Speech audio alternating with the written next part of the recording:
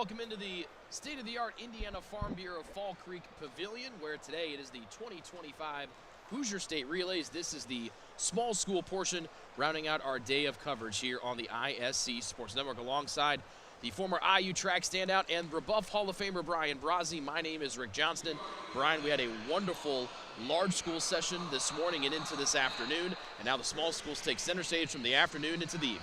Yeah, the small school segment of this meet is what makes the Hoosier State Relays really special. This is more or less a class meet, and so now we have an opportunity for the smaller schools to compete against just themselves and not compete against the large schools that represented the teams that competed earlier today. So they're excited about that and looking forward to a great afternoon and evening of competition. These are the schools that are in classes 1, 2, and 3A in the football classifications in the fall. If you're wondering where your favorite school would break out, if you're just joining us here today, the story of the day will be Bishop Chatard. They're trying to go back-to-back in state titles on the girls' side, and they're trying for 4 in a row on the boys' side. Hello. Yeah, Coach Sean McGinley and Dan Kinghorn have put things together at Bishop Chatard over a decade plus of tenure at the school. It's tenure quite often that will lead to success. If you do things right, you do them for a long time, chances are you're going to have a team that can win a state championship 4 years running. So the Trojans trying to flex their muscles on both the girls and boys side today. Our first running event of the day will be the 60-meter boys hurdles prelims. We'll have 3 heats of that. We'll then go into the girls hurdles trials, the boys and girls 60-meter dash trials, and then we'll have the anthem coming up at around 4:10 this afternoon, the national anthem. And then our first state title meet run will be the 3,200 meters coming up a little after 4 o'clock. But if you're just wondering, well, where's the Indiana Farm Bureau Fall Creek Pavilion? Well, it is just on the outskirts, on the very edge of the Indiana State Fairgrounds, really close, ironically enough, to Fall Creek Boulevard, hence the name. It's also what's known during the summer as the Swine Barn, in a building that's over 100 years old, that's been renovated and looks just magnificent here for track and field. An amazing example of what our city and state can do to bring athletic venues and facilities to the people. And a need was recognized for a world-class indoor track facility, and just a collaboration between the State Fair Commission, the city, the Indiana Sports Corporation, other groups. They've come up with this wonderful facility that really rivals any in the nation. And with the seating that they've arranged now, it really feels like a tight, purpose-built track venue. But as you mentioned, during the fair, this is home to the world-famous Swine Barn. Another wonderful crowd here on hand. We had a lot of packed house and a lot of rowdy folks in here for the large school portion. That was classes 4, 5, and 6A. As we get ready to start with our first event of the day in the infield here on the track, it'll be the heat number 1 of 3 of the boys 60-meter hurdles trials. We'll find Drew Elzinga from Oak Hill in lane number 1, Jaden Parker in lane number 2 from West Lafayette. Iliana Christian's Divine Olagaku is in lane 3. James Finley of Andrea in lane 4. Xavier Smith, lane 5, Princeton Community High School. Jay County's Adam Alig in lane number 6. Lane number 7 is Nolan Tarr, Mechaniqua, lane 7. And Graham Notker is Springs Valley. He's just a sophomore in lane number 8. Sophomores are the youngest in this group, with a handful of them competing here. And after kind of an interesting kind of trying to parlay our conversation from this morning, you had to wake up early. We got things going at 8:30 and 9 o'clock respectively. Well, now these folks have been kind of waiting around all day, getting ready to go here in the early afternoon. A little bit of a different startup time for your normal track meet, which normally starts in the morning. You end at around this time. So for these young men and women, how do you try to get your body ready to go at a time that's you're not normally doing track and field type things? Well, Coach will prepare the itinerary for the day and set that expectation so that when they wake up in the morning, they know that they need to report to school at a given time, and everything then rolls from there. So it shouldn't be that much of a factor. James Finley in lane number 4 out of Andrea and won this event 2 years ago. We'll see the defending champ in this race, Marcus Bright, coming up in heat number 3. He is from Delta High School up there in Muncie.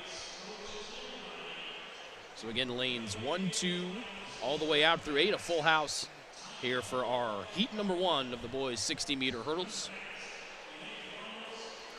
Yeah, we should see Finley, the fighting 59er from Andrean, take control of this race. Comes in with a qualifying time of 8 flat. That's the best out of this entire prelim field that we'll see 24 athletes. Yeah, we were surprised earlier in the day. Some of the results didn't follow the form chart or what we were expecting, so you just don't know what might happen, who's come to compete, who hasn't. It looks like we're just going through the introductions here for the boys' 60-meter hurdles, heat number 1 in the prelims. Yeah, setting up Dennis McNulty, one of the great track and field in-stadium announcers, does collegiate meets, does professional meets, and I know the Hoosier State Relays are just blessed and proud to have him lead the public address here at the Fall Creek Pavilion. So our first athletes are ready to go on the infield here at the track and inside the Indiana Farm Bureau Fall Creek Pavilion. This is the 2025 Hoosier State Relays, just like that banner says back there. We're glad you're making us part of your Saturday afternoon. And once we get going here, we're going to be moving fast throughout the next handful of hours.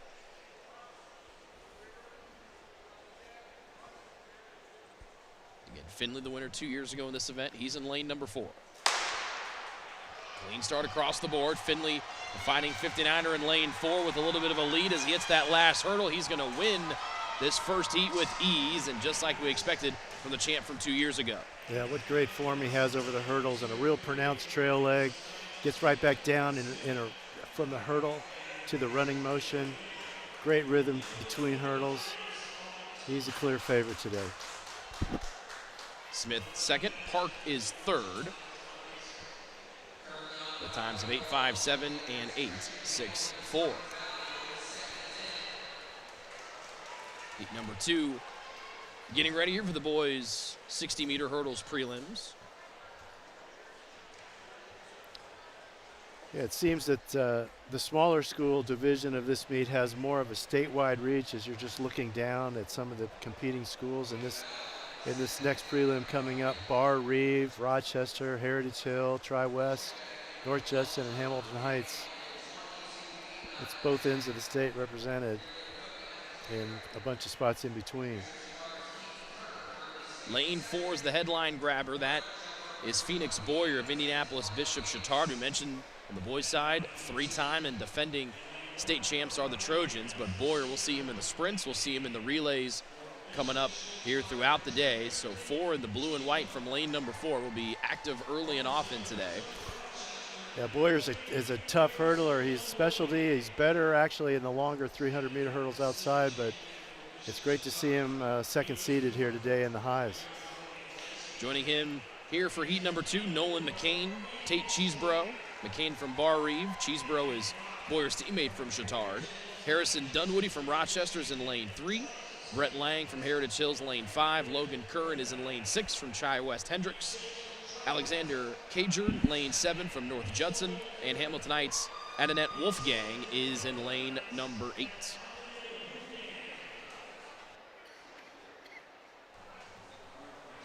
As Brian mentioned, Phoenix Boyer in lane 4, second seeded out of our 24 entrants today. Dunwoody is 8th seeded. He is paired right there in lane 3 with the multicolored mohawk or actually just an arrow pointing forward, which is a track outlet. That's the place you want to go. So a smartly painted arrow on the top of Harrison Dunwoody's noggin.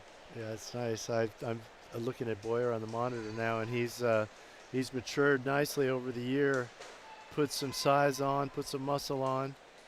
I'm expecting big things from him this year. A junior is Boyer. He'll be in lane 4.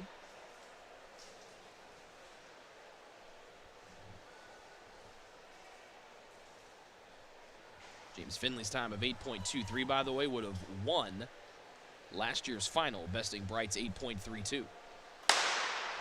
Heat 2 underway. Boyer, a good start in lane 4. Dunwoody a little bit behind, has got some room to make up. It'll be Boyer 1, followed by Brett Lane in lane number 5. So the middle 2 lanes, and like we thought, Boyer showing off the wheels there early on here in heat number 2.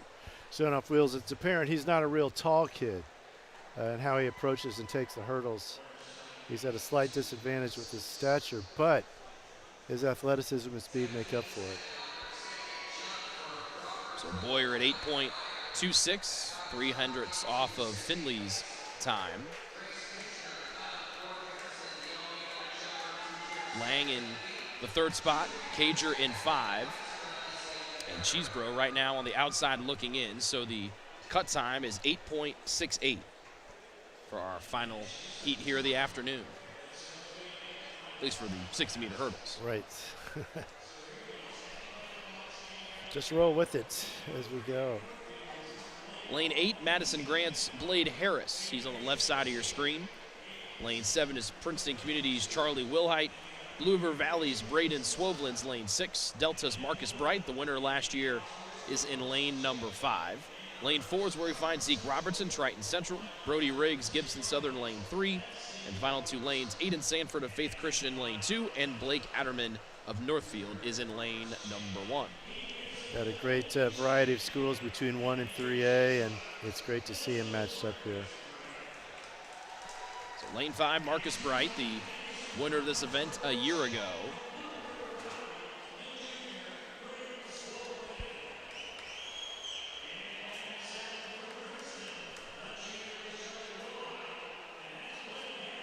As the last bit of the introductions are done here. Remember, we'll have the girls' 60-meter hurdle trials coming up after our final heat of the boys here to start our afternoon session off.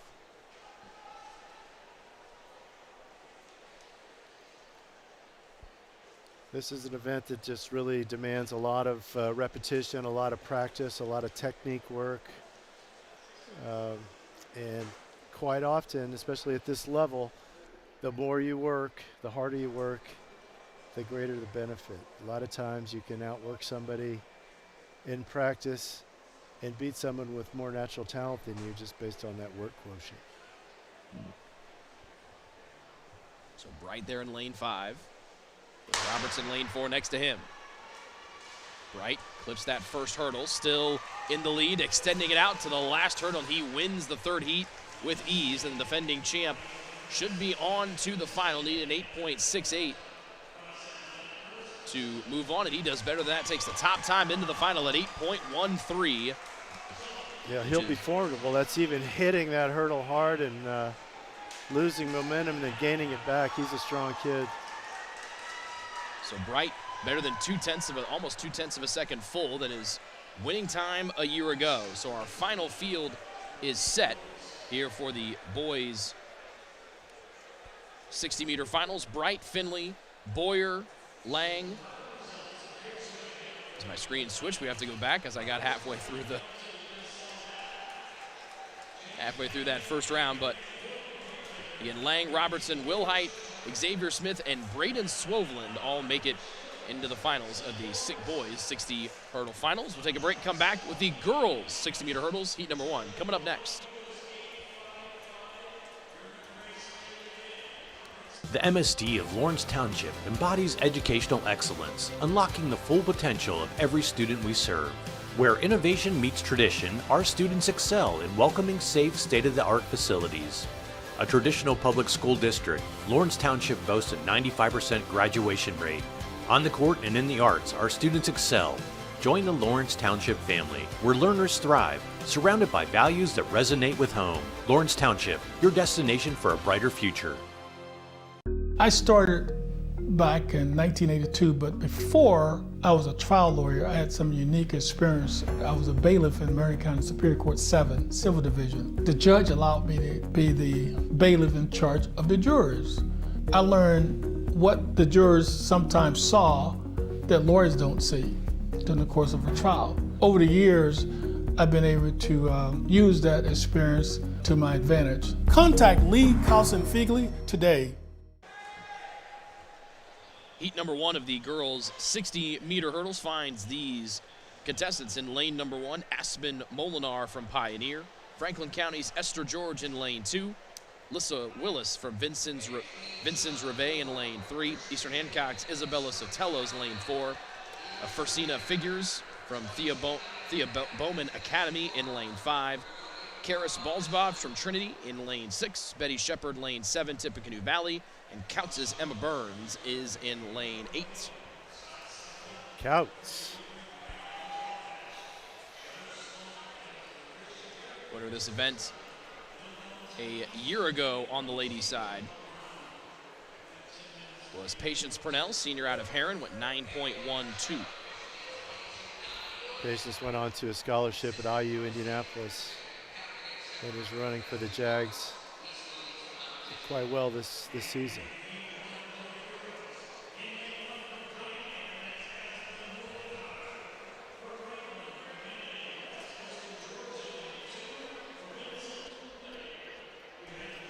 So the first of 3 heats, a full house in all of them,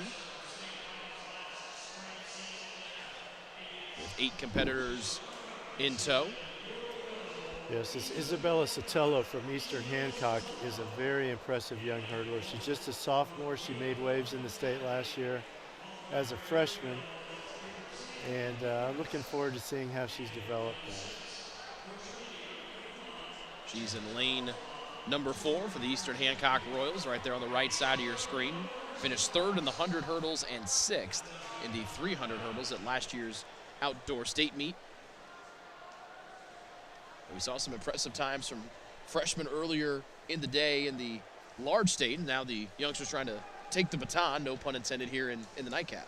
Right, it's amazing, and it just seems like the young kids are emerging earlier and coming to the high school level with confidence that you didn't used to see. It would take time to develop confidence and mature physically, but these kids are coming ready to roll.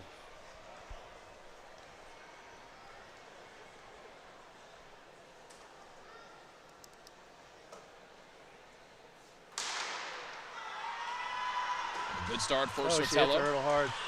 Another hurdle, Yeah. still in the lead, and Sotelo will take the first, even though she went through a couple of those hurdles. Walk us through what that, it's obviously didn't deter her too much, but how much does that try to set you back, and how can that really throw you off? Yeah, well, excuse me, I was looking at something different at first that caught her trail leg on a hurdle and really slowed her down. But yeah, that's part of it's not a penalty to hit a hurdle, but you penalize yourself because it slows you down. It is a penalty if you purposely try to knock a hurdle over. Of course, we didn't see any of that. But it's always best to just clear it without clipping it. And it looked like most of the girls got through safely that time. Pretty comfortable win for Isabella Sotelo in our first heat. Takes us to the second. Bremen's Hannah Pizzuto is in lane 1. Bar Reeves' Maya Raber, lane 2. 2 Chittard Trojans in lanes 3 and 4 with Lena Stickle and Reese McKinney. Heritage Christian's Kenzie Crook is in lane number 5. Indian Creek is where we find Maddie Rummel in lane 6. And 2 freshmen to round out our second heat. In lane 7 and 8, you see them there on your screen. Heritage's Mackenzie Amstein in lane 7. And Carmen Reddig of Lakeland is our final qualifier in lane 8 here in heat 2. Yeah, it's good to see the Chittard teammates right next to each other. They've been training partners for 3 years now and really work each other well. And then, of course, Kenzie Crook of Heritage Christian, younger sister of Kaya, who is perhaps the best athlete in this meet and maybe in both meets today. Favorite in the high jump and 60, and probably will come back and run a couple relays. I imagine she and her sister will be hooked up today. Yeah, we'll see Kaya later on, but she is a headline grabber for sure. And her sophomore sister, Kenzie, is on the right side of your screen, right there in lane 5. McKinney in lane 4, the second best qualifier here in this event.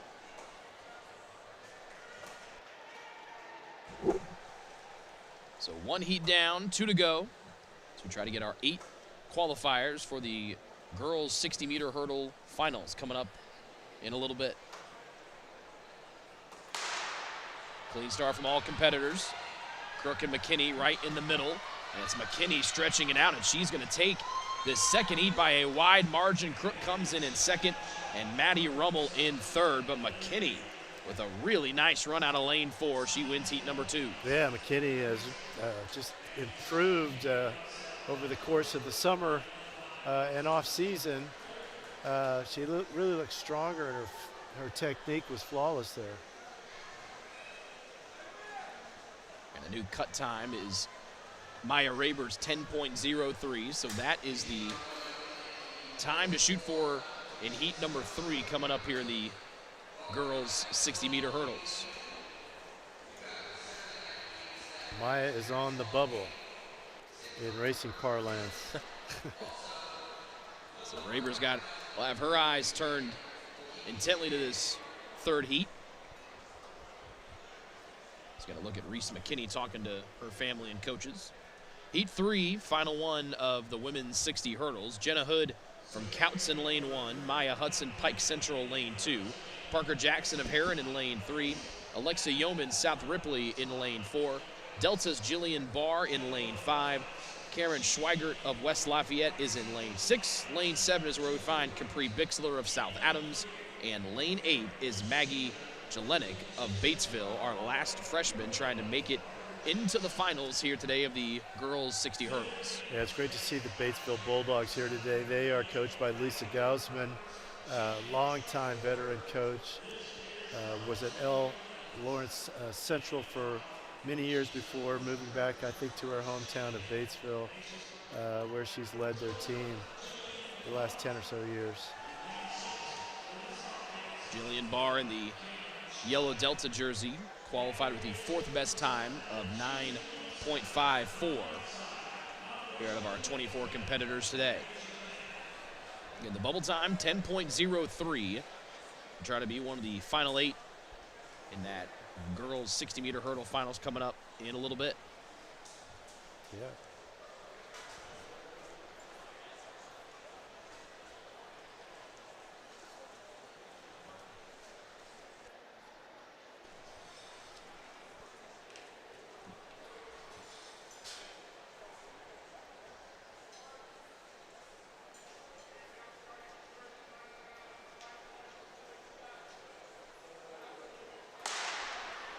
Clean start, Barr in the middle trying to make her way into the finals here, make it 2 Delta Eagles in the 60 hurdles, but in front of her winning the heat is Alexa Yeomans of South Ripley.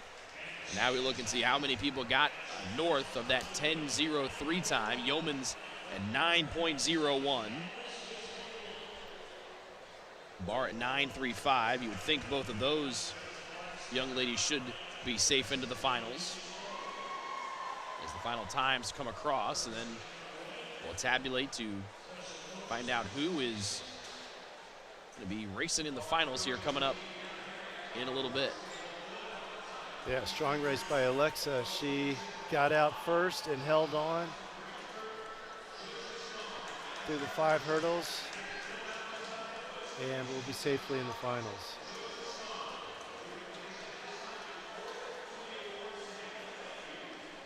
As they take the hurdles down, we'll step aside and we'll come back and get ready for the first heat of the men or the boys 60-meter dash. That comes up next here on the ISC Sports Network. Globe Asphalt Paving Company, paving progress in the community. We've been paving the way for progress and growth in our Indiana community since 1931. We're honored to support our high school track and field athletes, coaches, teachers, and all of the community schools throughout Indiana. Congratulations to all the champions that have paved their way through the local and regional qualifiers to become participants at this year's Indoor Hoosier State Relays.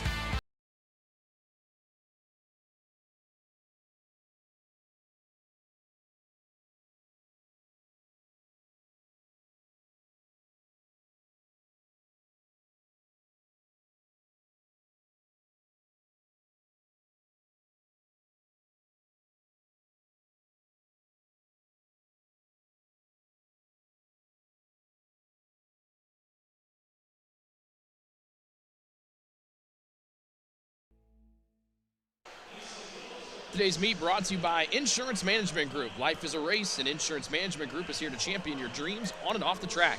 Just like those lightning-fast track stars, we've got the speed and agility to tailor insurance plans to fit your needs. We understand life's twists and turns so you can focus on breaking records and chasing dreams. From health, which apparently I need to home, we've got your back. Insurance Management Group, your journey, our commitment. Get ready to race with confidence. Easy enough for me to say. Right. We've only got 5 hours to go, so just hang in there. We're good. So our finalists, by the way, in the girls' 60 hurdles, Yeomans, McKinney, Sotelo, Barr, Crook, Jackson, Willis, and Rummel. Those just flashed up on the board.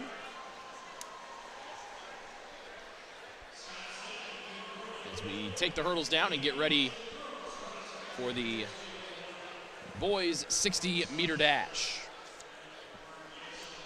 3 heats, and just like in the hurdles, fastest 8 between the 3 heats will make their way to the finals.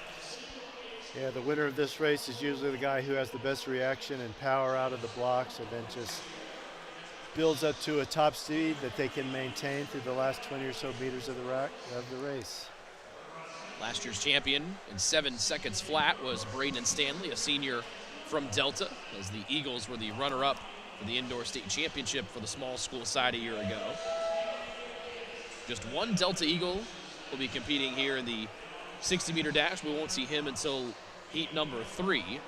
Our competitors in heat number 1, Gavin Spencer from Andrean in lane 1, Damian Blevins from Eastbrook in lane number 2, Jalen Scott of Oak Hill in lane 3, so a little Grant County flavor in lanes 2 and 3 today. Bishop Chatard's Kalen Sargent in lane 4, Sullivan Zane Catlin is in lane 5, Christian Hamilton of Springs Valley in lane 6, Vasco Bobek of lane 7 from Fort Wayne Canterbury is in lane 7, and Trey Cole, lane 8 from Cardinal Ritter here in Indianapolis. Nice variety of schools represented in this heat. Sargent, the number 1 qualifier at 6.90 seconds.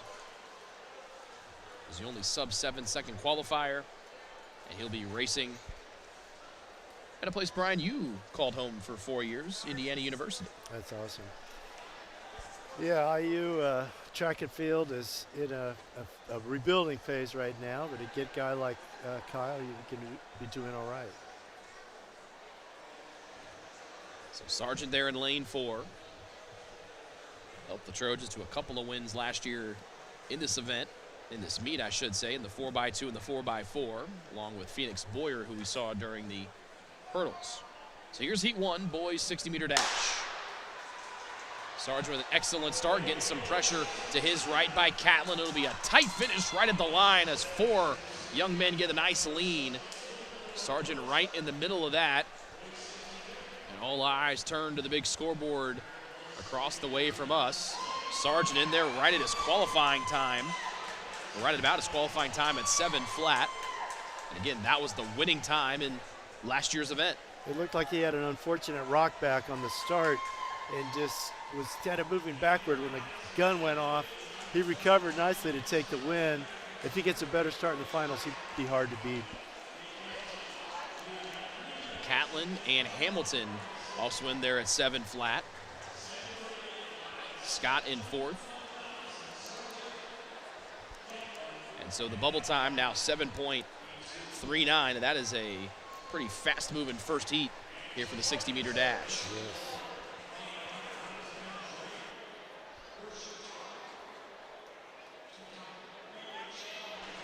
So you can see that little rocker step a little bit there from Sargent. Still able to recover, but it was almost a dead finish. Right, all 4 of those guys, we should see him in the final. Between Scott, Sargent, Catlin, and Hamilton, 3-7 flats and a 7.03 for Jalen Scott. Off to heat 2, a full house again, all 8 lanes occupied. Antonio Benson, lane 1 from Hammond Bishop Knoll. Andreans, Mark Grubbs Jr. is occupying lane 2. Keaton Cure from Chatard is in lane 3. Jace Woods, lane 4 from Career Academy South Bend. South Putnam's Branson Hanley is in lane 5. Tri-West Hendricks, Brody Sailors, lane 6. Riverside senior Noah Wellington, lane 7, and James Rowland from Batesville, a junior, rounds out our Heat 2 field in lane number 8. I think 2 charter schools are represented in this heat. That's interesting to see, and good to see those schools coming up with the track program. Riverside, part of the Heron Classical Schools district, or charter, I should say, and it's good to see that they're here today. We had the Argonauts basketball team on our air back at the end of December. And good to see Heron Riverside here play their basketball games at the old Naval Armory here in downtown Indy. Which is also their entire school building. It's really nice. And so we'll see what Noah Wellington in lane 7 for the Argonauts can put together here. 7:39 was the slowest time in heat number 1. Top 8 finishers time-wise, or top 8 qualifiers across our 3 meets will make up our 60-meter dash boys final.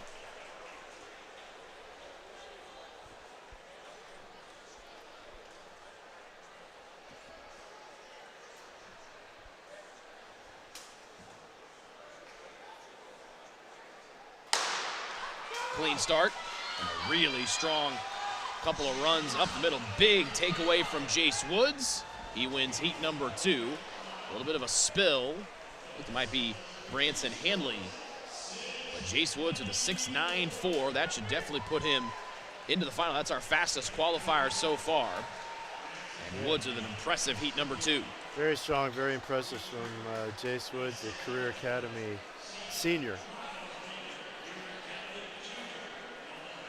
Keaton Cure at 7.09. He'll be starting to kind of be on the edge here a little bit. Our old bubble time was 7.39, but with so many 4 guys all huddled around that 7 flat mark in heat number 1, 7.09 is going to kind of put you on the fringe just a little bit, it looks like. Yeah.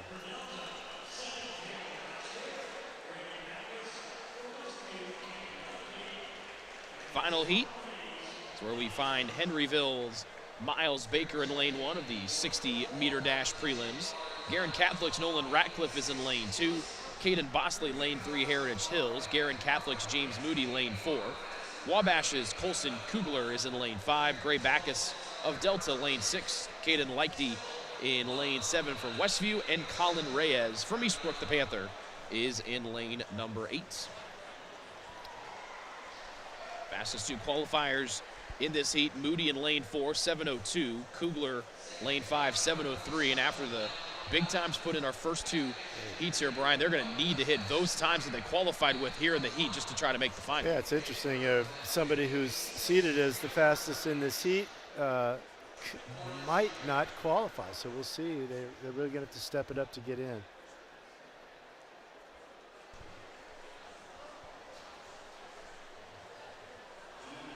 Moody in lane 4.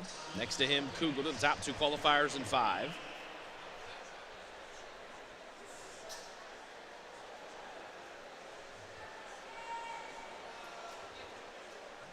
We thought 7:09, 7:10 might be that bubble time.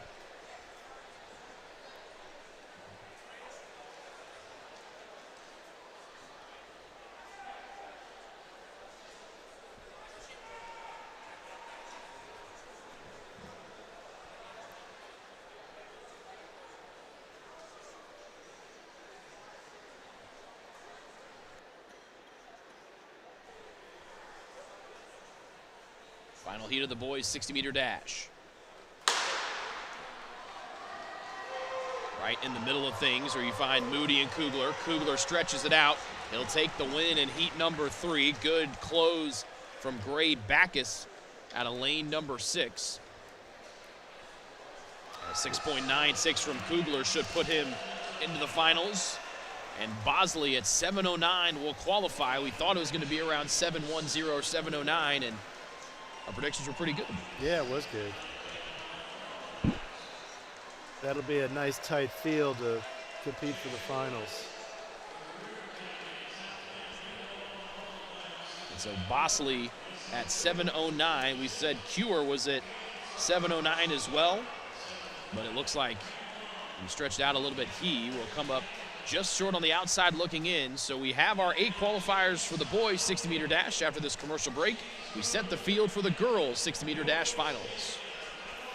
Hey, you just came up on a commercial.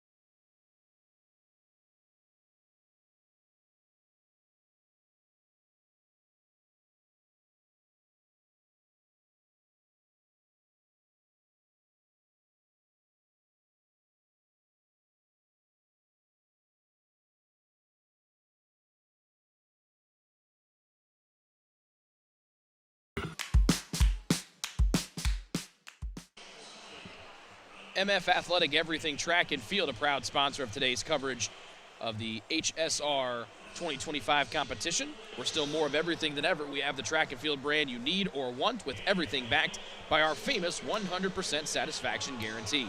We are proud of our same-day shipping policy, backed with a team of track and field experts to advise and make suggestions, all with sensible low prices. We'll be more than pleased with our people, our pricing, and our selection. Contact us today at 1-800-556-7464 or visit us online at everythingtrackandfield.com. Well, we talked about Kaya Crook earlier, and she is right there in lane number 4, the defending champ in the 60-meter dash. We saw her younger sister earlier in the hurdles. Kaya waving to her legion of fans off the left side of the screen. She's in lane number 4. You see the rest of the folks there. But we've seen the top qualifier in heat number 1, and they have not disappointed here, Brian, in our first couple events so far here today. No, they haven't. We talked about how it's special that this is a small school meet, and it's divided into this class. But Kai is the type of runner that could compete up with the bigger schools. But here she has the opportunity. Right next to her in lane 5 is her neighbor across town. Chittard and Heritage close to each other. Mary Kate Feltz in lane 5. Allison McKidrick scratched from lane 6. And a little bit of a bobble from Jada Dale of Norwell in lane 8. Emma Baker from Northwestern's in lane 7. The rest of the field, Lily Shirley, Western Boone lane 1. Promise Ruffin from Jimtown, a freshman in lane 2. Lighthouse's senior Andrea Burnett in lane 3. And we mentioned Kaya Crook. A little bit of tape on that right ankle. Is the national indoor champion in the high jump, or took second in the Nike Indoor Nats high jump earlier this year. She won the outdoor high jump state title a season ago. So she's one of those multi-event kids that she can really get going, particularly those outdoor meets like we talked about earlier today. She can not only score points for herself and her team, but she can accumulate as many points and start outscoring other schools by herself if she wanted to be Kaya Crook High School or Academy. Exactly right. I mean, chances are 3 or 4 events that she could score individually in per meet. She's coached, and her sister are coached by her dad, as well as the coaches at Heritage. But her dad has taken a very special interest in his daughters, and I think it shows that they've been listening to him. We mentioned the tape on that right ankle. How does that kind of adjust things here? Probably a little bit more difficult, I would think, during the hurdles, trying to get up and over those without just the... That could be just like a preventative wrap. It could be her takeoff leg on high jump or something that she needs an extra bit of support there. It doesn't necessarily indicate that she's injured. That's the other interesting thing when you get a lot of these different athletes that are bouncing from one event to the other. We saw it happen from some of the guys in the larger school meet earlier today. They had to be ready to go. They got done running, and then they had to go over and get ready for their field event, and vice versa. Yeah. That's a sign also of good coaching that the kids are organized like that, because often they can't do it on their own. So heat number 1 of the girls' 60-meter dash. As Crook takes off in lane number 4. She's got a healthy lead, and she's starting to leave people behind her with ease, and that is a textbook Kaya Crook victory. Mary Kate Feltz in lane 5 next to her, and so 4 and 5, who we thought would be the top 2 finishers. That's Crook at 7.88 and Feltz at 8.01. That was with ease, and it looked like she purposely just ran enough to win there and saving for a long day.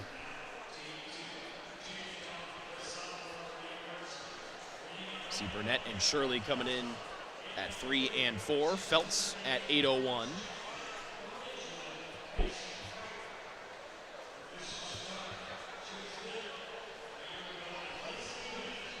Again, no McKidrick, did not start a late scratch. So Jada Dale with the bubble time here after heat number 1.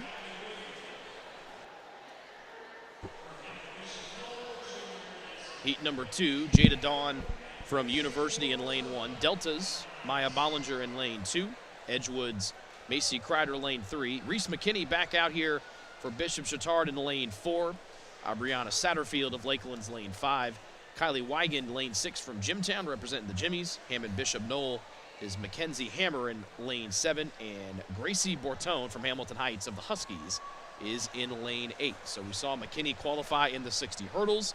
She's there on the right side of your screen. She's trying to qualify here in the 60 dash. Right, the Trojans are demonstrating what you need to do to win a team title, and that's put your best athletes in as many events as you can. And Reese is certainly that person that can score points in both disciplines. I mentioned she qualified in the girls' 60 hurdles earlier. She won her heat. And back here in heat number 2 in the 60 dash.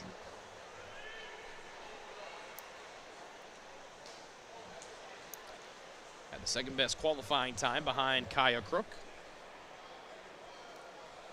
Lane 7 is Mackenzie Hammer of Hammond Bishop Knoll. We haven't called Bishop Knoll today, so welcome to the Hoosier State Games. She's right down there in lane 7, second from the end on the left. In lane 8 on the left side of your screen, lane 1 all the way out of frame on the right side. And heat number 2 is away. McKinney in the middle, though. She's going to have some work to do, getting pressured as Brianna Satterfield and Kylie Wigan out in front of her. A nice race from Satterfield gets her the victory here in heat number 2. McKinney to wait for her time at 7.93. That should be safe enough into the finals. And 3 go sub-8 with Wigan coming in there. All 3 of those young ladies should be set for the finals coming up later. Right, that's a tight race. It should be a tight final.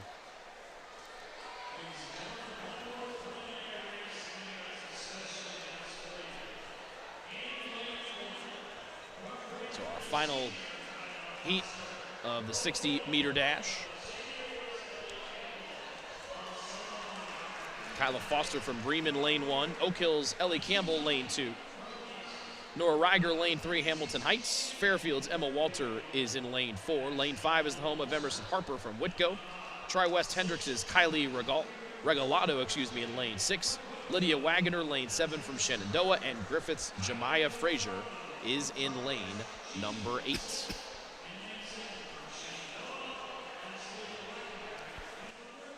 Our previous bubble time was 8.38 from the first heat. Has gone down a little bit here.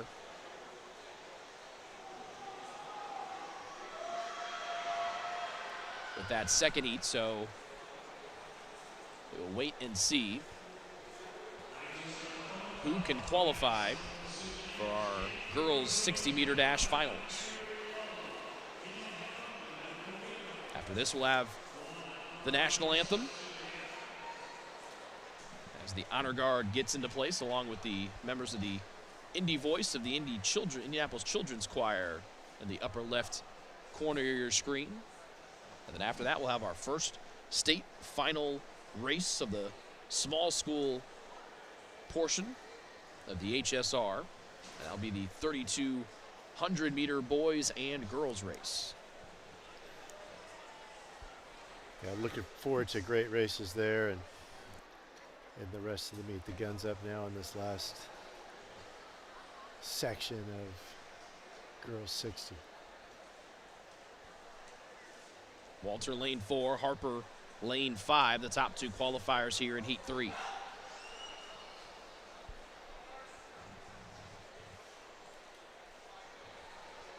Let's see who can react and get out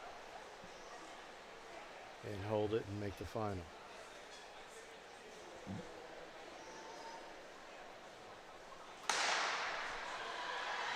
Good start from Walter in lane 4. Harper coming up beside her. It'll be the two that we thought, and they will go neck and neck through the finish line. Walter and Harper finish 1-2 here in heat number 3. Walter with a 7.81. That should put her on to the final. 0.8 of a second faster than her qualifying time. 7.82 for Harper. Should be good as well. Regalado at 8.07 and Reiger at 8.11. Might be on the bubble a little bit as we get our fastest 8 qualifiers coming up for the 60-meter dash girls final coming up in a little bit. We'll step aside and get ready for the national anthem here from the Indiana Farm Bureau Fall Creek Pavilion here on the ISC Sports Network.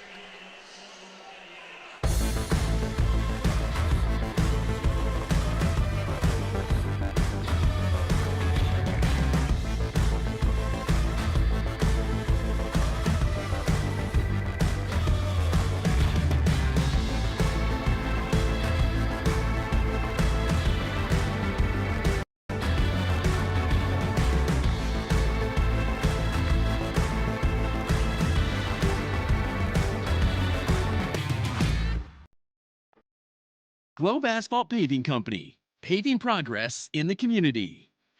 We've been paving the way for progress and growth in our Indiana community since 1931. We're honored to support our high school track and field athletes, coaches, teachers, and all of the community schools throughout Indiana.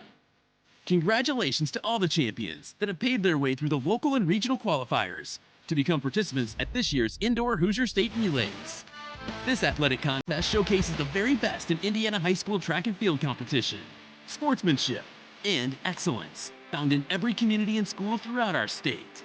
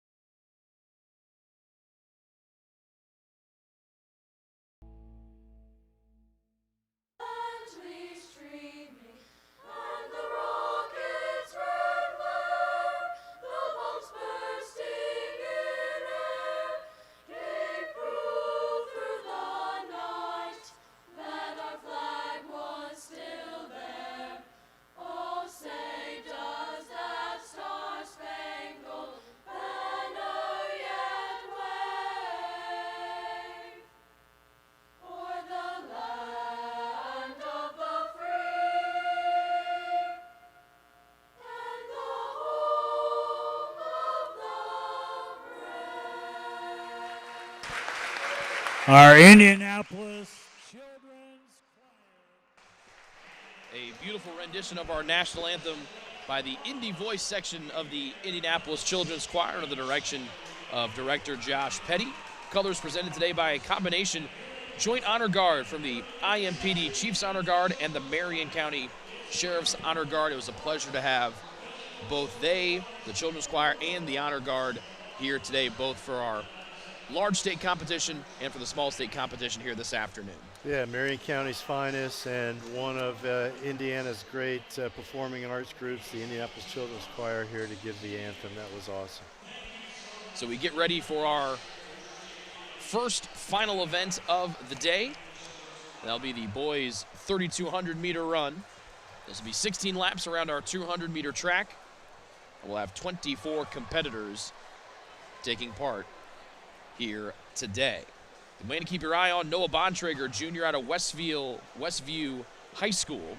Will have the number 3 placards on his chest and legs. Top qualifier at 8:46.75. He's the defending champ in this meet and is nearly a minute ahead from qualifying time from the second qualifier. So Bontrager, just a junior from Westview, trying to go back-to-back in his qualifying time, Brian, 30 seconds faster than last year.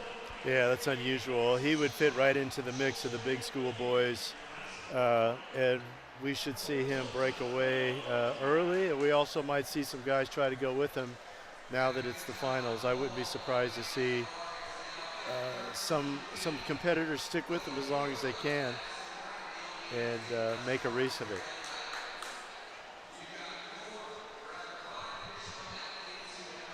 Looks to be Xander Rittenauer from Lakewood Park Christian there getting loose. That is Xander. He'll be wearing number 5 here today.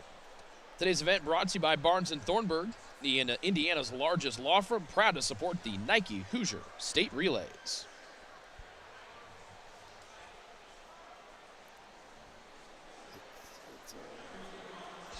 So time to start giving away some hardware here today.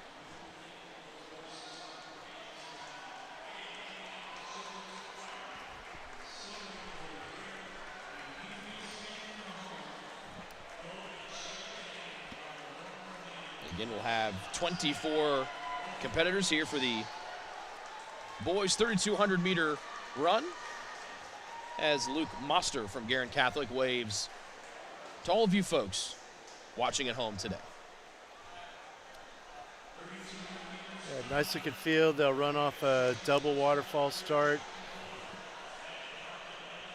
And as we saw this morning in the large school event, they'll look for the runner to get out first, clear the traffic, and try to set the pace for the rest of the day. This is our longest individual event of the day. What goes into trying to complete this event at your best, knowing you have a guy like Bontrager that might just be at a different gear than everybody else, and it might not be your best call to try to run with him because it'll hurt you later on. Right. Well, every athlete should come into the race with a plan, and the plan is based around the split times that they want to run per lap. So they'll know pretty soon whether or not they're able to stick to their plan or not, and if their plan gets them in a chance or a position to win or place. So that'll be soon. There's no qualifying sections here. This is the final. As Brian mentioned, double waterfall start. So the back half of the qualifiers, starting with the 16 seed Aiden Mattingly from Heritage Hills, Zach Johnson of West Lafayette, Hunter Panning from Fort Wayne Concordia Lutheran, Angola's Cooper Enyart, was wearing number 19. Bremen's Luke Kincaid wears 20. Waldron's Will Larison, 21. Gibson Southern's Aiden Alston, 22. Luca Reynolds and Landon Hartman up there at the front. The rest of the crew showing Bontrager is Evan Coral from Fairfield, Springs Valley's Carson Brown, Eastside's Andrew Strong, Lakewood Park Christian's Xander Rittenauer, who we met earlier, Guerin Catholic's Luke Moster, who waved home hi to everybody else at home, Hauser's Nolan Daly, Brownstown Central's pair of Shane and Chance Ratliff, Western's Camden Rabb, Preston Markley of Eastern Hancock, Thomas Hogan of Perry Central, Joe Hawkins of Greensburg, Mississinawa's Kyler North, North Putnam's Jeremiah Miles round out our 24-man crew here for the 3,200 meter race. Right on the gun, you'll see the waterfall break to the pole. The guys that are starting at the start-finish line will go right to the curb. The guys up top starting in the far alley will break to the inside lane that is marked by the cones on the track. Our first 3,200 meter race on the boys' side was marred by a couple of restarts that we needed for some rough starts here. A little clean there as Bontrager shoots through the gap early there on the inside lane. Again, the defending champ in this event. The double waterfall start is Bontrager on the inside with Kincaid leading out for Bremen on the outside there for the group starting ahead in that double waterfall start. I was watching the Ratliff twins, and I think Chance got a better start than Shane did. They were standing right next to each other. Chance number 9 for Brownstown Central. Shane is number 8. He also tells back together. Chance a little bit of a shorter haircut than twin brother has. But Bontrager slots in front, and now everybody else falls in line here for lap number 2. Andrew Strong will take the lead along with Xander Rittenauer. Well, they've set a pretty modest pace to start off with. Looks like Xander Rittenauer wants to push it.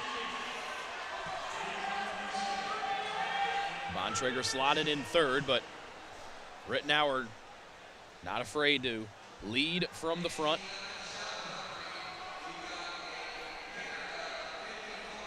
Rittenauer came in with the third best qualifying time at 9 minutes and 40.05 seconds. The top 2 taking a little bit of a stretch here with Strong and Rittenauer. And Bontrager, the defending champ, slotted in third. Yeah, everybody's looking smooth up to this point.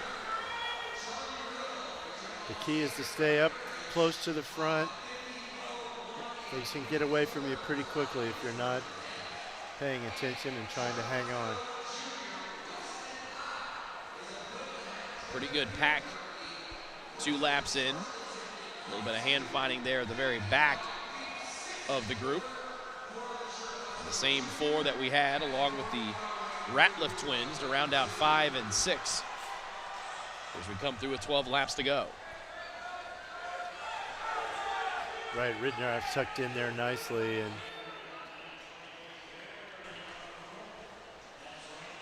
in control. Noah Bontrager looks smooth in third, just biding his time perhaps.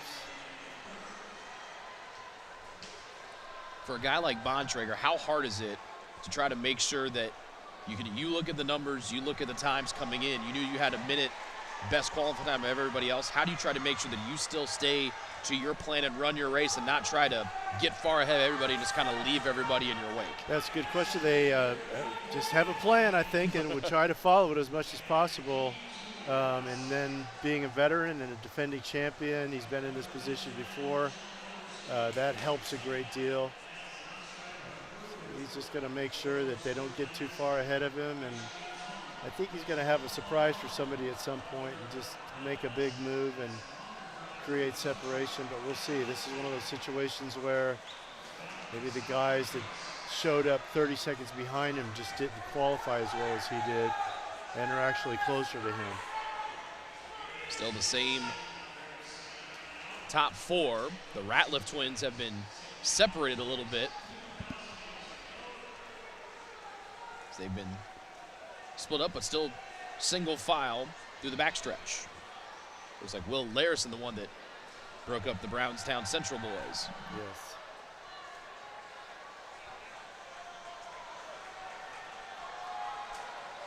Nine to go this time by in the longest individual event of the day.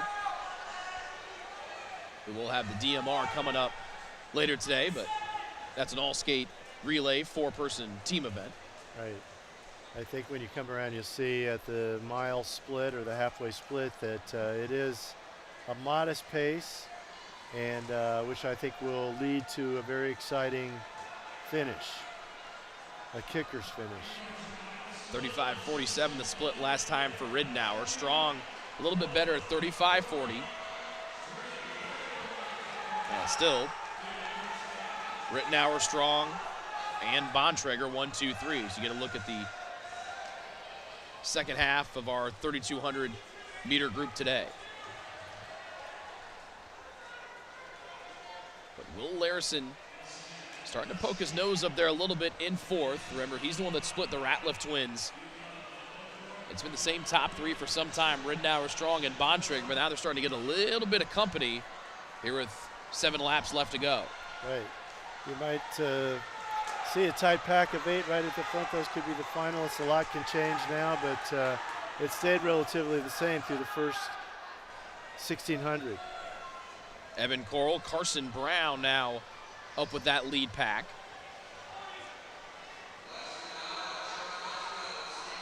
Brown wearing number 2, Coral number 1.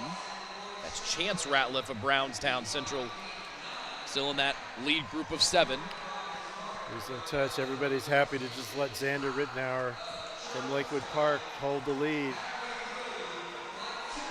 He's kept that steady form, doesn't look too fatigued, looks good going around.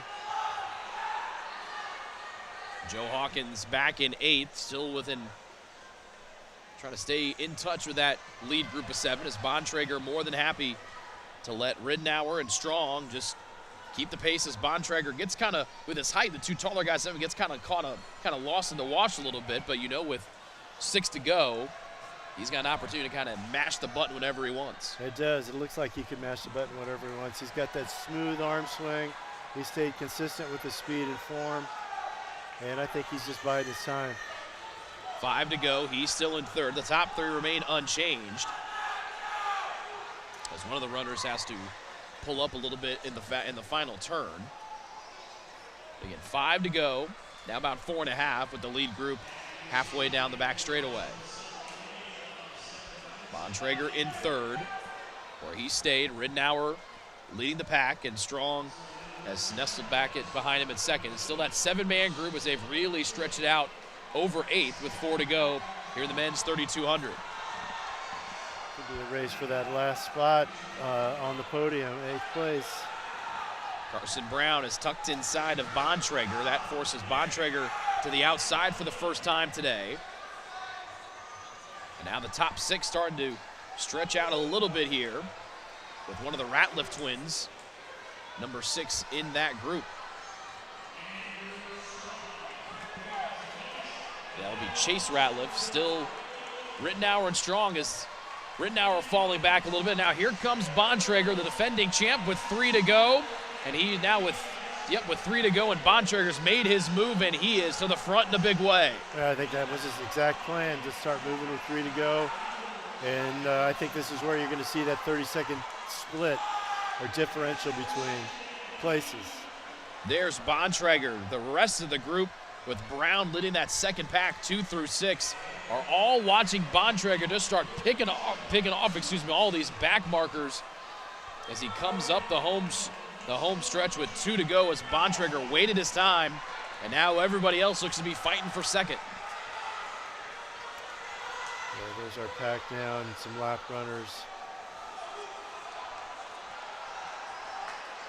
Bontrager waited his time, and he is just making easy work of those folks in the back. As you see the back end of the crew, Bontrager already out a shot, as there's the battle for 2nd with Ridnour now back in front of Strong. And Chance Ratliff in front as well, as Bontrager hits the bell lap here, trying to go back-to-back state championships in the 3,200 meters. Carson Brown in 2nd. He's put some distance between himself and the rest of the field.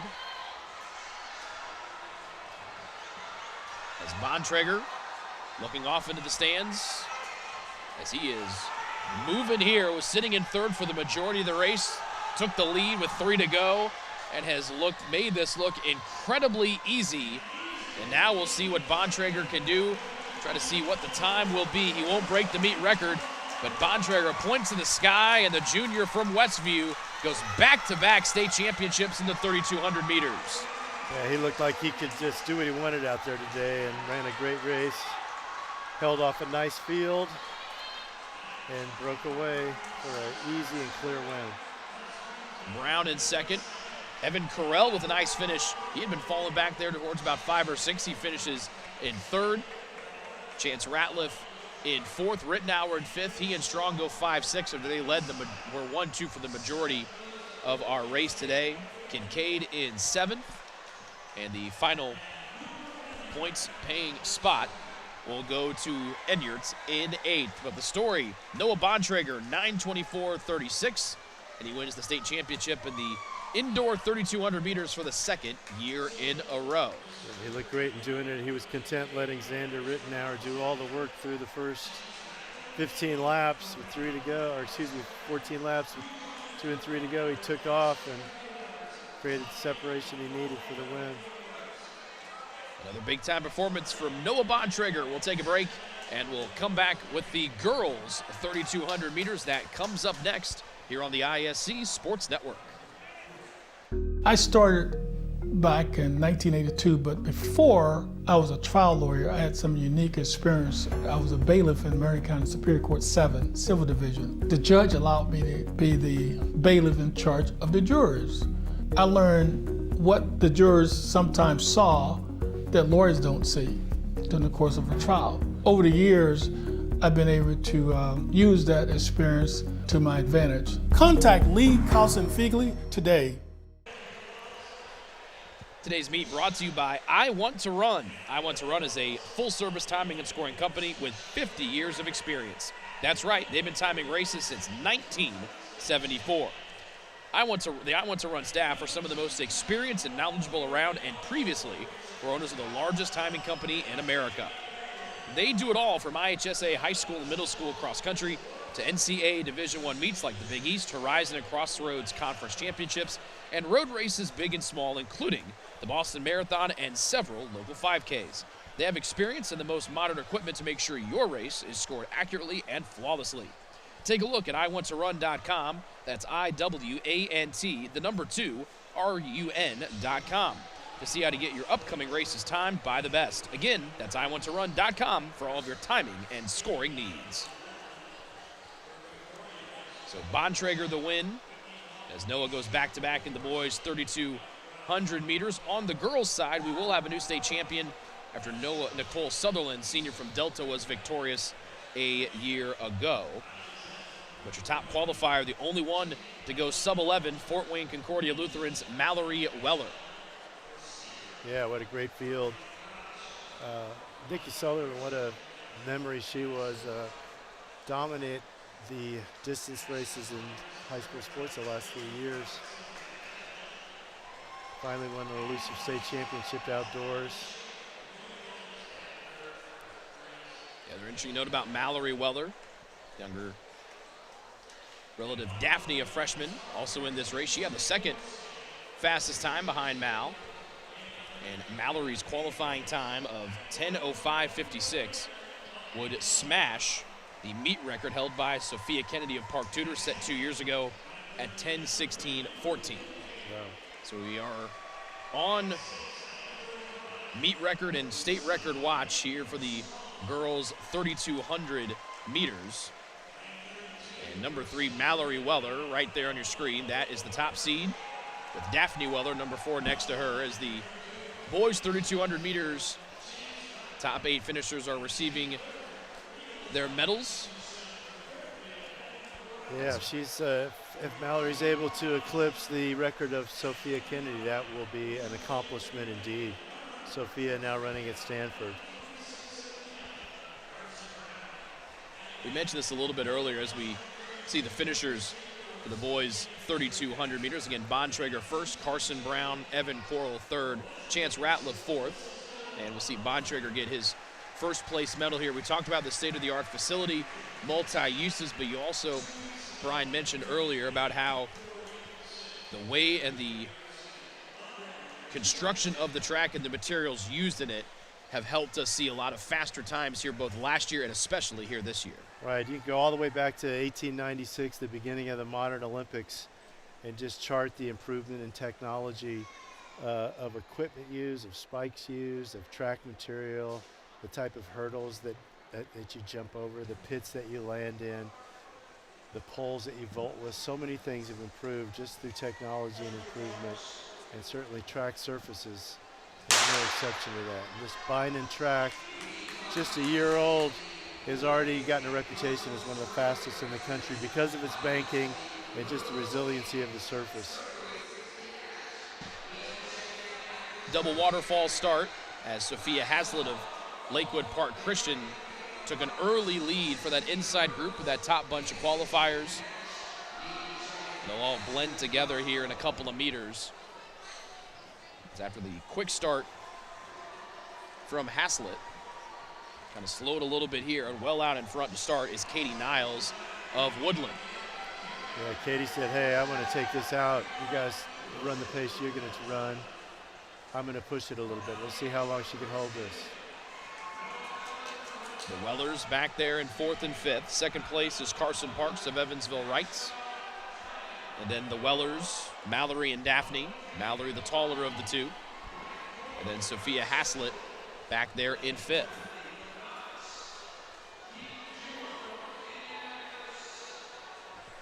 "24 competitors here in the girls' 3,200 meters. It's all finals from here on out after we had our 60 hurdles and 60 dash prelims for the boys and girls. All state championships on the line from here to the end of the evening. We're glad you're with us here on the ISC Sports Network. Our great crew led by director Vince Morellas. Replay by Carlos Alarcon IV. Camera operators David Cohn, Matthew Stein, Chase Eisnagel, Charlie Hammock, and Eric Connect, the wireless man, walking all over the place here inside the Indiana Farm Bureau Fall Creek Pavilion. And no surprise to see Mallory Weller quickly take it to the front, as both she and Daphne Weller are out in front, 1-2. How many times do you think the two Wellers have done this run around the block trying to get a quick run in maybe on a Saturday just like this? I don't have it in my notes. I don't think those girls are twins, right? There, maybe one is there's a junior and a freshman, so the junior leading, but that would be awesome to see them go 1-2. I'm sure Mr. and Mrs. Weller are quite proud of their daughters. And the Wellers are way out in front here. It was an early lead for Katie Niles and the rest of the crew, but when the Wellers wanted to go to the front, they didn't bide their time back like Bontrager. They have gone out, instead of waiting for 3 to go, they've gone to the front at about lap 3 or so. Yeah, Concordia Lutheran has really put a nice athletic program together up and down or throughout the sports that they offer. They've been state champions in volleyball. They've been very competitive in basketball. They've had great boys track runners as well. So they've got a nice program up there in Fort Wayne. Split time for Daphne Weller, slightly faster than Mallory. 4:010 to 4:016. They continue to stretch that gap out. They're a second clear on the last split. They're about 2 seconds clear of third place right now. That's Mallory Watt of Princeton Community High School. Yeah, one of these days, that little sister's gonna give her big sister the what for, and it looks like she's in position to do that today. We'll see what happens. Are you surprised to see big sis leading the way? Maybe not make little sis do the heavy lifting here to set the pace. I don't know what the plan was, but it looks like whatever it was, they're running to it. But this is fun to watch, and it'll also be great with 10 laps to go if they can stay close to each other and really make a race of it. They're pulling away from the field. They both went sub 40 on that last split. Mallory and Daphne both again at 39.19 and 39.16. Third place for Mallory Watt at 40.62. And it's not a lot every lap, but it's enough with 10 to go that they're going to really, really start to stretch this thing out, as their lead for the Wellers is almost up to probably a little bit over 60 or 70 meters at this point. Yeah, and they're really swinging out and running in such a relaxed state, in contrast to some of the other competitors. So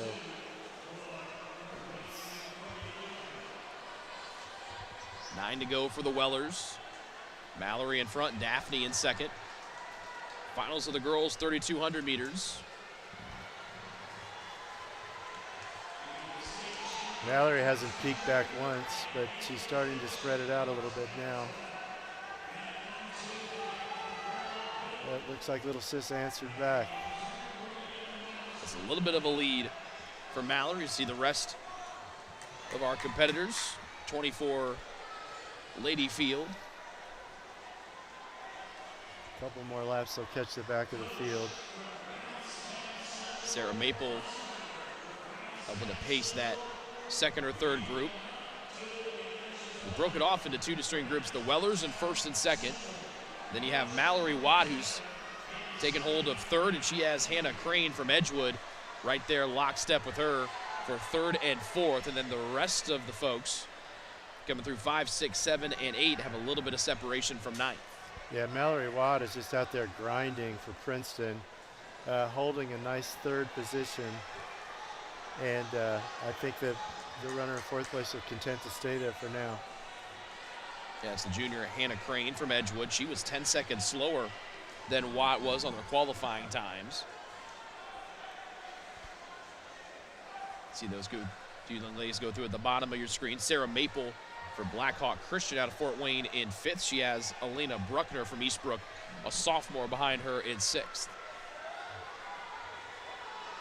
Hamilton Heights is Allie Bushy in 9th, or in 7th, excuse me. And then Maddie Graber from Southridge is in 8th. Remember, the top 8 finishers all collect points for their teams, as not only we're giving out individual state championships and the relays, we're also giving out a team title at the end of the day. And we've harped on it a lot today, Brian, but those finishers in 6, 7, and 8 can really put your team over the top when we get to the team awards coming up at the end of the night. Every point's important, and you always want to run through the line no matter where you are in the race, because you never know if that point that makes a difference at the end of the day with the team score. There's your leader, Mallory Weller, with Daphne Weller behind her as they are just slicing through the back markers here with 6 left to go in the girls 3,200 meters.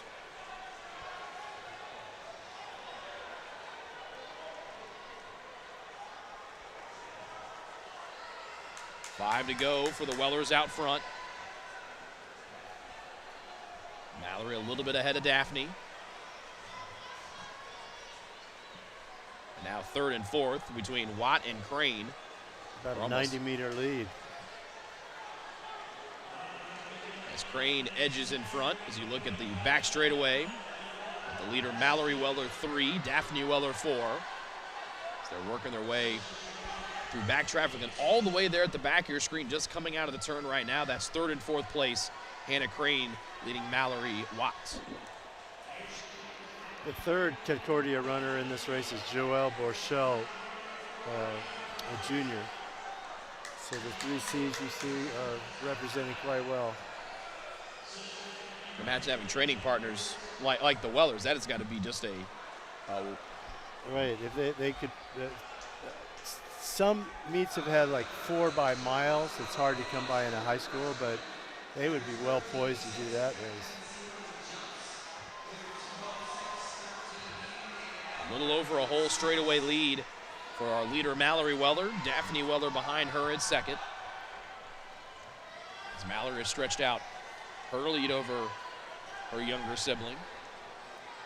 4 to go, or 3 to go here at the line for the Wellers.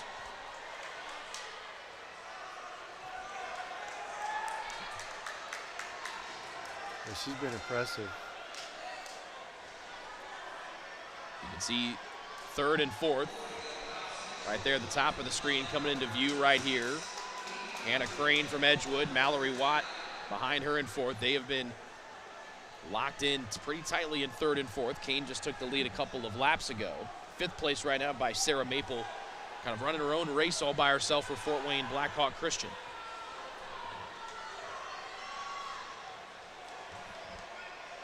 There's 2 to go for the leader. As Mallory just crossed start finish along with Daphne, 2 to go for her.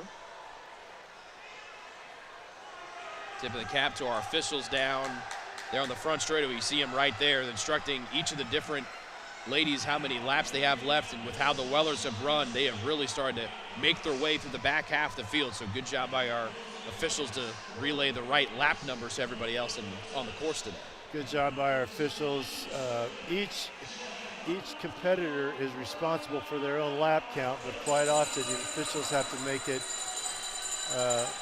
verify it, and they're doing a good job of that today. Bell lap for Mallory Weller. There's her younger sister Daphne, as Mallory has opened up almost a whole turn lead. You can see her they're really legging it out as Mallory has got plenty of juice left in the tank.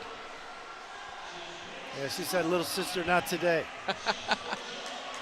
Weller, the top qualifier in this event, and she has lived up to the billing and then some. She has opened up a gigantic lead as Mallory Weller, the junior from Fort Wayne, Canterbury, running through the crowd of photographers. Everybody wanted to snap their photo of Mallory.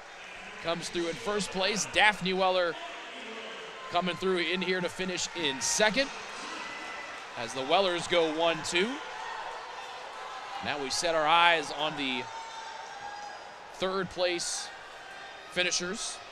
Mallory Watt really legging it out as she has taken over third and leaving Hannah Crane behind. You see Watt there at the bottom of your screen.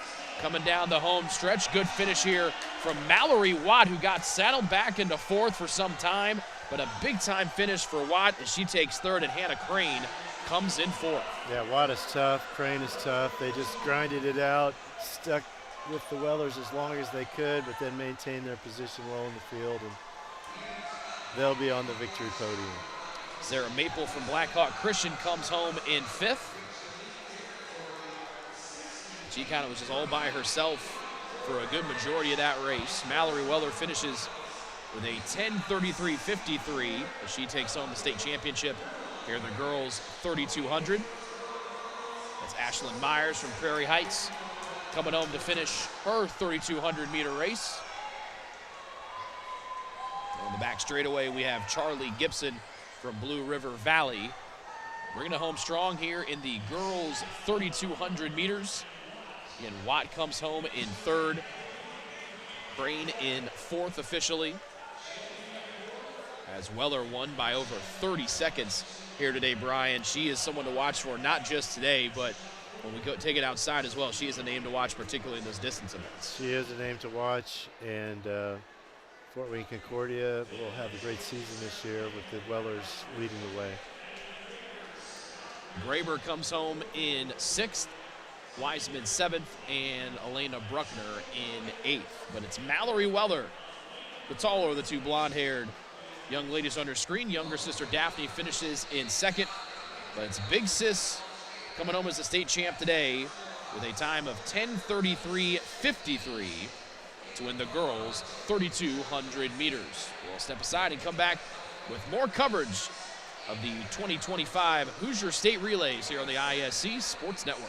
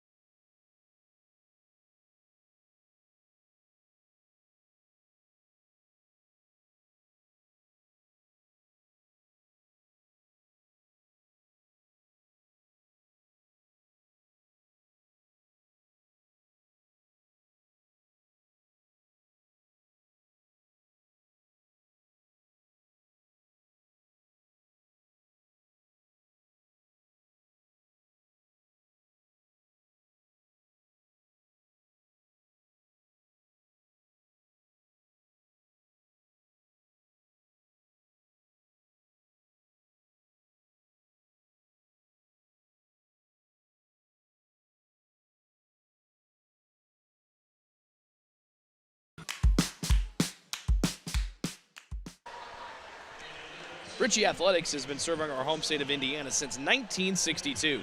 They would like to congratulate all of the athletes that are competing in this year's HSR Indoor State Meet. We also want to encourage the parents, coaches, and officials who are helping make today a day to remember. We wouldn't be where we are today without you, but sometimes we all forget to say thank you. So thank you all. We wish you all the best.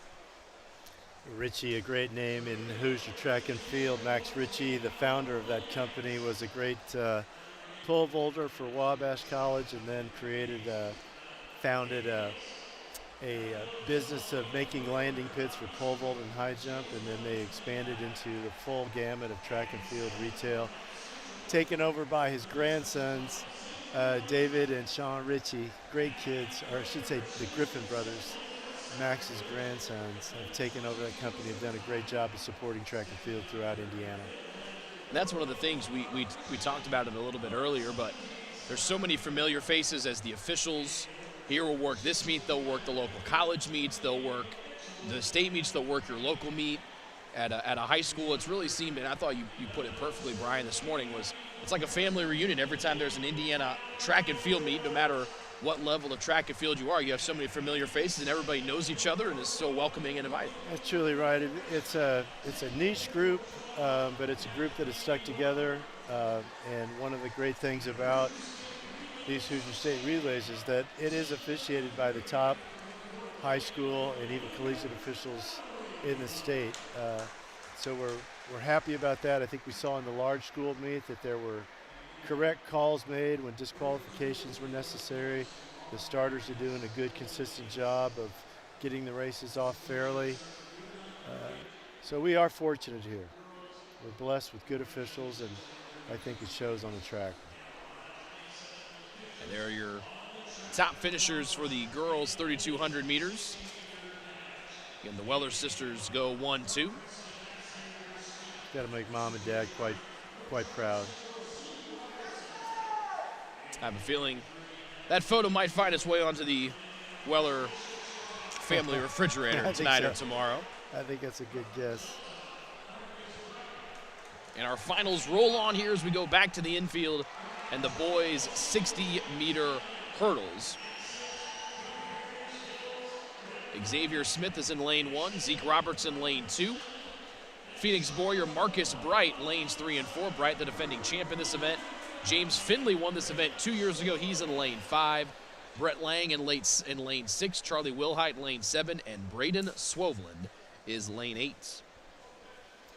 Yeah, let's watch Boyer and Bright and Finley, all with a great chance to take this Hoosier State Relays title.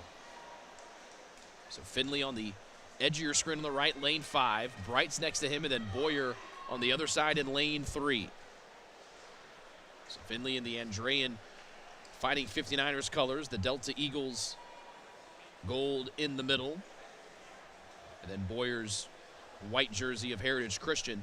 So pretty easy to spot here coming off the line. Those are the 3 to keep your eyes on when the gun goes off. Bright won this event last year. He sits in lane 5 at 8.32.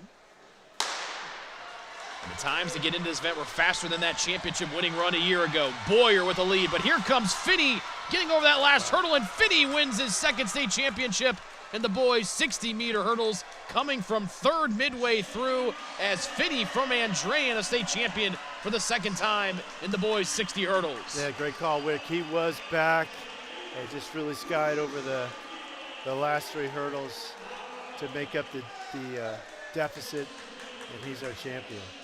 And not only that, Brian, he did it in a meet record time, bettering the time of Michael Defoe of Hamiltonites of had 8.11 back in 2016. A really, really impressive performance. And we hope Finley is okay, limping a little bit there, but comes in at 7.95, the first young man in Indiana high school indoor history to go sub-8 in the 60 hurdles. Wow, that's something.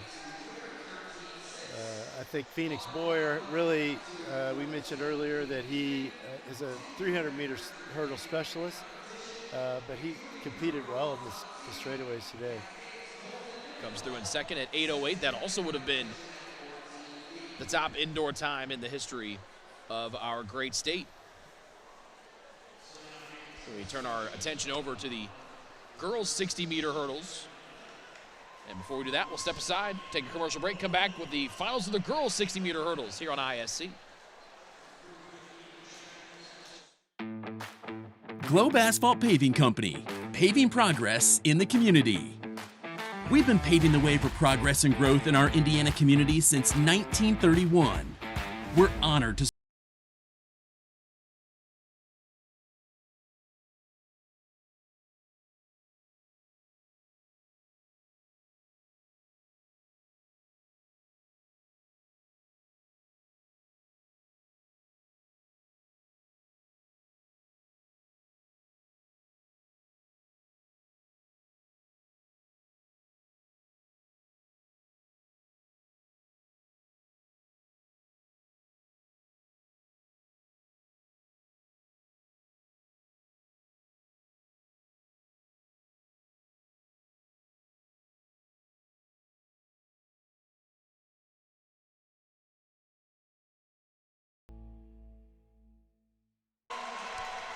Mac Designs has been the provider of team uniforms, spirit wear, and custom t-shirts and apparel for 35 years. Local to Carmel, you can work directly with Mac Designs' experienced staff to find just the right garments and their on-staff artists to design your look just for you. Mac Designs has uniforms and apparel for all sports and from all major brands, including Nike, Adidas, Under Armour, and New Era. With Mac Designs, you work directly with the people who make your order happen, not through a broker or middleman. The entire process is managed in-house, from design to ordering to production, with the experienced staff making sure your order is perfect. Mac Designs will even set up a web store for your team or organization to select and pay for their items at no additional cost to you. Reach out to the Mac Designs team at macdesigns2.com. That is the number 2, macdesigns2.com. So the top 3 finishers for the boys 60-meter hurdles receiving their medals. The ladies of the 60-meter hurdles ready to go here today. Alyssa Willis in lane 1, Kenzie Crook lane 2. Lane 3 is Isabella Sotelo. Alexa Yeomans lane 4, Reese McKinley lane 5. Jillian Barr, who also played for the Delta girls basketball team that made it to the semi-state this year, she's in lane 6 in the gold. Parker Jackson lane 7 and Maddie Rummel lane 8. I'm going to watch Reese McKinney in 5. I think she's going to help set the tone for the Trojans today as they look for yet another Hoosier State Relays team title. Record in this event, 8.62. Set back 2 years ago in 2023. And the 60-meter hurdles for the girls are off. McKinney trying to make it up here against Sotelo in lane 3. A lean at the line, and what a finish there. That's a photo. With Sotelo, Yeomans, and McKinney. Sotelo at 8.90. Able to beat McKinney by 0.03 of a second and 0.06 against Alexa Yeomans, but those top 3 finishers were neck and neck right to the line. They were neck and neck, and yet another very impressive win from the very poised sophomore from Eastern Hancock, Isabella Sotelo. She had the lead, a little bit of a bobble late, and a late lean from McKinney gets her in there 0.3 ahead of Yeomans, who had been in second place for most of that event. Right, beautiful lean at the line for Reese, but just not enough to beat the young sophomore. Sotelo came in with the top qualifying time, and that is how she finishes here today on the top spot with a time of 8.90. We'll step aside and get ready for the boys 60-meter dash finals coming up next here on the ISC Sports Network. The legend, Harry L. Gill, athlete, record holder, champion. Began coaching in 1902, winning 18 national titles. Dissatisfied with the equipment available for his athletes, a world-renowned track and field coach becomes a pioneer. Setting up a small workshop in 1918, he launched the Harry Gill Company.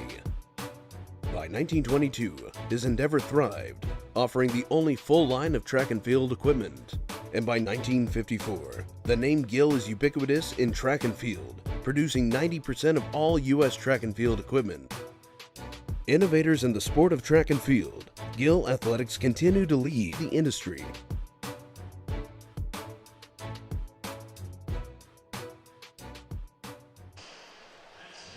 Today's meet brought to you by Ritchie Athletics, serving our home state of Indiana since 1962. They'd like to congratulate all of the athletes that are competing in this year's HSR Indoor State Meet. We also want to encourage the parents, coaches, and officials who are helping make today a day to remember. We wouldn't be where we are today without you, but sometimes we all forget to say thank you. So thank you all. We wish you all the best. And the medals being handed out for the girls 60-meter hurdle finals. Isabella Sotelo, just a sophomore, victorious here with an 8.90 time. Reese McKinney in second from Indianapolis Bishop Chatard.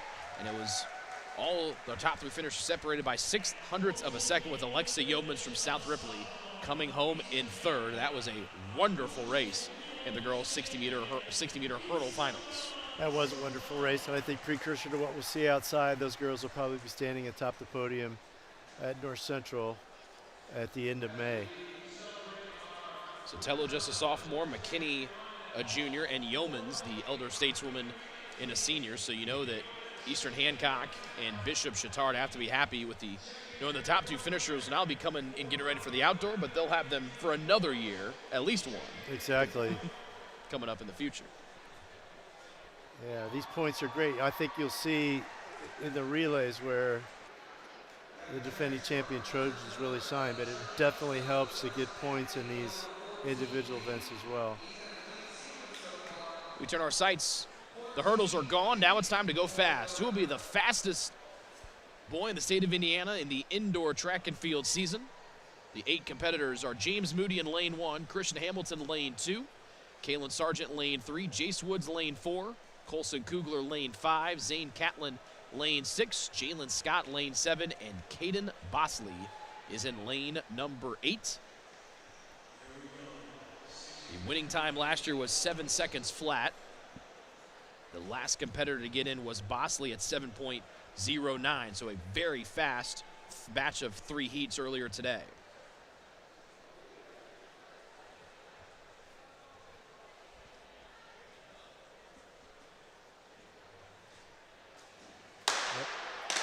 False start, it looks like, in lane 6 there for Zane Catlin.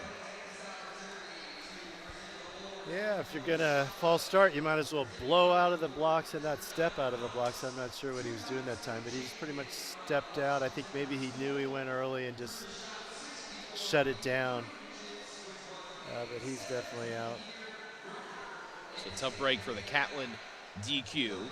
Now, for the other 7 competitors who remain in, what do you have to do to get yourself ready? You're already amped up, ready to go, 60-meter finals, and now we got to redo the whole thing over again. All right, you just got to kind of reset everything, take a deep breath, and just get back to what you're doing. Just use the same routine, wait for the gun, explode. So no runner in lane number 6 as Catlin DQ'd for the false start.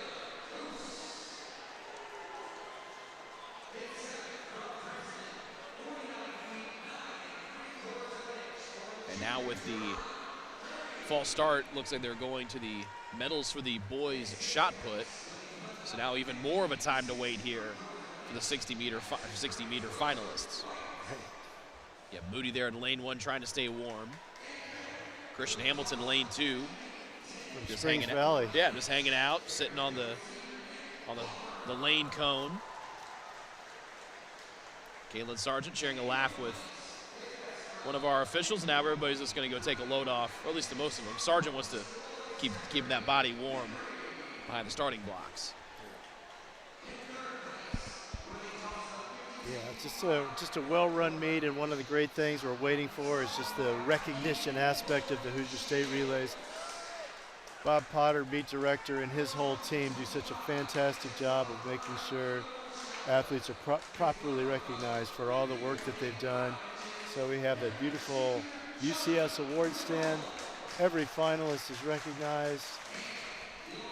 And then, of course, at the end of the day, we'll have recognition of the team champions.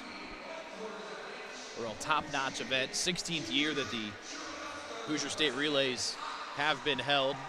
Last 2 years we've been able to have the pleasure to broadcast them here on the ISC Sports Network and really get the word out about track and field here in Indiana. Kind of a hidden gem a little bit in the athletics landscape from the high school side of things here in Indiana. That's right. There's no question about it. It's becoming less and less of a hidden gem. More and more people are knowing about this. And it's interesting that I'm not sure that the IHSA will ever take this on as a meet of their own. They certainly could. I think it's got the type of qualifying that we have, but I'm just not sure it's in their plans. So when a team is crowned state champion, in effect they are, but the fact that it's not necessarily an IHSA sanctioned event differentiates it, I guess, but it's still contested, officiated, and competed in the same way as an IHSA sanctioned event would be. Like we talked about earlier, they're going to see a lot of the same officials here at indoor for the outdoor state championships or North Central just in a couple of months. No question about it. It's that list, that roster of officials is the basis of the officials that you see out here. You can identify them by the red polo shirts, highlighter yellow caps, and khaki pants.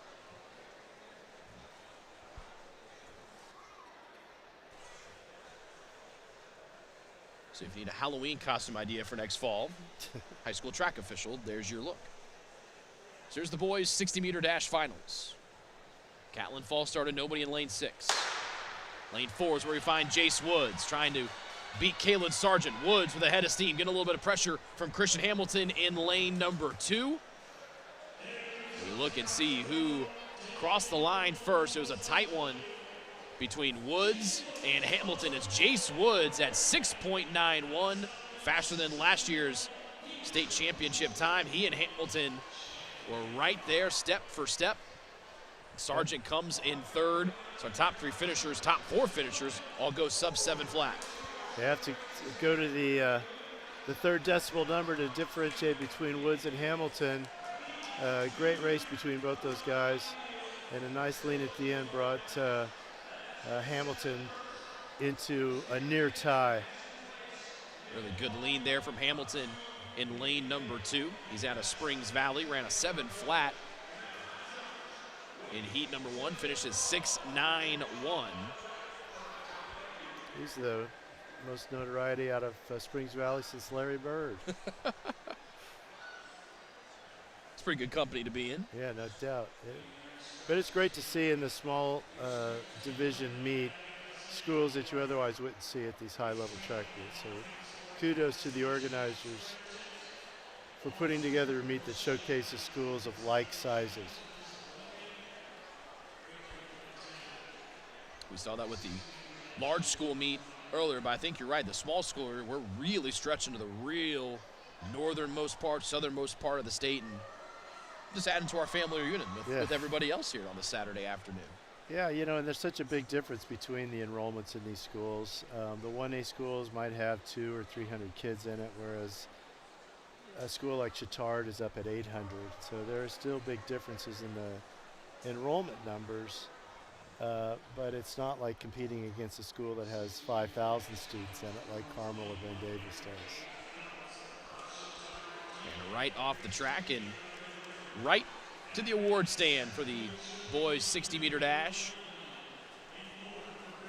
James Moody finishes in 7th. Caden Bosley 6th. Jalen Scott 7 flat in 5th. Goes all 3 times. Again, 7 flat was the winning time a year ago. In the top 4 times, Colson Kugler in 4th at 6.99. Sargent just came back in. He's got a lot of other responsibilities today, so he's got something else he has to get ready to go towards. He finished in 3rd at 6.98. Then over to the 1,000th mark, separates Christian Hamilton in 2nd, and our state champ in the boys 60 meters dash in Jace Woods out of Career Academy South Bend for the senior. It's great to school some of these charter schools doing well today and becoming a bigger part of the IHSA landscape. We'll go right into the girls 60-meter finals. Emma Walter, lane 4. Satterfield, lane 3. Emerson Harper, lane 5, the ones to keep your eyes on. And Harper, lane 6 is Kaya Crook, and she takes the victory in the girls 60-meter dash, coming out of lane 6 at a time of 7.68. Yeah, she turned it on that time. She wanted to give a little bit extra. A new season best time by a 100th of a second for the spectacular Kaya Crook, the senior from Heritage Christian. Emma Walters 2nd at 7.80, and Abriana Satterfield 3rd at 7.82. So you get to see the rest of the top 8 finishers for the girls 60-meter dash finals. Kaya left the track immediately, went back over to the long jump, and she talked to the officials to see if she could be released for the award stand. I think that's what they're going to let her do. There she is. She said, I'll be right back. So my question is then, do we bring her little sister in to come in and stand in her place, or could you and I go down there and accept the medal before her and then just find a way to give it to her later?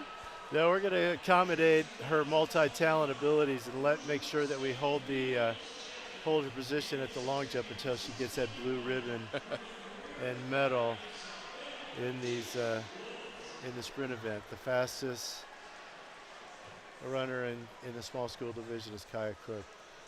The good thing is if we can't find her, we know where she is. She is not hard to find. That's exactly right. Well, it's just a good bit of officiating to recognize what's important, make sure she gets the proper recognition she deserves for winning that race. And then she'll be right back to the long jump, and then later in the day, I'm sure we'll see her in the high jump.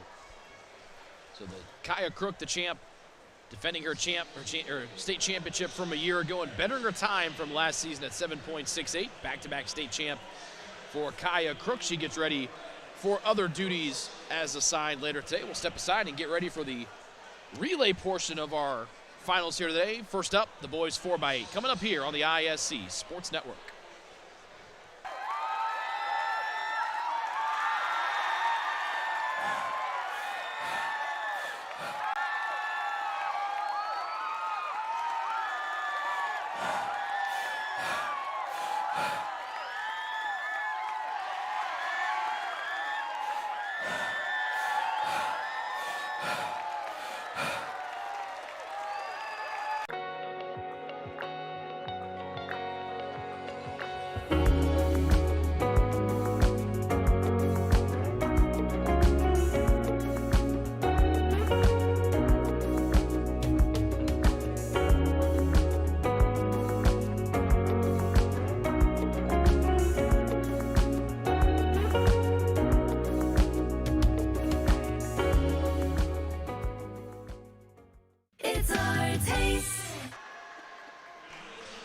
Medals being awarded. There's Kaya Cook, shoes off, ready to go for the high jump and the long jump later today, but back-to-back state champion in the girls' 60-meter dash. She's a very busy lady here today during the small school indoor state championships. She's really made a name for herself in the jumping categories and has come through once again at the back-to-back state title in the girls' 60-meter dash.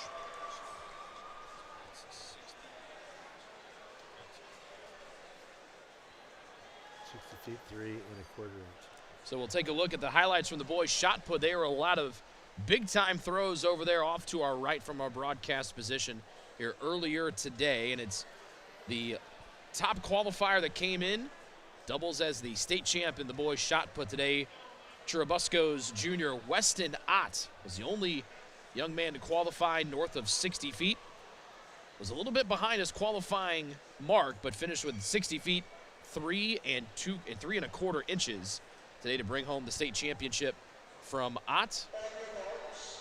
And you see him getting the blue ribbon right there. And a little bit of a stumble to start the boys 4x8 as we're back to the track here inside the Fall Creek Pavilion. Back to track 4x8, 4 laps, 4 legs of 800 meters each. This is an event that tests the depth of your middle distance core. 2 sections.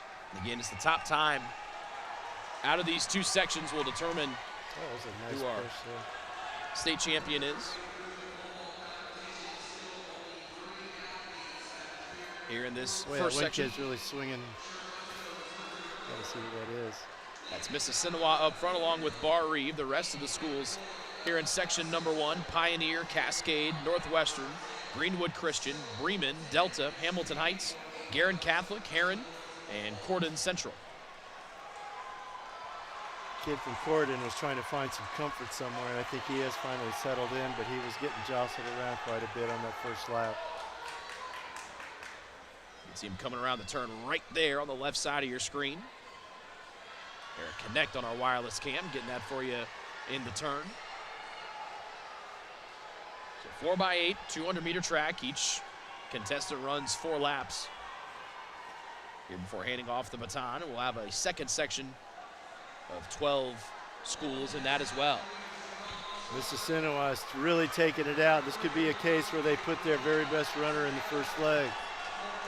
It's a pretty rare sight to see, as we've talked a couple of times throughout the day. Normally, you see that anchor runner is the bell cow. Normally you see the anchor, but sometimes if you put your best runners out front and put pressure on them and try to create an unsurmountable gap, and that looks like what they're trying to do as we come to our first exchange. A whole turn lead for the Indians of Mississinewa. Better weight on him. And had to bark back at his teammate to try to come back, and that slows it up a little bit after opening up that big lead going out in 2:01.19 is Mississinewa for the Indians. Bremen in second, over 7.5 seconds behind.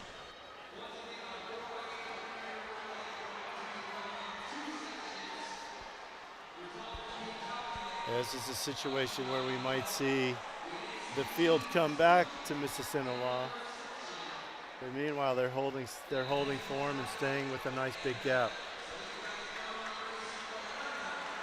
Bremen in second, Cascade in third. Pioneer and Greenwood Christian behind them.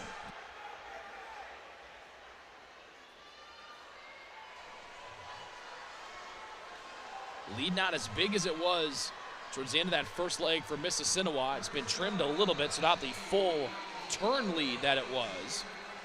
Right, and it appears that Goodpasture's giving up space now too, and that I expect that the handoff might be more even than it is right now. So not only is Bremen starting to close, but so is Cascade in third as we approach the halfway point of the boys 4x8 Section 1 relay.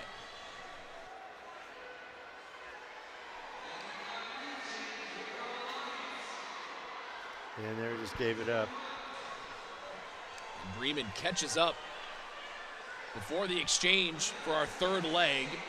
Mississinawa went out hot, but right before the halfway point with 1 lap to go before our second exchange, it's Bremen leading the way, and Cascade has come up to second place as well, putting Mississinawa in third, and they're in danger of falling to fourth with Pioneer hot on their heels. Yeah, that's a big contrast between the first and second runners at Mississinawa. Now Cascade says, I'm tired of not being in the lead. I want to change that as we head to the exchange in the halfway point of the men's 4x8.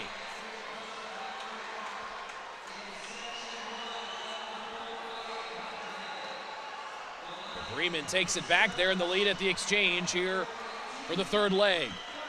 As the third runners for each of those respective teams get into position, a handoff with Pioneer across the rail. We'll see if they allow that Pioneer time to stick, but we saw that get DQ'd in the large school meet earlier today.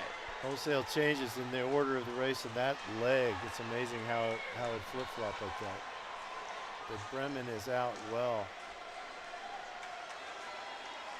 A long lead for Mississinawa has been evaporated as they fall all the way back in the field here.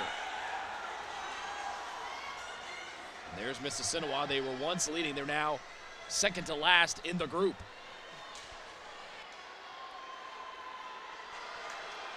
Bremen extended the lead over Cascade, who led briefly. Delta in third with a whole bunch of folks behind him. As we prepare for the final 2 laps of this third leg of the men's 4x8 Section 8. Or Section 1, excuse me. Now the group catching up to Cascade. Pioneer looking to get in second. Delta back there as well.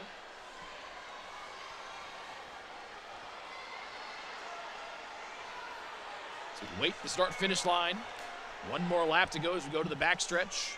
Can look at Greenwood Christian Academy, Hamilton Heights, Mississinawa, and Bar Reeve, along with Guerin Catholic. And there's our leader from Bremen, but Cascade's got company. Pioneer, Delta, along with Northwestern, all starting to breathe down his neck for second place here in the first section of the day. Yeah, we'll see what happens with that pack that's second, third, fourth, fifth. They're all in striking distance depending on how the next leg goes, but this is Bremen has held serve here and still have quite a significant lead. They took the lead towards the end of the first leg and have not relinquished it. They are starting to build on as we head to the anchor leg here for Section 1 of the boys 4x8. A 2:08:06 split time for leg 3 for Bremen. That's 2 minutes, almost 2.5 minutes faster than the rest of the group. See a lot of shuffling back in 2, 3, 4, and 5.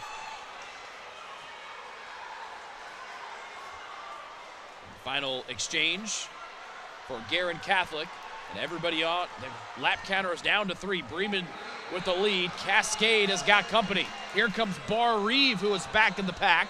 They're up to 4th with Delta trying to make a pounce on 3rd. 5 all fighting for spots 2 through 6 here in Section 1 behind Bremen leading out front. There's that pack for 2 through 6. Right, 2 through 6 is almost like an open race. They all took the baton about the same time. They're all racing together. We'll see. And there's still an opportunity with their bell now. They probably too much ground to make, but it does appear that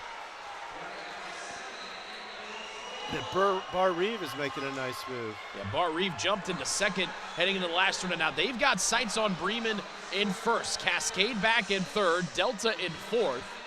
As that pack of 2 through 6, which was once pretty compact, has now been spread out a little bit. Behind Delta is Heron, and there's actually Cascade back there in the 6th position. Bremen's going to hold on for the victory. As Bremen in the bell lap. Bar Reeve in second, Pioneer in third. It looked like we might see Pioneer catch up to the front.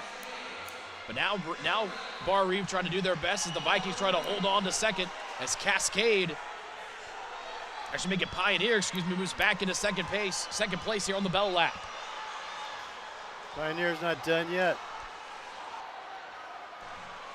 It'll be Bremen around the final turn. He's really got to keep pushing. It's Pioneer at full song down the front straightaway, and Bremen wins section 1. Here are the boys 4x8 with a time of 8.2965.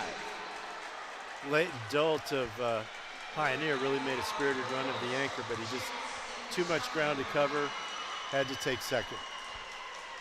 And tip your cap to Mississinawa, finishing strong here after they led throughout the majority of the first 4 laps of this race. They have come across the line to finish out their time in the men's 4x8. As Guerin Catholic will put a bow on section 1 of the men's 4x8 relay today.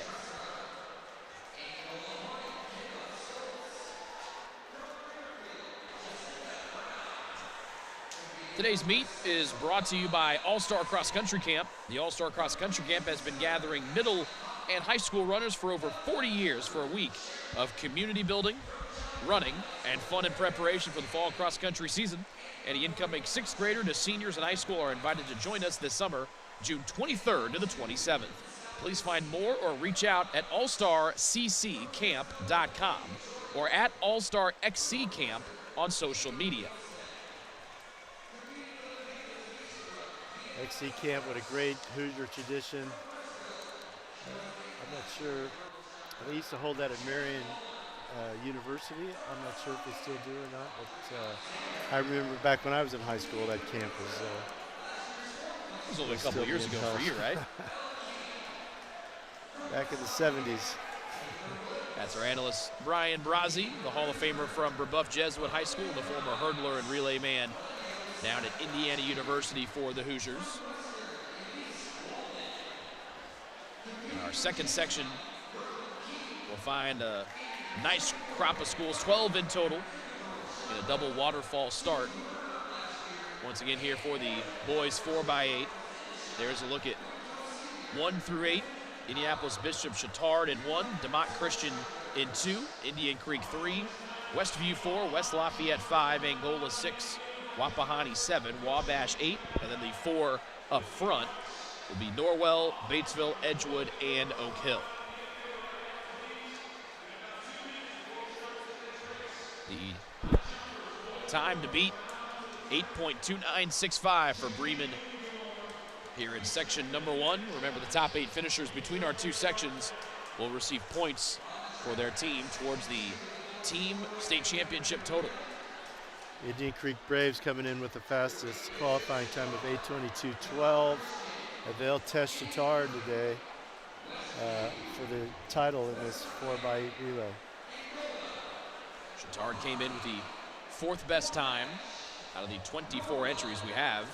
The top 4 entries in this race. Chatard, the defending champs, they ran a blistering 8:06.56 last year to win that state title here in this event. A little bit slower this season, but 8:06 time is mind-blowing.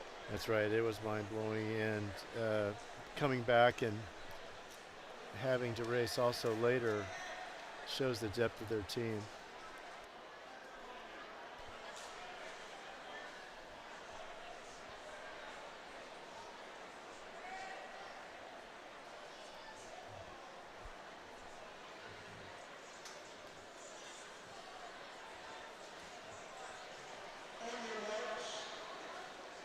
Ready for section 2, the boys 4x8 Again, that double waterfall start. They will blend together on the back straightaway.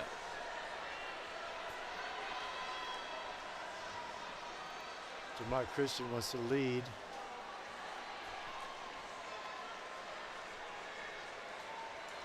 They came out of that group in the back. DeMont Christian wearing the number 2 placard. Edgewood, though, the lead through lap number 1.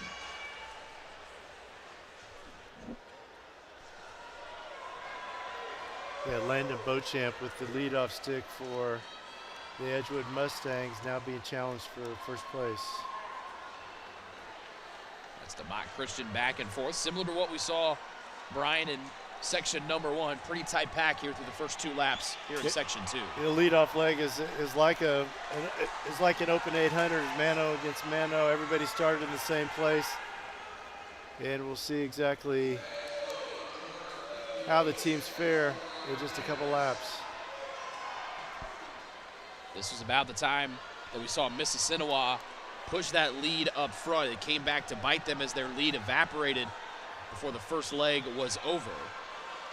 And a little bit of a push here early on for the folks out front.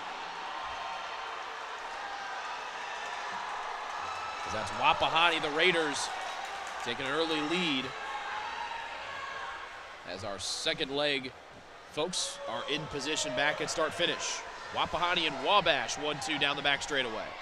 Yeah, it looks like the schools are opting to put some of their other athletes in the perhaps a DMR later in the meet and not stack this as strongly. I'm thinking about Chittard especially now. Step for step at the exchange. A slight step ahead was Wabash over Wapahani, but they're shoulder to shoulder as Wapahani tries to kind of blend out a little, so make that Wabash tries to blend out a little bit and maybe take Wapahani with and try to push him up the track. That gives Norwell the opportunity to make it a 3-horse race, and now West Lafayette trying to make it 4 horses down the last turn. Close racing, it should be exciting. Here comes Angola. 5 pack up near the front with Chittard, the defending champs, slotted back in 6th.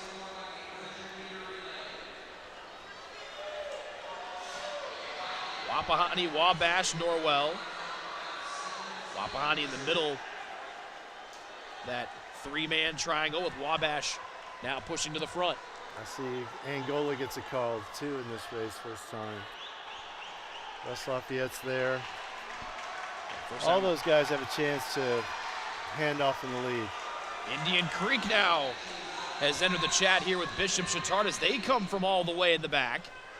And what was once a pretty tight group, now it's a whole gaggle of guys for 2 through 7th as Wabash out in front here with 2 laps to go in Lake 2.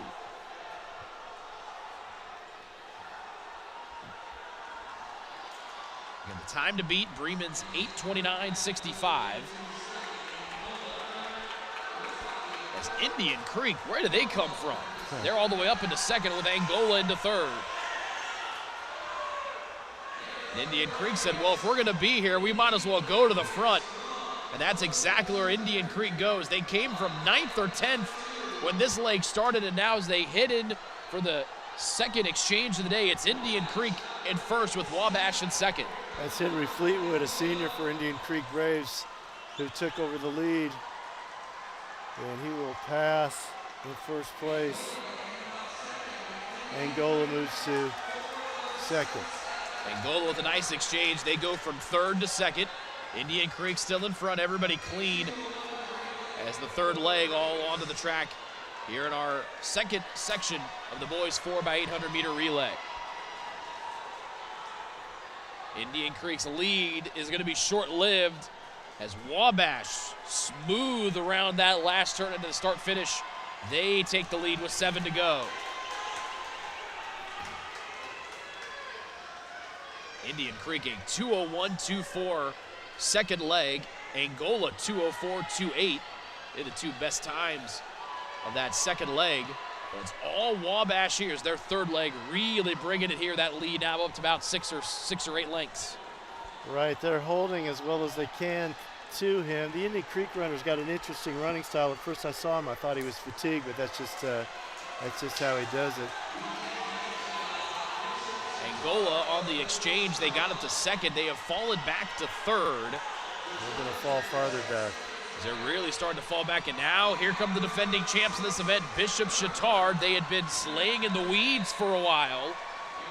With 2 laps to go, or a lap and a half to go before the final exchange, the defending state champs are making some noise up into third and trying to take second with 1 lap to go here in the third leg, and they might get the lead before we get to the backstretch. That's nice.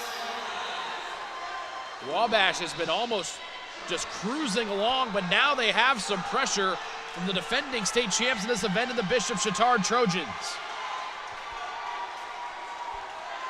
And the Trojans out in front as we head to the final exchange. That senior Alex Paz had made up all that ground and had put his team in a position to win. This will be a big-time number for Paz here as he gets ready for the final exchange. Wabash makes up a little bit of ground, and it'll be neck and neck between Chatard and Wabash for the final leg. Chatard goes 1:56.68 on that third leg. Massive time. That's how you bring it back right there with a 1:56 leg. That was awesome by Alex. First sub-2 split we've seen all day, and a big-time one. It's now a 2-horse race. Indian Creek trying to stay attached there in third, but they've got some some ground to make up as Chatard and Wabash have left the pack behind them. That's Quinn Anderson, a freshman from Chatard, with the stick now. It's on his shoulders now to hold this anchor leg in place. No pressure, kid, huh? Not only the defending state champs in this event, but a multi-time state champion in a row in the team category are the Trojans. Caden Burchett, a junior, is holding down for Wabash. Burchett looking for an angle. 2 laps to go in the boys 4x8. Angola, Norwell, and West Lafayette there in 4th, 5th, and 6th. They try to track down Indian Creek for third, and it looks like they're going to do that on the back straightaway. With a lap and a half to go, it's Chatard and Wabash, with Angola now in third. Indian Creek sees West Lafayette and Norwell blow them by. West Lafayette with some juice coming from 4th, but he's really going to have to book it as it's Chatard and Wabash with a bell lap here at the start-finish line. Chatard in front. This kid from Angola is looking strong. Angola in third, and now here comes Angola. They're won the lead on the back straightaway. Chatard trying to get an extra push from Wabash. They leave Chatard in the dust. It's Inside, Angola. outside. Wabash in front. The freshman didn't know what hit him. Angola might have gone too early as Wabash able to hold on. They take Chatard's best punch, and Wabash with a flurry to the finish line. They win the boys 4x8 with a time of 8.1052. Yeah, I think the freshman lack of experience there kind of showed up and just couldn't hold on to the older runners. But a good run nonetheless for the Trojans. Very impressive sprint by Wabash, and Angola is inserting themselves into a position where they could win the race. Very exciting. Chatard had that monster third leg that put them in front, but Wabash and Angola, big-time finishes for both of those schools. West Lafayette slots home in third, Westview in 5th, Norwell 6th, Wapahani 7th, and Batesville 8th here in Section 2 of 2. Again, the time to beat was 8:29.65, so those top 8 teams will be in Section 2. Will also be the top 8 finishers in the boys 4x8 today. Wabash, your state champs, in the boys 4x8 after a really, really strong race from them. They're up near the front for most of that race, and when it was time to go on that pack stretch with a half lap to go, they went. Yeah, that was like textbook relay running right there, putting all the guys in the right places and saving your best for last, and they really held on for an excellent win today. Wabash, the state champs in the boys 4x8 100-meter relay. We come back with the girls 4x8 next here on ISC. Globe Asphalt Paving Company, paving progress in the community. We've been paving the way for progress and growth in our Indiana community since 1931. We're honored to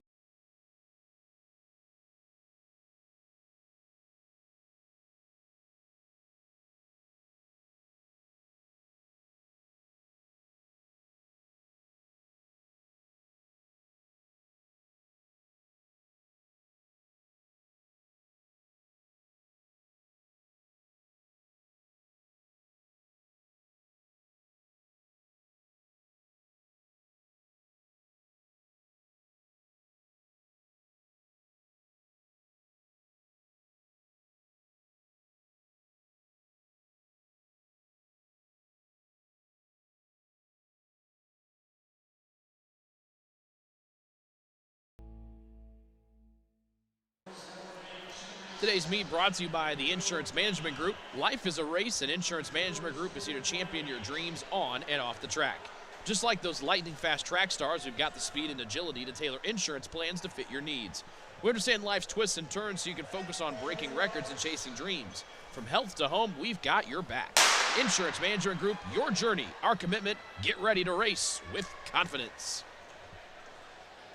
And no rest for the weary. Women's or girls 4x8. Section 1, Eastern Green, Edgewood, Andrean, Churubusco, Park Tudor, Oak Hill, Heron, Randolph Southern, Wapahani, Fort Wayne Blackhawk Christian, and Delta.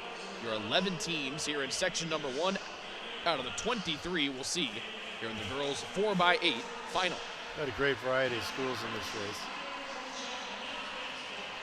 It's Andrean, the Fighting 59ers out front, with Wapahani slotted in second after one lap. Third place is where we find Park Tudor from here in Indianapolis. First time we've seen the Panthers here on the track today. Right, good to see the Panthers out there today. Led off by Lauren Lowe.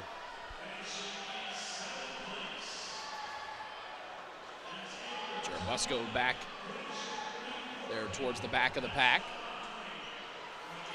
Another tightly compacted start as Wapahani will take over the lead.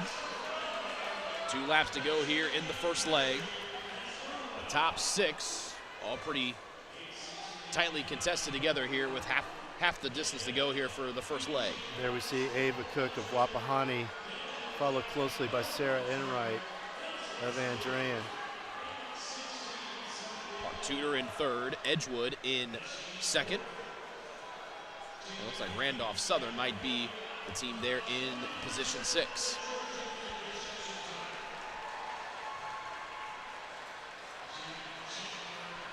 One lap to go here in the first leg.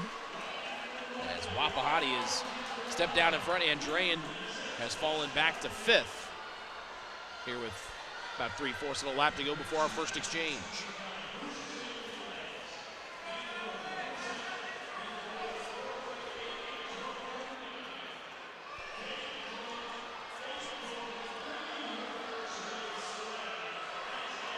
Blackhawk Christian now to the front. Team out of Fort Wayne up front for the first time today, so a little bit of repositioning there at the start-finish line for our first exchange. As Blackhawk Christian Helmuth passing now. So Olivia Jackson as Blackhawk holds a nice lead after leg 1. Wapahani was in third, but not for long, as Park Tudor really hitting the afterburners here as they try to make up some ground on that back straightaway. Edgewood in third, Wapahani in fourth. Andrean and Randolph Southern in 5th and 6th. Again, section 1, girls 4x8. The winner of this section will place the time to beat for section number 2. Fort Wayne Blackhawk Christian's got some company. Park Tudor has also brought Wapahani and Edgewood to the party here as they start lap 2 of leg 2. Right, nice tight 1, 2, 3, 4 here. Should be interesting how it unfolds.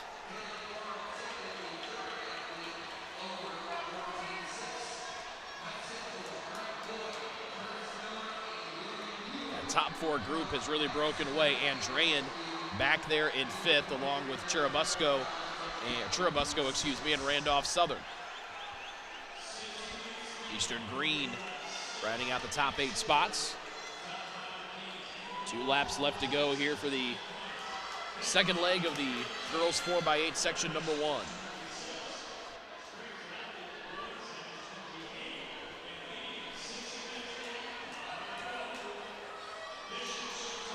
Blackhawk Christian, Park Tudor, Edgewood, and Wapahani. They've been the top 4 since this exchange to the second leg, and they have left everybody behind them. There's the second group back there coming up the back straightaway.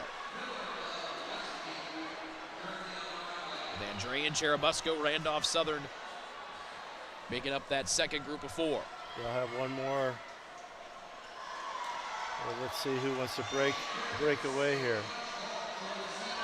Park Tudor thinking about going on the outside. Edgewood finds a little bit of room going up the rail, and they both pass Blackhawk Christian heading into the first turn. Olivia Bryan of Park Tudor decides to make a go of it. And that she does. Really legging it out here on her last half of a lap. Oh, she waves at the camera going into the turn. Perfect. Well, she started this leg off like a shot, and she's going to finish it with a bang as well as Park Tudor into the lead halfway home in the girls 4x8 section 1. Little YouTube moment for Olivia there. Clip that. Almost dropped the baton a little bit on the exchange, but able to gather it back in, and that has given Park Tudor the biggest lead for anybody here. It's been that pretty much tightly compacted 4 of Park Tudor, Edgewood, Blackhawk Christian, and Wapahani, but now it's Park Tudor. You wait a while, and then there's Edgewood and everybody else. Yeah, it's amazing how they were all together all at once, and then that big move by Olivia, the camera wave, and the finish, and now they've got a huge lead. Eastern Green with a nice push there, trying to get up to that top 4. It's Layla Smiley on the third leg for the Panthers. Now Smiley starting to meet some back markers here. She's the third leg of the girls 4x8. Park Tudor came in with a qualifying time of 10:47.67.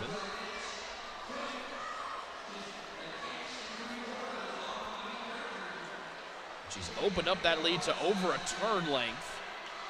Between that group, Edgewood, Wapahani, and Blackhawk Christian 2, 3, and 4, and Eastern Green back there in 5th with Cherubusco in 6th, and Dre in 7th, and Randolph Southern 8th.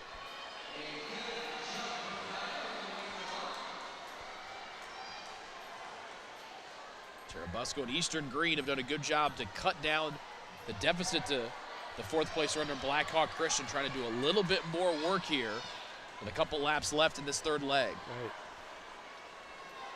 Park Tudor seems to be slowing up a little bit, but just the lead is still pretty significant.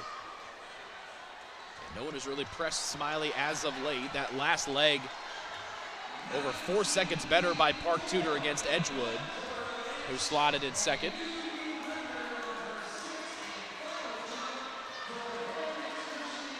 And Smiley with one more lap to go here in the third leg of the girls 4x800 meter relay. Nobody in her zip code as Blackhawk Christian has fallen back into the clutches of Randolph Southern and Eastern Green.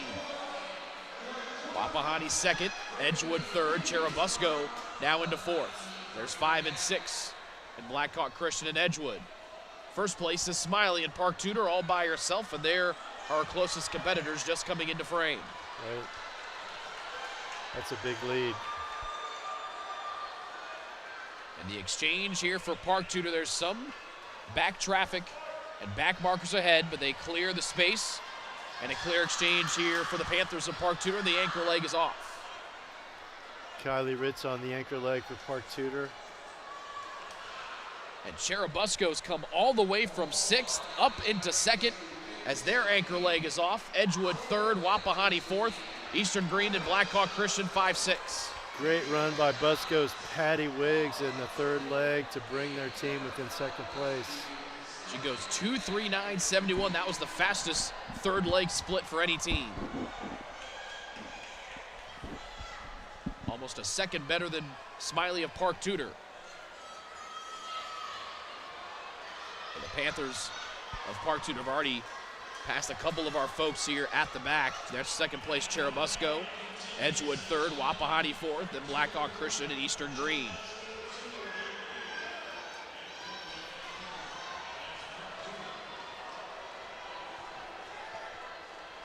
2 laps to go this time by. As we wait for the leader from Park Tudor to come around to the home stretch. There's the back straightaway. Again, a little bit over a turn length of a lead for Park Tudor over their second closest competition. That would be Cherubusco's now starting to get a little bit of pressure here from Edgewood, who now vaults themselves into second. Yeah, great. So Edgewood 2, Cherubusco 3, Wapahani right there 4, then Blackhawk Christian 5, Eastern Green 6. These have been the top 6 teams since the gun went off to start section 1 of the girls 4x8. But Park Tudor are the ones that really put the pedal down here with 1 lap to go this time by. So a lap and a half left here for Park Tudor.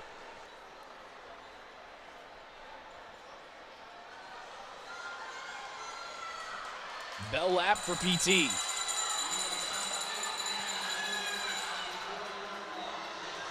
A little bit of some lap traffic between her and second place Edgewood, who just comes across the start-finish line there.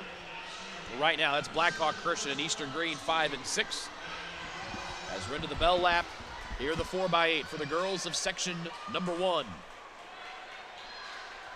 Yeah, real solid run for the Panthers all the way through all 4 legs, and they pulled away with their second leg and haven't looked back. There's the anchor coming around down to the start-finish line. Park Tudor will post the number to beat, taking first place here in section number 1 of the girls 4x8 with a time of 10:24.77.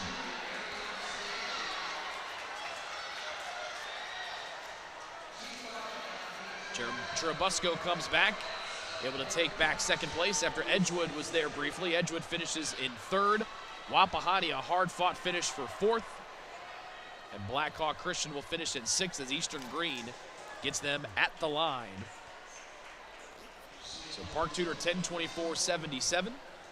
Cherubusco at 10:36.64. Your top 2 finishers here in section number 1. As our last couple of finishers make their way across the start-finish line. The Golden Eagles of Oak Hill able to put a bow on section number 1 of the girls 4x8. But a splendid run here by the Park Tudor Panthers. When they wanted to take the lead, they took it, and they made sure they didn't give it back. Yeah, they took it and looked well doing it. And let's see how their time holds up as we get ready for section 2. We'll step aside and bring section 2 coming up next for the girls 4x8 meter relay here on ISC.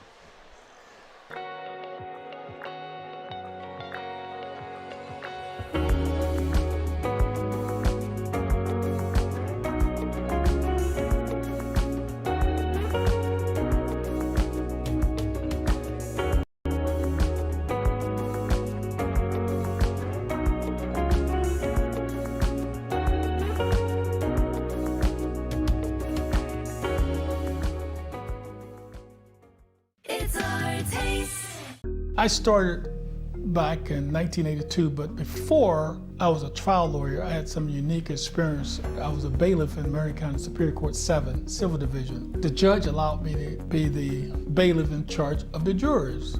I learned what the jurors sometimes saw that lawyers don't see during the course of a trial. Over the years, I've been able to use that experience to my advantage. Contact Lee Carlson Figley today. Today's coverage of the Hoosier State Relays is brought to you by MF Athletic Everything Track and Field. We're still more of everything than ever. We have the track and field brand you need or want, with everything backed by our famous 100% satisfaction guarantee. We are proud of our same-day shipping policy, backed with a team of track and field experts to advise and make suggestions, all with sensible low prices. You'll be more than pleased with our people, our pricing, and our selection. Contact us today at 1-800-556-7464. Or visit us online at everythingtrackandfield.com. So Park Tudor puts the time to beat at 10:24.77, first place in Section 1. Here is Section 2, where we find Batesville, Corden Central, Fort Wayne Concordia Lutheran, Indianapolis Bishop Chatard Heritage Christian, Westview Garin Catholic, West Lafayette Faith Christian, Pike Central, Bar Reeve, and Elkhart Christian. Well, Concordia, with the Weller sisters, of course, is the team to beat in this section. Chatard doing what they can with a great start. Leading off for the Trojans is C.C. Jackson. Chittard, the reigning state champs in this event, went 9:34.39 a year ago. And CC has opened up a sizable lead here halfway through leg one. She has, and it's the freshman Daphne Weller who's leading off for the cadets of Concordia. She finished second in the 3200. Holding strong in second place here. She makes the pass around the outside, around Heritage Christian. We'll see Big Sis Mallory running the anchor leg for Concordia Lutheran, but right now the cadets hoping that Daphne can close a little bit here on Bishop Chittard out front.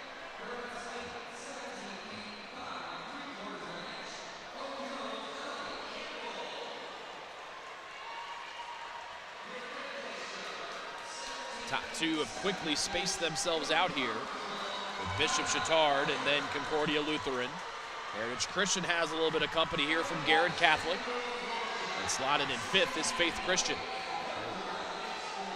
Chittard trying not to leave any doubt with C.C. Jackson on a great leadoff. Jackson wasted little time.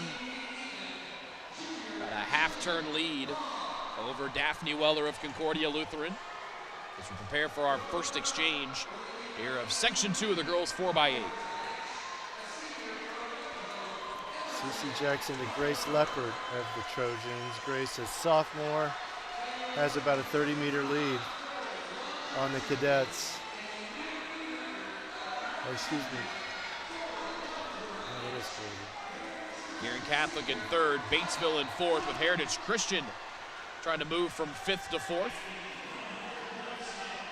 As Pike Central gets all of our second leg runners out onto the course.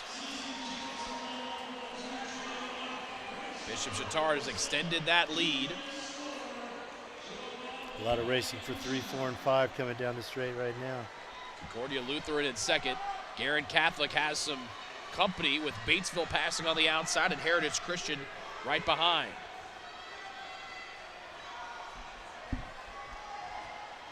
Three, 4, and 5 pretty connected, Brian, but it's Bishop Chittard, a big space, Yeah. Concordia Lutheran.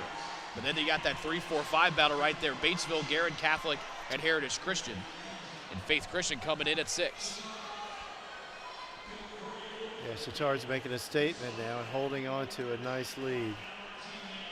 But we saw in the earlier races how that can change very quickly, just depending on how they line things up. But this looks like they've really stacked their 4x8. Faith Christian and Elkhart Christian coming by your screen right there, with Corydon Central coming up as well. This time by 1 lap to go in the second leg of the girls 4x8 section number 2. Chittard still in front like they've been since the gun. Concordia Lutheran in second, excuse me.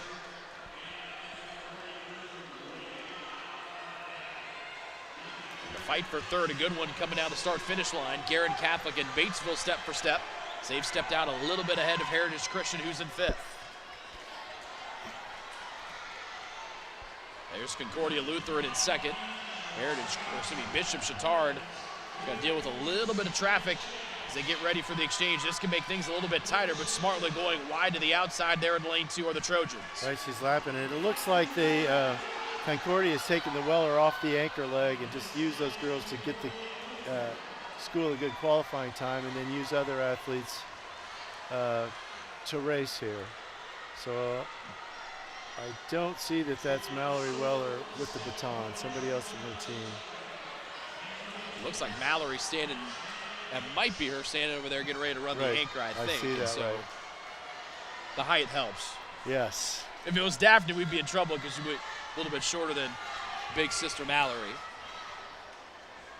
All the third leg competitors on the track after this last exchange near the start-finish line.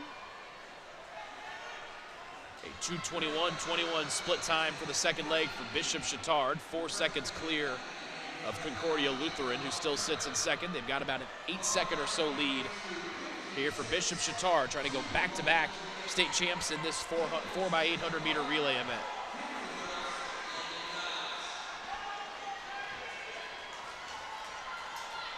About a little over a straightaway lead for Chatard. You can see Concordia Lutheran coming onto your screen and coming down the home straightaway. Right there. Guerin Catholic in third.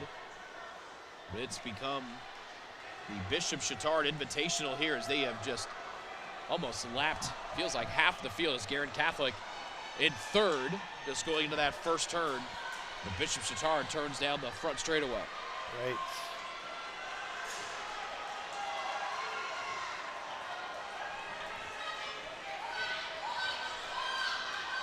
One lap to go for the third leg. Chatard will put Julia Score on the anchor.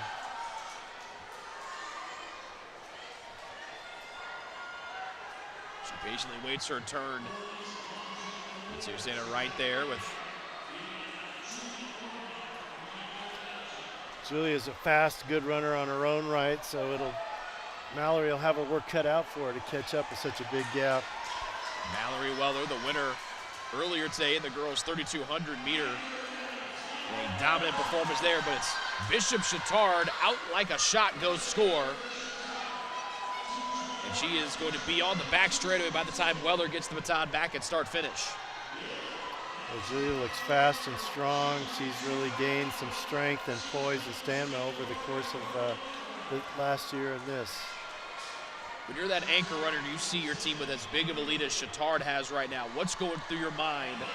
I know you're probably antsy trying to wait to get to that baton and do your thing, but what are you trying to make sure that you do here, knowing that you have that big lead, but also want to put your pedal to the metal? Yeah, you want to put the pedal to the metal. You want to stay out of trouble. You just want to work the plan. Stay relaxed, stay focused, and hope for the best. And it looks like that's what's unveiling here. 2:22.15 that last split, almost a 10-second advantage for Bishop Chatard, trying to go back-to-back here in the girls' 4x800 meter relay. Time to beat 10:24.77. 2 laps to go for Bishop Chatard. She just crossed the 8-minute mark, as you can see on your screen.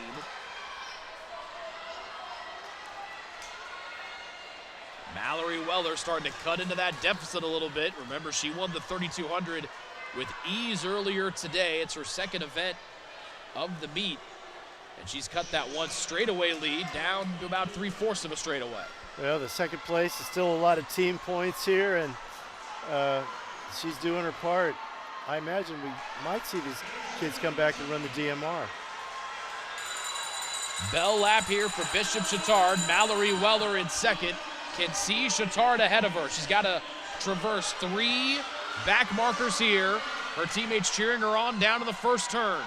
Bishop Chatard and Score on the back straightaway right there, but there's Weller in shot. But will she have enough time to try to track down Score and Bishop Chatard? The Trojans opened up a big lead. Score stretching it out as she comes around that final turn, and it'll be back-to-back state championships for Bishop Chatard in the girls' 4x800 meter relay as Score comes across the finish line and finishes with a time of 9:19.41. That is a new meet record by almost 7 full seconds. Wow, that's an impressive performance by the Trojans. Every leg was purposeful, every leg was competitive, and they stayed out in front, got a lead early and kept it. Concordia Lutheran also breaks the old state mark, coming home in second at 9:24.19. Third place still being fought for here. Guerin Catholic was in third for a while, coming down the front straight. Guerin Catholic in a foot race for third, trying to fight off and unable to do so. Coming away with third place is Westview at 10:03. They'll finish third in the event as well. Guerin Catholic falls down to fourth. Nice run there by Westview in their anchor leg. We didn't talk about them at all. They were back beyond 6th or 7th place. They come back with a top 3 finish. No, that'll happen with a great split on your anchor, and they did it. They did a good job. Gordon Central in 7th. All better than the top time for Park Tudor in section number 1 as we wait our 8th finisher. And that'll be Elkhart Christian. And they will be 1 spot out of the podium. So Park Tudor will finish in 8th. What a wonderful run for Indianapolis Bishop Chatard. Faith Christian finishing the 4x800 relay here. But Bishop Chatard, back-to-back state champs in the girls 4x8 relay. They beat the previous state mark. There's Mallory Weller for Concordia Lutheran, but score the anchor leg right there for Bishop Chatard. She looks fairly fresh from after running 800 meters. Yeah, she does look fresh, and I'm sure we'll see her again today on a DMR leg. Julia placed in the outdoor 3200 last year and was a top finisher in the cross country meet. She's one of Indiana's finest long distance runners. They'll get the blocks onto the track. We'll step away and get ready to bring you the boys 4x200 meter relay. We're wrapping up the RPMs when we come back next here on the ISC Sports Network.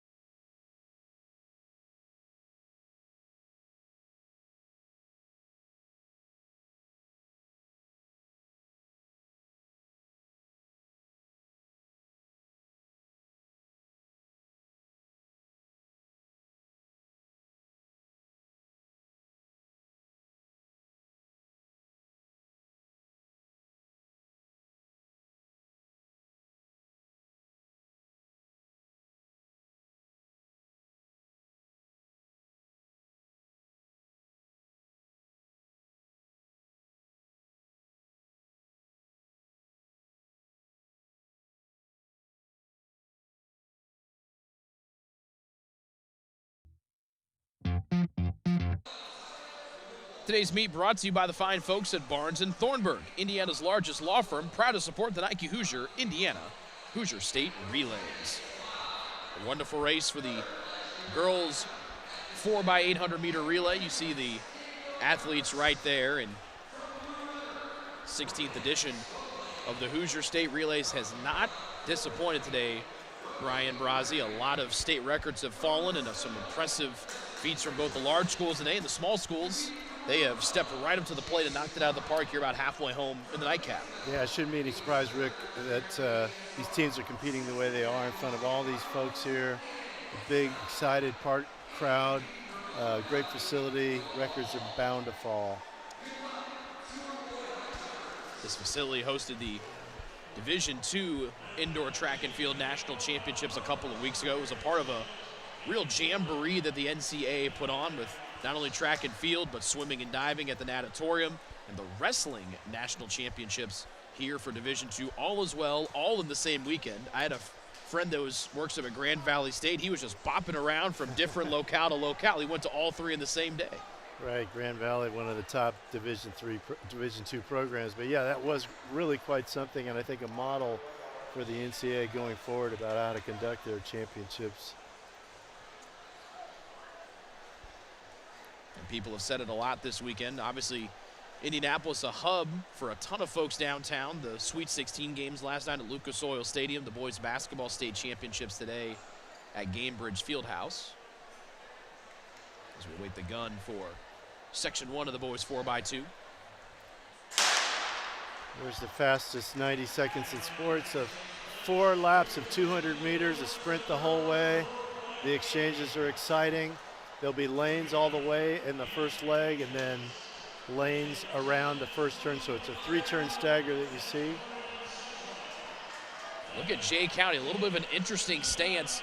Kind of goes exactly opposite of everybody else there in lane 2. Yeah, he had a kind of a sprinter stance to go out of there. He'll stay in his lane, and then once we get to those pylons, he'll break. And it looks like Woodland is leading.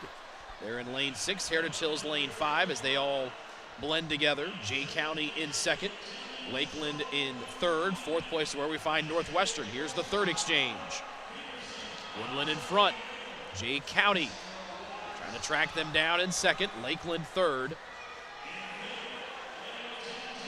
And Northwestern fourth. The officials line the runners up in the order their team is on the track for the next exchange.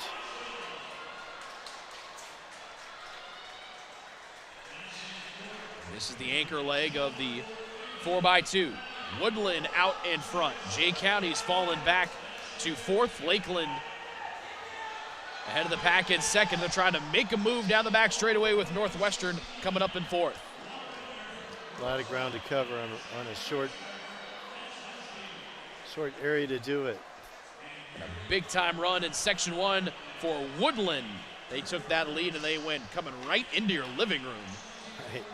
Great shot. One of our great camera workers there down in the first turn.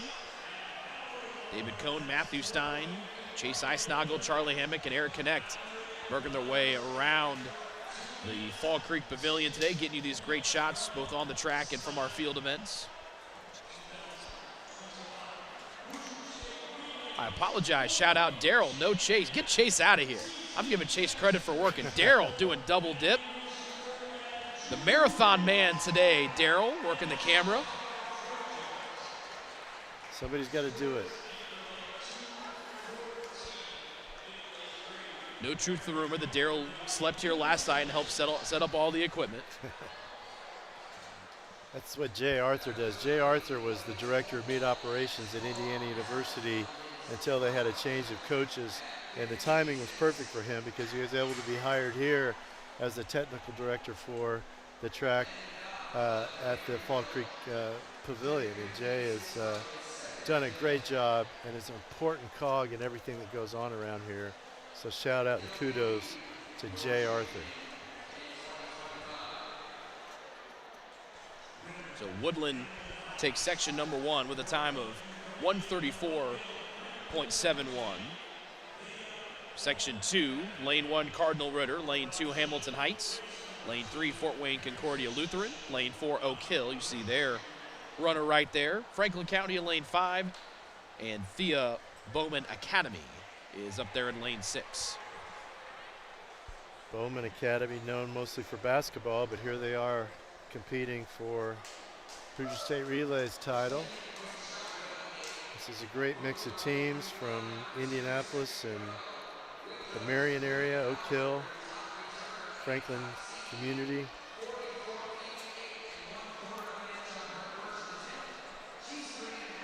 You see Bowman a couple other times here in our last couple of events. DMR and 4x4 to follow this.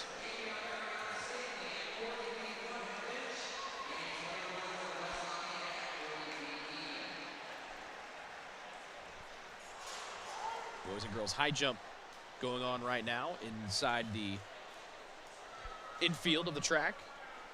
Girls shot put and boys pole vault also being contested right now as well. You see in the background, second runners are lined up in their exchange zones on a stagger. This is a three-turn stagger. When they get the baton, they hold their lane around the turn and then break on the back straight. And it's always interesting to me to see someone not use the entire zone. You see the Hamilton Heights second runner up in the zone where everybody else is at the very beginning of it. That just diminishes the margin for error. If he leaves too soon, there's a chance that he'll run away and run out of exchange zone. We'll see how it works out for him. What's the advantage of starting at that halfway point? Well, I just think that their closing runner perhaps has a better chance of, or a better finish, and it behooves him to take the baton as late as possible, but it doesn't seem to be the case. They're safe nonetheless. Hamilton Heights there in the orange. Bowman Academy was leading for a little bit. There's the Block C of Concordia Lutheran out in front. We've seen their girls distance team pacing the field in a lot of events. Now it's the boys in the 4x2. All right, the cadets coming around for the third exchange in good shape. Ritter's right there. Oak Hill in third along with Franklin and Ritter. It was tight for a while, but starting to get stretched out a little bit. Concordia Lutheran, Bowman Academy 1-2, but now Franklin firing away at third as they head around the last turn. There's an important exchange and a fast anchor, I'm sure. Concordia has the inside, and that's going to be a benefit, but no, Bowman erases it. Bowman out in front. They take the lead from Concordia Lutheran. And here comes Franklin County right there in third. The top three have broken away from the other half of the field down the back straightaway. Franklin trying to come from third to first. Bowman on the inside. Concordia Lutheran. But here comes Franklin County from third to first. They win section number 2. Great leg by the anchor leg, Wyatt Bowling of Franklin County. And he came from all the way back in third after Bowman had a great exchange, a lot of momentum out around the turn, but then he seemed to kind of lose his position and gave up 2 places. Nice run from the folks at Franklin County, third to first. They have the top time right now at 134.57. Concordia Lutheran in third, trailing Woodland, who at 134.71. We'll step aside, come right back, get ready for section 3 of the boys 4x2 100-meter relay. On your marks, set, go to the Indiana Track and Field and Cross Country Hall of Fame Museum. Enjoy the history and the championship record-breaking performances of Indiana's greatest track and field and cross-country athletes and schools. You'll find the stars, experience gold medal moments, see how the equipment and sports have evolved and changed, learn the interesting historical stories about these amazing Indiana championship events and athletes. From the smallest school and team to win a state championship, to Indiana's history of Olympic athletes. Visit Monday through Friday, 8 a.m. to 4 p.m. Admission and parking are free. For more information, visit IndianaTrackCCHOF.com. The Indiana Track and Field and Cross Country Hall of Fame Museum, Terre Haute, Indiana. You'll enjoy a gold medal experience. Today's coverage brought to you by I Want to Run. I Want to Run is a full-service timing and scoring company with 50 years of experience. That's right. They've been timing races since 1974. The I Want to Run staff are some of the most experienced and knowledgeable around, and previously were owners of the largest timing company in America. They do it all from IHSA high school and middle school cross country to NCAA Division I meets like the Big East, Horizon, and Crossroads Conference Championships, road races big and small, including the Boston Marathon, and several local 5Ks. They have the experience and the most modern equipment to make sure your race is scored accurately and flawlessly. Take a look at iwantorun.com. That's IWANT, the number 2, RUN.com, to see how to get your upcoming races timed by the best. Again, that's iwantorun.com for all of your timing and scoring needs. Section 3 of 4 here for the 4x2.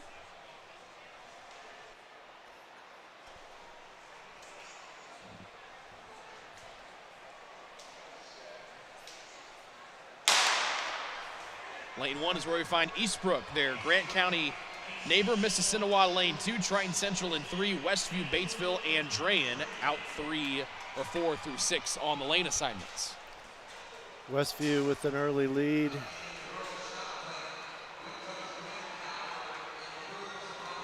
Here's your first exchange.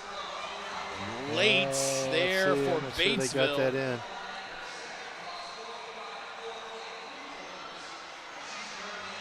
That slowed Batesville up a lot. They fall all the way to the back of the pack. Westview and Andrean, the Fighting 59ers, trying to put the pedal down here as we get to our third exchange. Andrean in front, Westview, and Eastbrook there in third.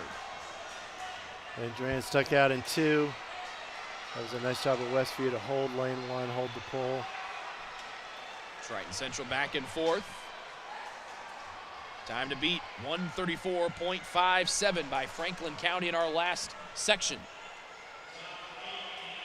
The exchange, Westview first, Andrean and Eastbrook. Triton Central remains in fourth as that lead inches out a little bit more, 23.97 on the split for Westview. Into the anchor leg.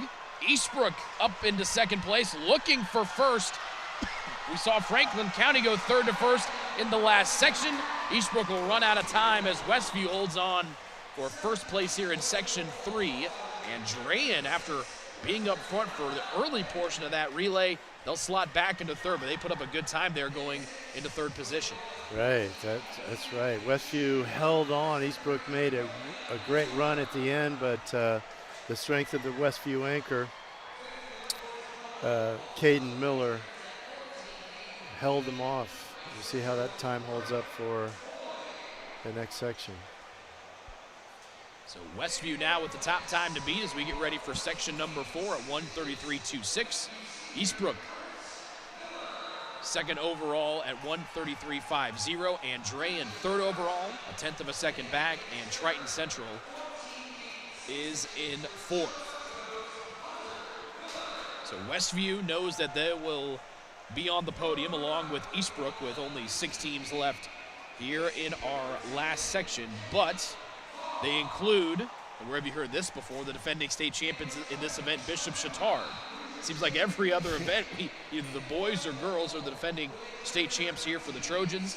Last year they broke the meet record for the boys 4x200 meter relay with 1:30.10 the time. Yeah, it's almost an embarrassment of riches for the Trojans. And in this relay we'll have finalists in the 60-meter dash and Kaylin Sargent, and the 60-meter hurdles in Phoenix Boyer. So they're locked and loaded. And both of those guys were on the 4x200 record-setting team a year ago. They broke the record set by Concordia Lutheran. They did so by over a second, that time set back in 2017. So Bishop Chatard will be in the 5th lane here to start things off here today. Gordon Central next to them in lane 6, lane 4, West Lafayette. There's Delta in lane 2, Heritage Christian in lane 1, and Garrett Catholic off screen in lane 3. Yeah, we'll see what happens. Garrett Catholic has Moody on the team, and he was a finalist in the sprints earlier. James Moody, a junior. Those guys are always arch rivals, Circle City Conference rivals.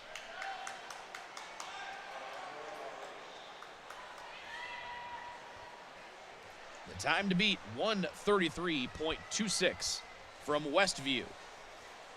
One of these 6 teams in the final section of the boys 4x2 have it in them.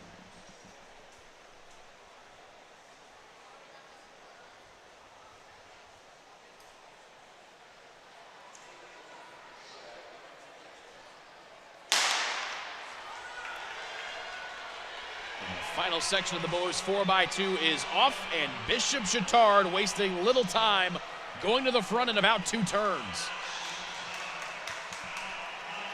Chatard, the defending state champs in this event, really cooking out of the gate to the first exchange. That's Kaylin with a safe exchange, a fast exchange. Garrett Catholic in second. And he's going to break with a 20-meter lead. That was quite an opener.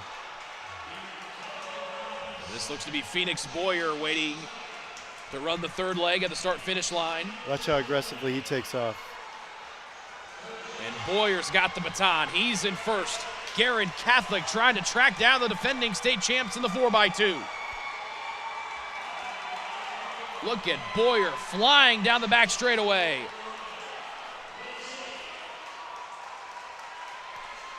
The Trojans have Quinn O'Neill, sophomore, on the anchor. 3 good passes all the way around, and look what happens. You get a 40-meter lead. Boyer setting O'Neill sailing down the back straightaway. Garrett Catholic comes into view for second, but that's the best they'll be able to do as Bishop Chatard will go back-to-back state championships in the 4x2 in dominating fashion here in section number 4. Garrett Catholic second, and a tight race for third. Delta gets the edge on West Lafayette and Gordon Central. And a 1:27.19, and for the second year in a row, Chatard breaks the state record and also wins the 4x2 to boot. Yeah, I think that was the most impressive race I've seen today in all classes, really. Those guys really put something together and put some great exchanges together, and really ran well as a team. So kudos to the Trojans. Garin Catholic finished his second in the section and second overall with a 1:30.20. Same thing for Delta, third overall, along with West Lafayette. Corden Central all will finish fifth overall for finishing in the fast Final Four. Heritage Christian, sixth overall, and Westview and finishes there in seventh. Eastbrook finishes in ninth. He said it was the most exciting 90 seconds we'd see all day, and they did the most exciting 87 seconds here for Bishop Chatard, breaking the state record for the second year in a row. Yeah, something to see. Let's jump over to the boys pole vaults as our great crew making their way around the Fall Creek Pavilion. Had 16 competitors for pole vault today. The starting height was 12 feet. They went up 6 inches until they got to the 13 feet 3 inches. The top qualifying time was Colson Mendenhall of Cascade, who had a qualifying mark of 15 feet. And we talked about just the bravery, as you mentioned, Brian, to go up and do the pole vault, but it is an incredibly technical event. You can see the top 8 finishers right there for boys pole vault. It really is a technical event. There's so much that goes into it, balancing the athletes' strength and weight with the pole that they choose to use. The poles are rated for body weight, so that you can't use a pole if you're heavier than what the pole is rated for. So there's a lot of factors that go into it, but more than anything, it's just an abundance of talent, of skill and balance, of almost a gymnastics type ability that's needed. And you hear a lot of both male and female pole vaulters. Well, how'd you get into pole vaulting? And usually the first or second sentence is, well, I did gymnastics as a kid growing up. And so you get, as one pole vaulter told me, I was used to being upside down, and now I just have to figure out how to make it work with a pole in my hands. That's right. I then looked at him and said, Damon, you make that sound so simple, but I know it's anything but. And clearly you can see that with the great times and marks put up today by the pole vaulters. Girls going through their warm-up vaults right now. That's along the back straightaway here on the track. As the boys 4x2 teams getting their medals, we'll step aside quickly and get ready for section number 1 of the girls 4x2 here on ISC.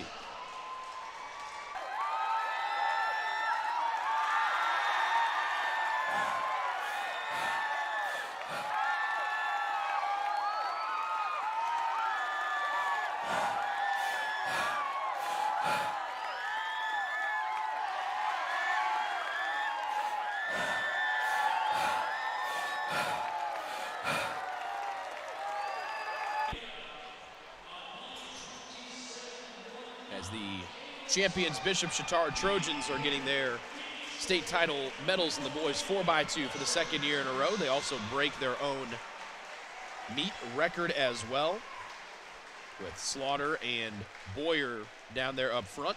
They go back-to-back here for the second year in a row as Bishop Chatard trying to rack up another state title as they try to win their 4th one in a row on the boys' side, and they try to go back-to-back on the girls' side to boot. Well, they're on the way, both sides, so we'll see what happens. But here we start the girls. Girls 4x2, section number 1.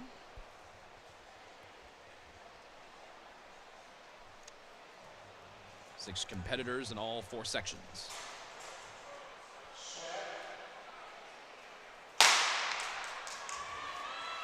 Just like the guys, the crew hurries out to the track to get the blocks.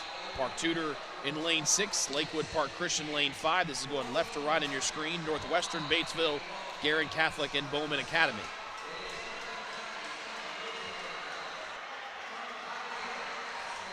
An inverted stance for Lakewood Park Christian for their second run. So go with the blind exchange, and it's successful. Garin Catholic fires away into first. They have got a big lead over the other 5 competitors here in section 1.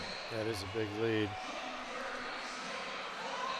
Garin's been kind of quiet today, so let's expect that perhaps that they've put something together for this relay.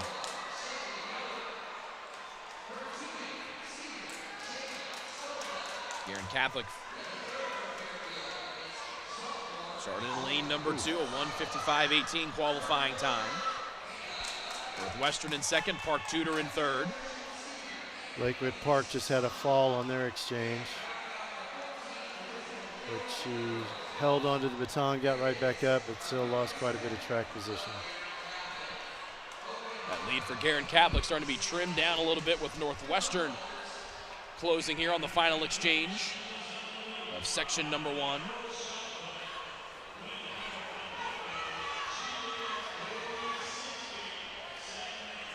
Guerin Catholic's been in the lead since that exchange to the second leg runner. Northwestern, though, trying to close. As they head into the final turn, we'll see if the Tigers have enough runway to make it. It'll be Guerin Catholic coming away and putting up the time to beat here in section number 1 of the girls 4x2 at 1:49.28. They go 5 seconds or so faster than their qualifying time. Actually, 6 seconds or faster. Yeah, nice look by the Golden Eagles in that race, and we'll see how the time holds up throughout the rest of the sections. For a coach and an athlete, when you see yourselves go considerably faster like Guerin Catholic did here for their qualifying time, what does that do for an athlete knowing, okay, we're towards the back end of the meet here today, but you just obliterated your qualifying time here in this 4x2? Yeah, that's got to feel good, and you don't know what the composite of the teams were in the qualifying races. They could have had not all of their stars or their senior upperclassmen runners qualify them for this race, but yeah, breakthrough is nice of any type, and they've got to feel good about that.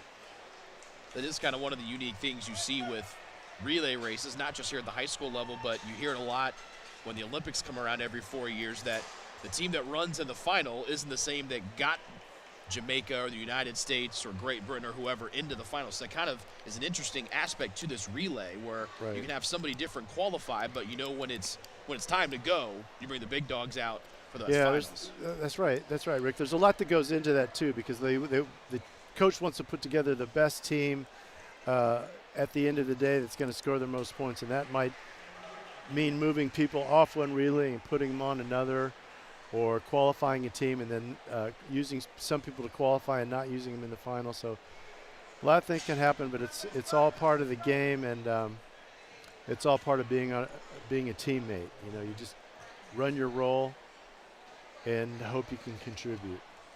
So we get ready for section number 2. How early is something like that discussed between a coach and an athlete as we look ahead to the outdoor season coming up here soon? We knew there will be that same conversation with different relays and different folks that maybe don't compete in a relay, maybe only once or twice during the regular season, but conference meet time, regional, sectional, and then the state meet, it might be time to step into that. Right, it gets to a point where the stopwatch is going to tell you exactly what's going on, and so the coach, the decision is pretty much made for him, knowing who is going to give him the best chance to score points and win meets. So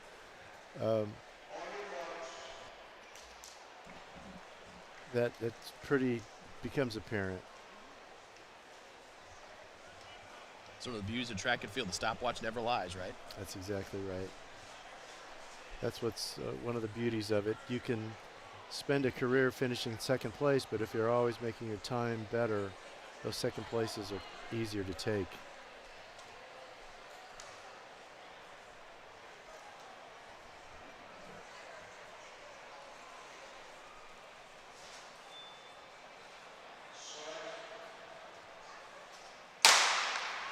Whitco will not start, so lane 4 will be open here in section number 4. Lane 1, Tri-West. Lane 2, Heritage. Lane 3, Franklin County. Oak Hill, lane 5, and Lakeland, lane 6. You wonder why lane 4 is empty. Whitco not starting here in section number 2. As we head to the first exchange with Lakeland out in front. And they get their exchange clean with Oak Hill and Franklin County hot on their heels. Franklin County in good position to break in.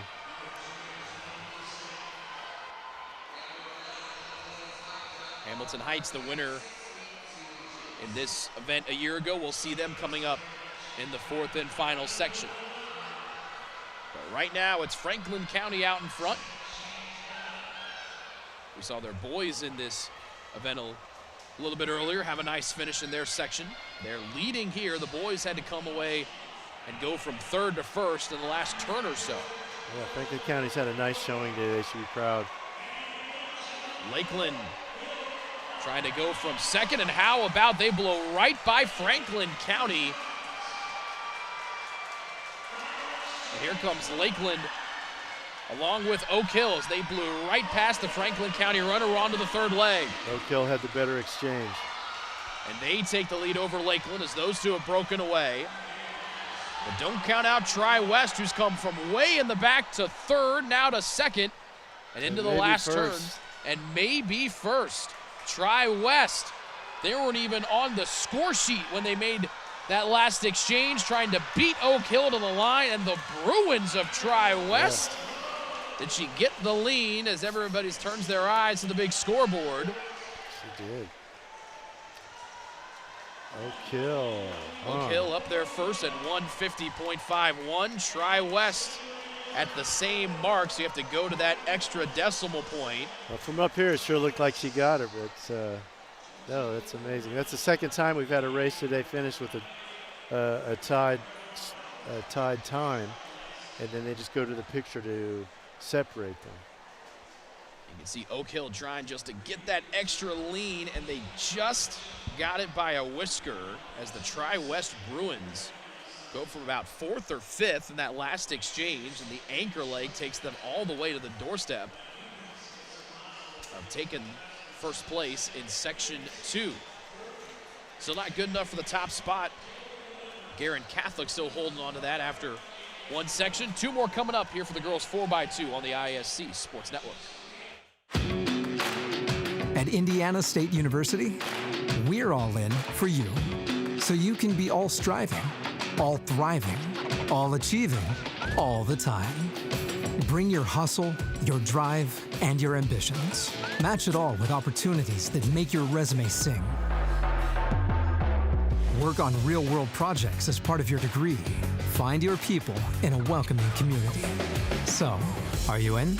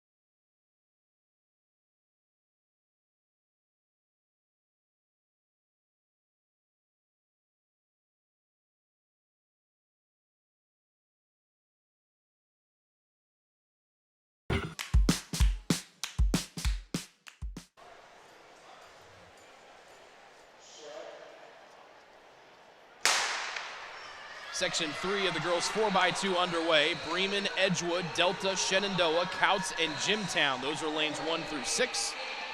As Jimtown, the Jimmies in lane 6 coming right into your screen. Shenandoah in the checkerboard pattern coming through in third as we get ready for the first exchange here of Section 3. Time to beat still Garin Catholic from Section 1 of 149.28. Jimtown and Corridor Central. Oh, excuse me. Jimtown and Shenandoah. Bremen coming up. They're in lane number 1 as everybody blends together on the backstretch. We've seen big performances before from these relays for Bremen today on the boys' side. As now will be Delta trying to come up from 6th. It's Couts in 2nd, Bremen in 3rd, Shenandoah and Edgewood 4-5 with Delta in 6th. Third leg, Jimtown out in front at 54.53. Bremen making a nice move into 2nd. And our final exchange of Section 3 awaiting here as the anchor leg waving their teammates on. Clean exchange for Jimtown, same thing for Bremen, and the race is on for the final lap of Section 3 of the girls 4x2. A two-girl race between Jimtown and Bremen. Jimtown's been in front coming out of lane 6. Bremen trying to close, and Bremen making a hard charge around the final turn. Section 3 will come down to the finish line. Bremen trying to go to the outside, leaning forward. It'll be either they or Jimtown in first here in Section 3 as the rest of the field finishes, and it'll be Jimtown that sneaks it out by a couple of tenths, or it'll be exactly a 1/100th of a second finish over Bremen, and that puts Jimtown into the lead with one section left to go. Bremen now number 2 overall. Kylie Wiglin of Jimtown held off a slingshotting Kate Kincaid with a great anchor leg for Bremen, but just not enough at the end. So Garin Catholic was able to make that time hold through the first 2 sections.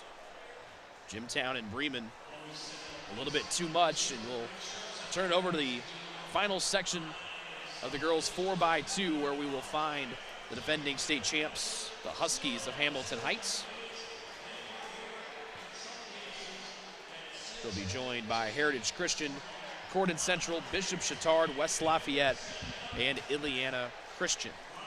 So the new time to beat, 1:47.73 from Jimtown. Bremen right there, so it'll take a good number to try to get up there for first and second with how tightly those two finish in Section 3.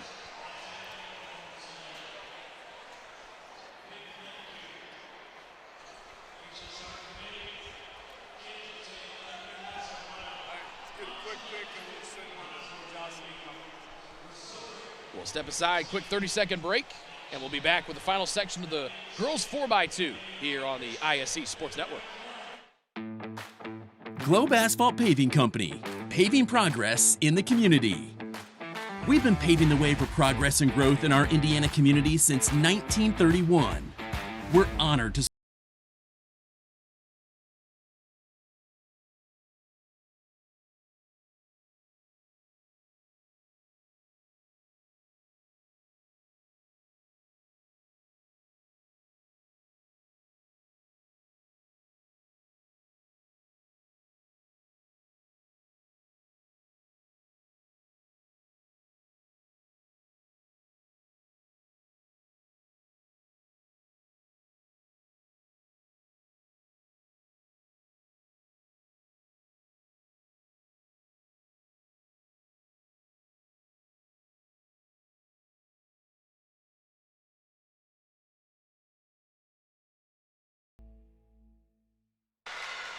Section 4 off, and the girls 4x2. Time to beat, 1:47.73. Ileana Christian, West Lafayette, Chatard, Cordon Central, Hamilton Heights, Heritage Christian. Hamilton Heights in the orange. They're in lane 5. They're the defending champs in this event. And they go 1-2 with Heritage Christian at the first exchange. Huskies a little bit farther back in the zone, but they're still able to make the exchange clean. Tight 1-2 between themselves and Heritage Christian, but guess who's lurking in third? It's Bishop Chatard. They broke second. They look good, and moving around 2 for the lead. Bishop Chatard into the lead at the start-finish line for the second exchange in the third leg. That's Lena Stickle for the Trojans. Stickle trying to extend the lead over Hamilton Heights in second. Heritage Christian a little ways back in third. Again, time to beat, 1:47.73. Chatard trying to go back-to-back state championships in the team category. They try to knock off Hamilton Heights, the champs here in the 4x2 a year ago.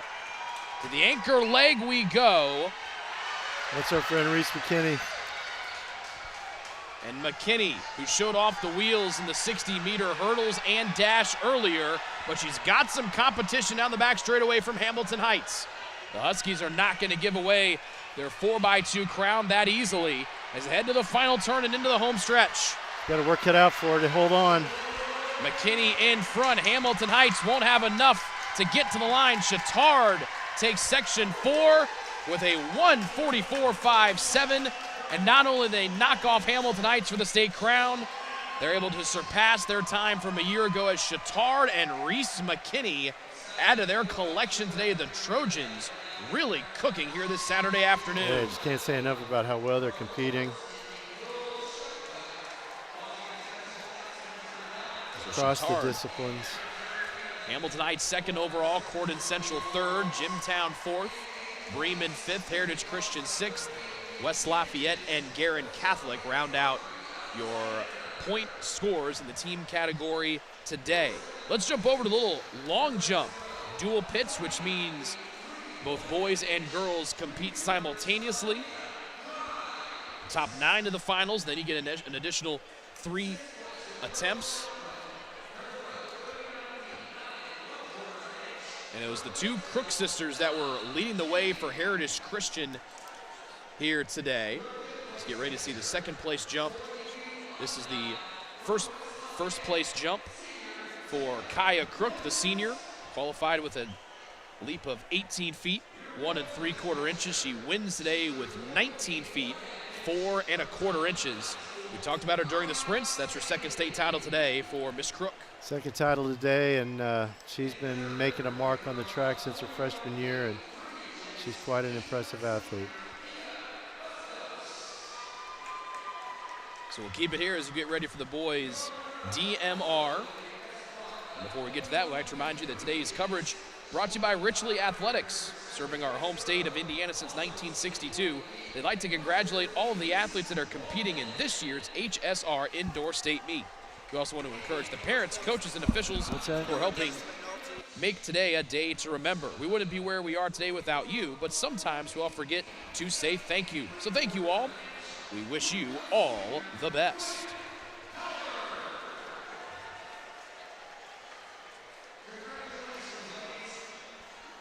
Moving back to now our DMR, distance medley relay. A unique event that only is mainly competed traditionally in the indoor season. And again, 4 runners. There's no changes there. It's just you get some jockeying of distances. 1,200 first leg, 400 second leg, 800 third leg, and then the monster 1,600 to close it out. Right, and that lends itself to the ability to put some tactics in. Where do you put your fastest runner?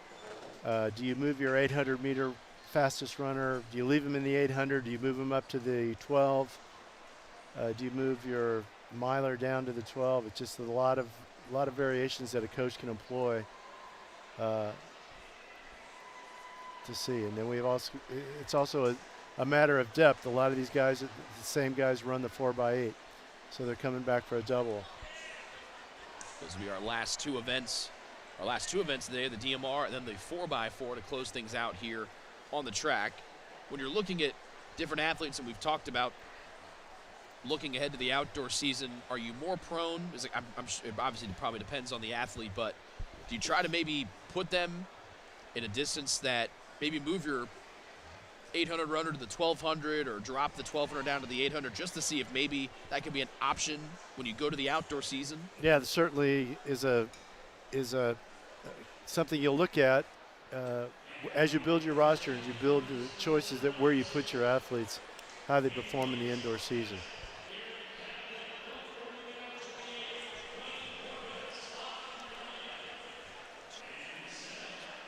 Take a quick look at girls shot put finals from earlier today as we get ready for the boys DMR.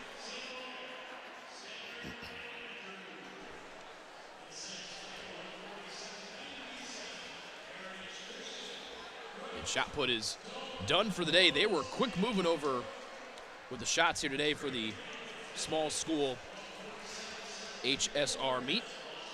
And the champion from Whitco for the girls shot put here today as Quinn Howard, your champ for Whitco today. We congratulate her on her stellar performance.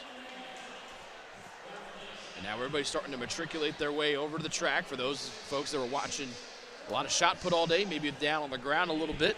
A lot of great seats here at the Fall Creek Pavilion, particularly if you are sitting up on that second deck like we are. You can sit over and overlook the shot put area, but also have a really nice view of the track and everything else that's going on the infield here today too. Yeah, it seems like it was just purpose-built for a track here, that the area for the shot put and the 35-pound weight throw is all just a perfect little corner in the track, and as you mentioned, it's very easy to spectate from there. Multi-use facility, this over 100-year-old building. It'll be the swine barn coming up during the Indiana State Fair later this summer. It always brings a smile to my face whenever I drive onto the Fairgrounds campus and you see the big entranceway to the Midway. Even though it's leaning up against a building, that's always reminds you that the State Fair is hopefully not too far away. Yeah, our great State Fair. This is a wonderful building, part of that State Fair. They also have like the car shows in here and the home show exhibits and things like that. It's just a building used almost every day of the year. We will have a new champion in the boys DMR this year. Springs Valley, the champions a year ago. They did not qualify this year in either of our two sections. Our first one features Hamilton Heights, Heritage Hills, Ileana Christian, Garin Catholic, Princeton Community High School, Oak Hill, Bluffton, Norwell, Pioneer, Bremen, Wapahani, and DeMott Christian. 4,000 meters total at 1,200 meters on this first leg. 6 laps around the track. So unique seeing the two longer distances bookend this, and then the two breakneck sprints they're sandwiched in the middle. And also we mentioned this during the large school meet earlier, with some of those different distances and guys coming a little bit hotter for the exchange than the distances are, it can kind of make those exchanges a little bit more hairy than maybe they normally are. Yeah, you definitely have to practice that. You just can't come out here and say, well, let's try this exchange. You have to know exactly how your runner's going to come in. With the longer distance with the 1,200, they're not necessarily going to be at a full sprint, but if they're a kicker, chances are they will. So it's fun to watch. Right now, Ileana Christian out in front, followed by Princeton, with DeMott Christian right behind them.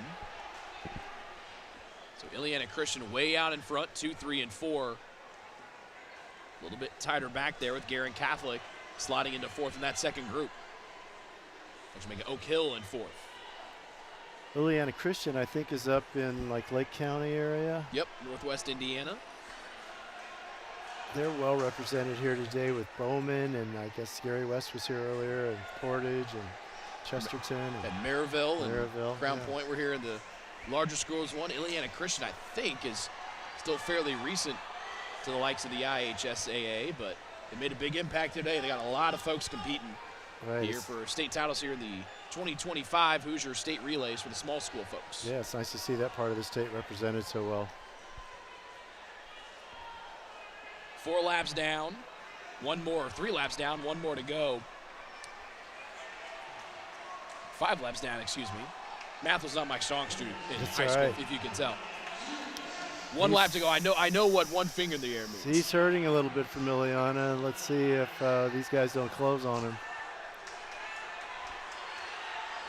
That lead once pretty big, now starting to grind away with the Golden Eagles of Garin Catholic coming up. Pioneer Tigers in 3rd. The Princeton Tigers, excuse me, they're in 3rd.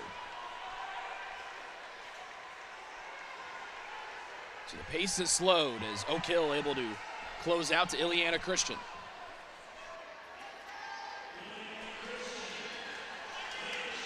And this is the 400-meter portion of the DMR, just 2 laps here around inside. So we'll get to that 3rd leg fairly quickly.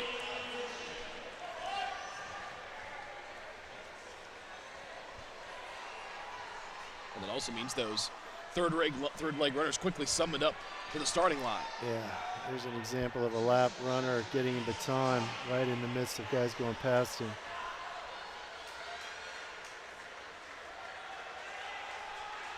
One more lap left. Ileana Christian's lead is about to evaporate on the back straightaway.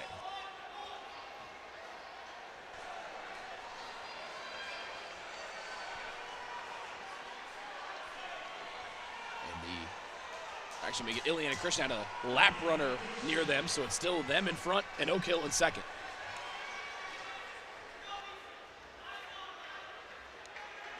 Yeah, it was hard to see. They got it exactly at the same time that they passed the first time. Yeah, that Norwell runner, they're back a little bit. So Ileana Christian in first, as Norwell will make the exchange here to the 800. So there's Ileana Christian, Oak Hill, Princeton, and DeMott Christian 1 through 4.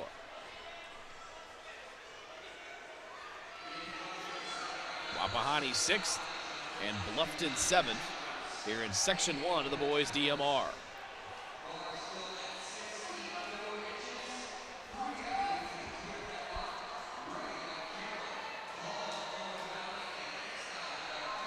This is that one true relay event because of the 4 different distances. It almost feels like 4 different races in one giant event. That's what could happen, especially if you get the baton at the same time, but certainly that's true with the leadoff flag. Ileana Christian ready for 2 laps to go. You see Bremen along with Hamilton Heights. There's Garin Catholic, Norwell behind them, and then leaders of Ileana Christian coming down the front straightaway here.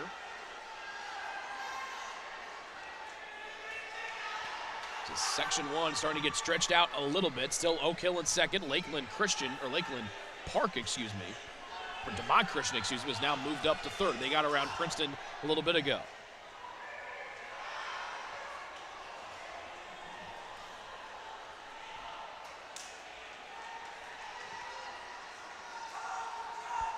The officials doing a good job of sorting out the lap traffic and getting the people in the right position to take an exchange. And here we have a lapped runner. Wow. And then the fresh miler going out for his anchor leg. Ileana Christian in front. Oak Hill back in second. Princeton's closed the gap on third place, DeMott.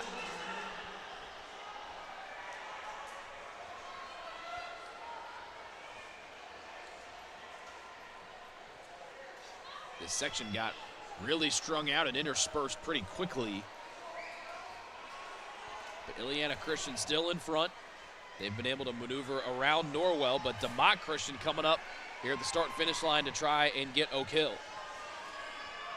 Yeah, let's see, a lot can happen there. In the back with 7 laps to go. Princeton's fallen back to 5th. Bluffton slots into 4th. There's Ileana Christian in the lead, the lap runner of Norwell. DeMott, Bluffton, Oak Hill, Princeton, and Wapahani has thrown their hat into the ring here, trying to put up a good time here in Section 1.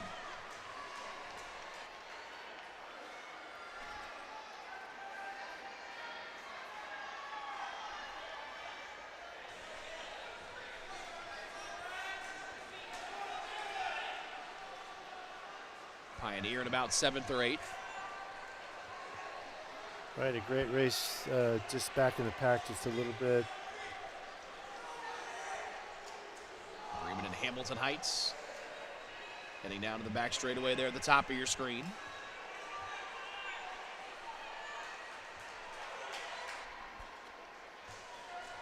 Here comes DeMott. They have come from 3rd and now starting to breathe down the neck of Ileana Christian with 5 laps to go. Good race here from DeMott Christian. Right, both guys are looking smooth and relaxed and just kind of feeling each other out and kind of biding time, and we'll see who has the kick here.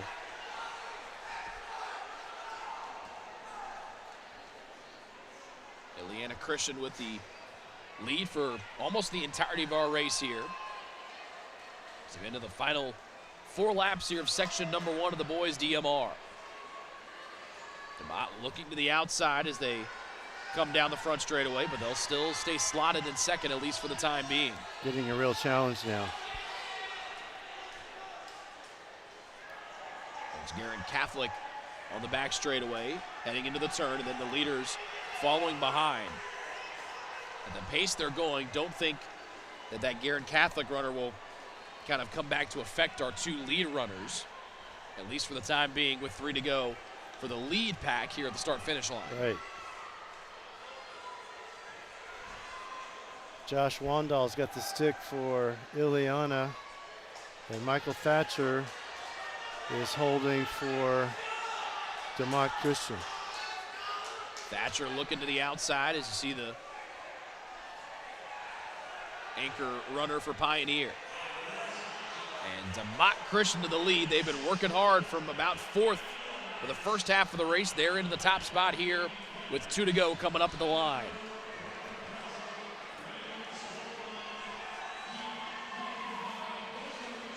And now Wapahani is coming out of nowhere. They were back in about 5th.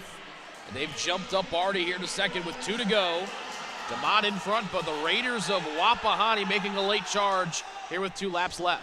All right, good call. Liliana's has fallen off. And we'll still have a race for the lead. Wapahani in second position. Bluffton back there in 4th behind the lap runner of Norwell, then Oak Hill and Princeton. 1 lap to go, the bell lap.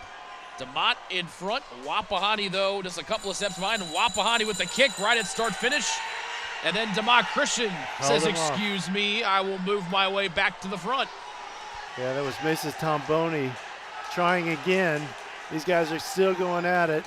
Tomboni with a big kick down the back straightaway. Now he's opened up a lead over DeMott, and Wapahani with enough gas left in the tank. They will finish strong and with a healthy advantage.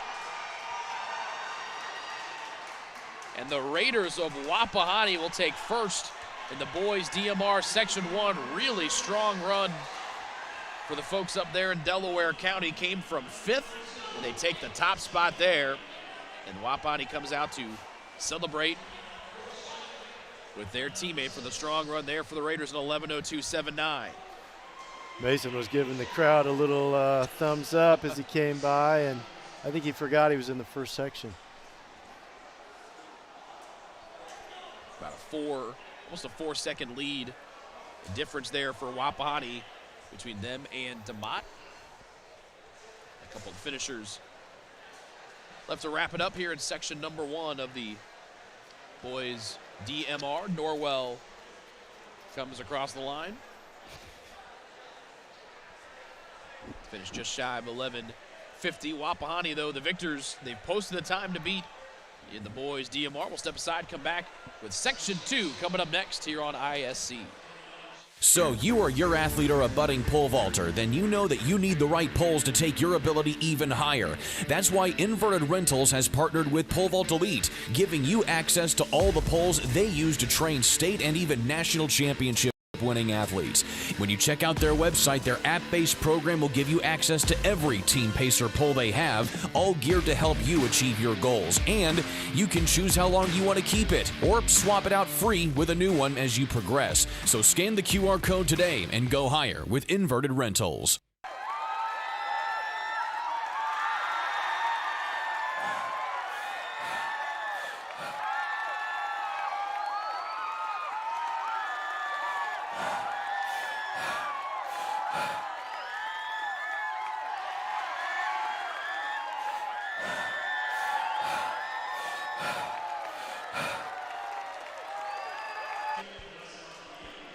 Second of the 2 sections for the boys DMR. Here are your competitors: Corden Central, Wabash, Westview, West Lafayette, Horizon Christian, Angola, Bishop Chatard, Edgewood, Brownstown Central, Madison Consolidated. First time we've seen Madison on the docket today. Lakewood Park Christian and Fairfield.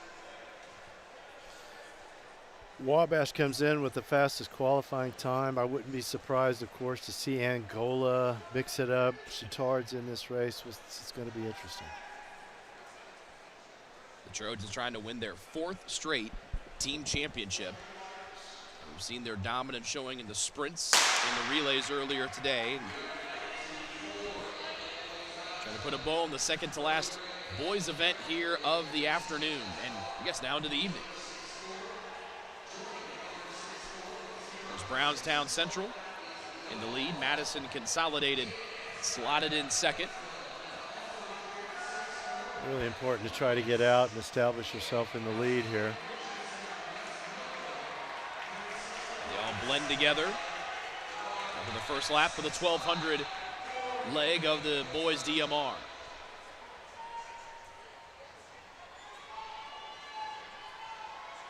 Madison up front, Brownstown Central behind, Westview slotted there in third. with Horizon Christian not far away in 5th.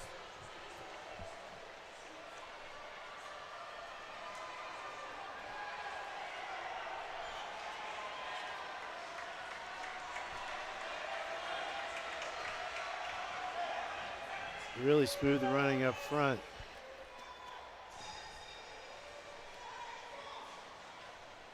That'd be Madison Consolidated. Brownstown Central behind in 2nd. And there's Wabash, who had a strong showing earlier today, slotted in 3rd. Angola, who you liked, Brian, there in 4th. Right. Or 3rd, excuse me. Wabash back in 4th.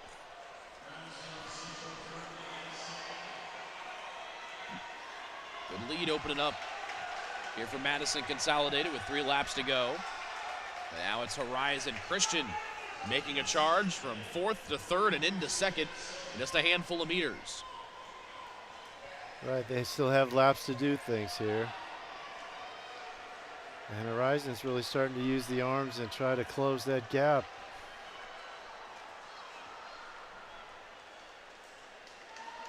DeMott Christian put the big time on the board. Second place at 106.12. It was Wapahani 111.02.79. That is the time to beat for that top spot here in section number 2. And Horizon Christian out front. Lakewood Park Christian going to finish strong here on the first leg. Horizon with the peak back. He's got 600 meters to go. We'll ramp up that speed here as the 400 runners will take their spot on the track. Excuse me, 200 meters to go now. He's feeling it. He made a really strong move to take the lead as he has. Let's see how he can hold on. You can see Horizon Christian really struggling coming around the turn.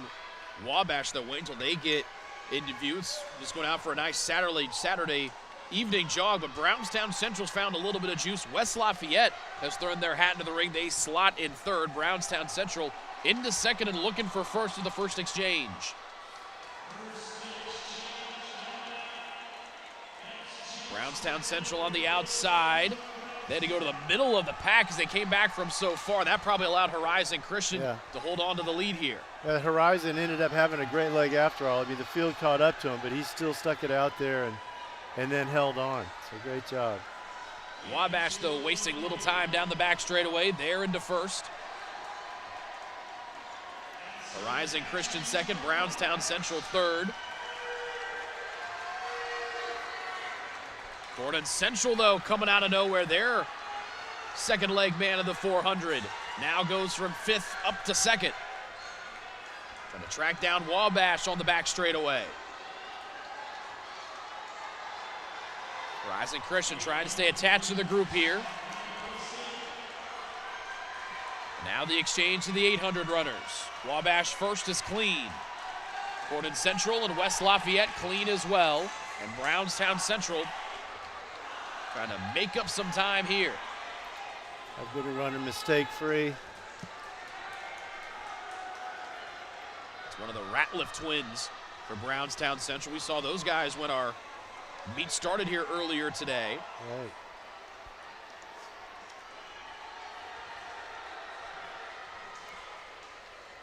One of the sets of siblings we've seen here today. His twin brother will run the 1,600-meter anchor leg for Brownstown Central. Right now, they're slotted in 3rd with West Lafayette in 2nd. But Horizon Christian coming all the way back here in the 3rd leg, the 800 meters. They've made up some time. They fell back to 5th, Brian. They bounced their way back up to 3rd with 2 laps left to go in this leg. Wabash with a healthy lead. Here comes Horizon Christian into 2nd. West Lafayette, Brownstown Central, Gordon Central, 2 through 5. Wabash surprisingly strong against this field.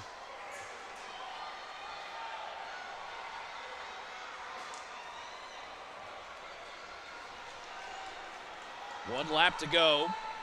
The penultimate leg here in section 2 of the boys DMR.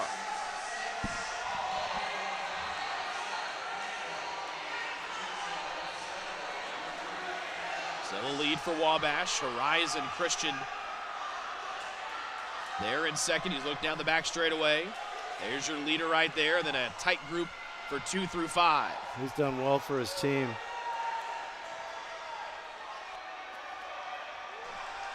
Gordon Central with a good push. That's Jonas Church with the good 800 leg for Wabash. And Colson Kugler will take the anchor. Kugler. So Kugler in the lead for Wabash. They've been up front for a good portion. You see Bontrager for Westview, the champ from the 3200 earlier today. He's got some time to make up, but if you're Westview, you got to feel pretty confident that Bontrager's the guy with the baton. Yeah, it would be surprising to see. It won't be surprising to see him up toward the front at the end of the race. He was pretty dominant in that 3200 race, our first final of the day. He's got to run half that distance here for the final leg of the boys' DMR. He's got Bishop Chittard ahead of him, trying to pick him off as he goes. Yeah, he ran that 3200 like he just sat back and just waited till he felt it was his turn to go, and he went, and nobody went with him, and he was winning in dominating fashion. He's got a work cut out for him here. He's back in 8th, now up to 7th. With 6 laps left to go, Wabash in front, Horizon Christian and West Lafayette kind of tag teaming together and trying to wrangle Kugler and Wabash back in a little bit.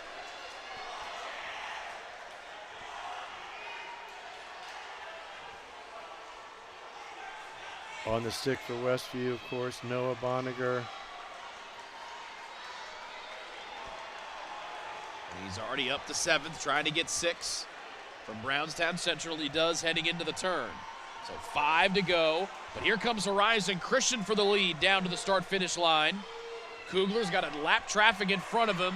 This will be some tight work in the opening in that first turn, and that's traffic in front, puts Horizon Christian in the lead down the back straightaway. Back to second goes Wabash, now clear track ahead. That's Corbin McGahee for Horizon Christian, taking the lead. And McGahee with a little bit of a lead, opening up here over Kugler. West Lafayette in third, still in this one. With 4 laps to go here at the line, Section 2 of the boys' DMR. It's a tight, tight race. Gordon Central's fallen off. They're back in 4th, but guess who? Bontrager has gone from 8th to 5th with 4 laps left, and he can see the very glimpse of the leaders up in front of him. That's a good call. So there's McGahee with Kugler and West Lafayette in 3rd, but Bontrager is really starting to cook. Took the baton in 8th. He's worked it up to 4th. And once he gets to the home straightaway, he can see the top 3 runners ahead of him. With plenty of time to go and 3 laps left for Noah Bontrager. Yeah, the speed he showed in the 3200 close, I think he'll employ here. He's got 3 laps to do it. Bontrager, an absolute machine. Won the 3200 earlier today going away. He's gone from 8th to 4th. As McGahee opening it up a little bit in 1st, but Bontrager might be able to get 2nd and 3rd before we get to the back straightaway with 2 laps left to go. Bontrager into 3rd, and he's going to clip Kugler for 2nd. And now Bontrager's going to have his eyes set on McGahee with about a lap and 3/4 remaining here. Remember, he made the move with 3 laps to go in the 3200. Very similar here. He started earlier. Looking pretty smooth coming down that back straightaway. He is. He should feel confident. Although Westview's got an answer. This is Bontrager's 3rd or 4th event of the day. McGahee able to maneuver around the lap traffic, go to the bell lap. Bontrager's got to hit the gear, and he has. McGahee with lap traffic ahead eludes him, but Bontrager tries to stay within striking distance. Down the back straightaway, Bontrager really eating up track, trying to come from 8th to 1st. Westview has got their hopes tied to Noah Bontrager, and there he goes into the final turn, 8th to 1st for the spectacular Noah Bontrager, and Westview with a come-from-behind win in the boys' DMR Section 2.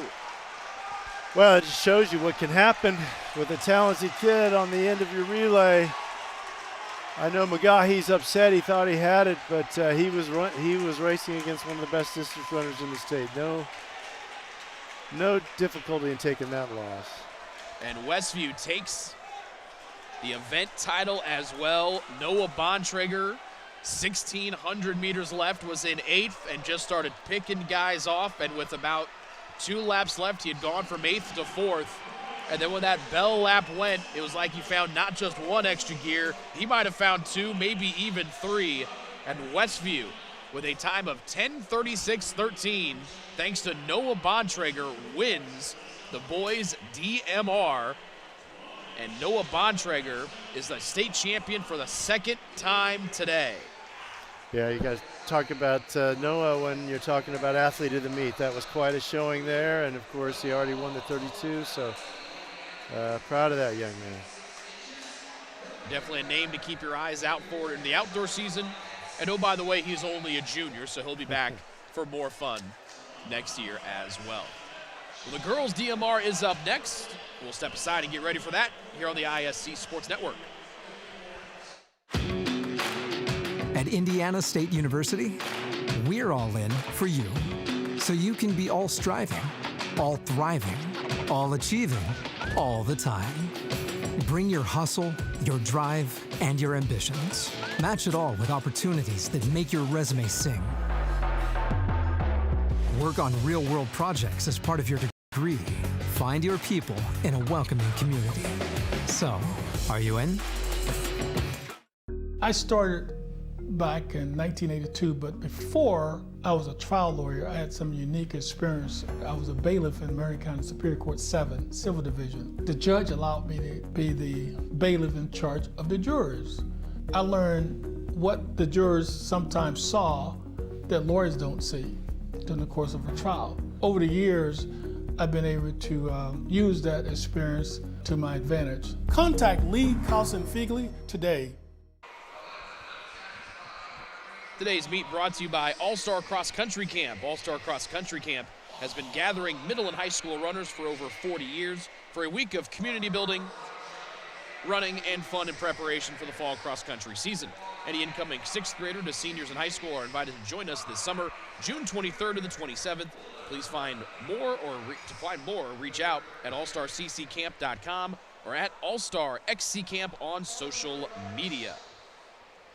First section of the girls DMR, again, 1,200, 400, 800, and 1,600 meters, your distances for the respective 4 legs of this. 2 sections, 12 teams in each, and here are your competitors in Section 1. Heritage Christian, Seton Catholic, West Lafayette, Seeger, Prairie Heights, Eastbrook, Park Tudor, Owen Valley, Oak Hill, Wapahani, Garin Catholic, and Andrean. Owen Valley of Spencer gets their first call today. It's good to hear from the Patriots. They're hoping for maybe a little bit of the magic we saw from Gary Westside in the girls 4x4, the large state meet.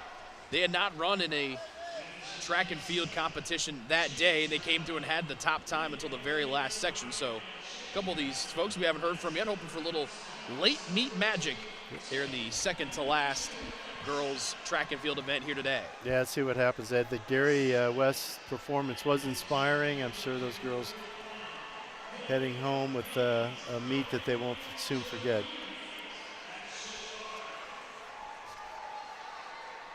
Pack has already started to spread out here a little bit. There's West Lafayette in the lead right now. Wapahani behind them in second. Third place, Seton Catholic. And third place goes to Eastbrook, the Panthers out of Grant County. West Lafayette, Charlotte Simpson with the lead off leg, and she's taking care of business right out the box. Pretty calm, cool, and collected with 3 laps left to go, coming around this time by.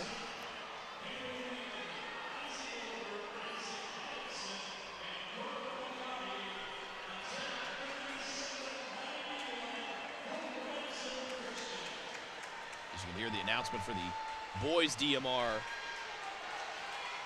medalists being announced here at the crowd. It's really amazing how meet management gets the medalists over to the stand in great order, and they're recognized properly right away, and the meet continues and goes on, and it's just really a masterfully run sporting event here. Well, that's the other thing, too. If you've never been to a track and field meet, whenever the runners get done, they go off and they go start doing their cool-down laps, and you might not see them for another 20 minutes. Right. You got to get them their medals and then send them on their way to go cool down. Yeah, they've done a good job here, too, and have people purposely rounding them up right as the race concludes to make sure they get the right aid on the podium. Even folks like Kaya Crook, who's got other events that she had to go to after one of her sprint first-place medals earlier this year, came over, took the shoes off, took the photos, smiled, and then went right back and got ready to go take home the long jump, which we saw That's her. right. She changed out of her sprint shoes into her long jump shoes. She's having to wear 3 shoes today. 3 different pairs for the 3 different events she's contesting. I know I would do this because I'm not the brightest bulb in the box, but how do you make sure you don't get confused with which ones are which? Well, they have different bottoms and different spike plates for each, and so they're pretty easy to tell apart. But if you're in a hurry, there's a chance that you could pick up the wrong shoe. Would that be any detriment? Oh, it would be. And like if you're put your high jump shoes on, which have a real strong hard bottom, to run a sprint race, it would make a difference. You'd know after a couple of steps in. Yeah, you know. You know you don't have the right shoes on. First exchange clean for West Lafayette. 1,200 leg in the books for the Red Devils. They've got a sizable lead, almost a full lap lead, or a half lap lead, excuse me, here over 2, 3, and 4. The Prairie Heights have maneuvered their way up to second place. Wapahani into third. You see the rest of the group in that handoff for the second leg, but West Lafayette already on their second lap. Right. Here in the second leg, they're trying to track down this rest of the 400 group.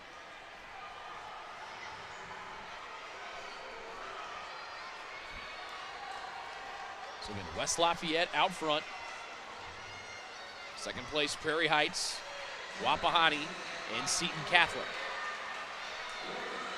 Now Owen Valley has entered the fray, getting around Oak Hill. And just like that, West Lafayette's already got the exchange off to the 800. A blistering 400 run there for the Red Devils. Red Devils looking strong in this first section.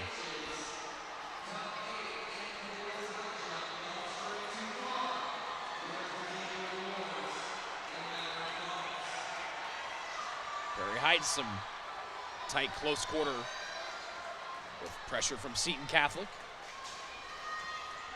Wapahani and Owen Valley, shoulder for shoulder for third and fourth. West Lafayette has really put a burner on this leg. We're about to start lapping, folks. You wait for right at the top of your screen. West Lafayette just came into view. They're the light colored jersey in the very back. They have really ramped it up here for in the second lap of the 800 leg. And a little bit of cushion between themselves and second place Prairie Heights, you saw just come into the screen there before we move to the front straightaway. That's Aubrey Kalb with the third stick, the third leg for West Lafayette. She's a freshman. I saw how quickly she started out. Let's see if she can hold on.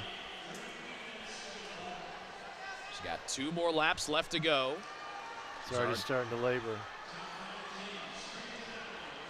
But the lead is massive. Still about a half lap lead, maybe a little bit more.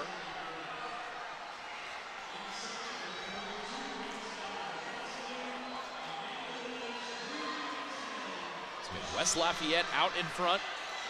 Section 1 of the girls' DMR getting ready for the final exchange for the anchor leg of the longest portion of this event, the 1,600 meters to close it out. So there's your leader right there. Andre in behind's lap traffic. She looks like she's going to hang on, but she's hurting from a quick first 2 laps. Prairie Heights just took that final turn down the back straightaway. You can see West Lafayette starting to come into view. Eastbrook in front of her, trying to add another lapped competitor. There is a little bit of good chunk of distance between West Lafayette and the Eastbrook runners, so there won't be a lot of confusion with this exchange that might cause any miss handoffs here for the Red Devils before we get to the last one. See the clean track ahead here. So the final leg is off for West Lafayette, the 1,600 meters. That's junior Lauren Flesher, Sarah Flesher. And now we wait and see where the second and third place runners are coming from. They've just ventured onto the home stretch. Wapahani has moved their way into second with Garrett Catholic throwing their hat in the ring to third along with Park Tudor. So it's Park Tudor second, Garrett Catholic third, Wapahani fourth. And about 105 or 6 meter lead for the Red Devils. It's West Lafayette coming across, start finish right there, about a little over a half a lap lead. She just needs to get into a smooth rhythm and stay cool, and she'll bring this home. When you're all by yourself, like we see Sarah Flesher right there, what is going through your mind? How do you try to make sure? Do you start trying to focus on the lap traffic ahead? But it's also kind of a conundrum because they're also a fairly good distance ahead of her as well. Right, they're ahead of her, but you're just inside your own head. You know what you want your body to feel like. You know what you want your breathing rhythm and pattern to be. You know how you want your arms to be swinging. You know how you want to stay relaxed. You're thinking of all these things and just trying to hold it together. It becomes second nature, you know, with enough repetition and practice and time.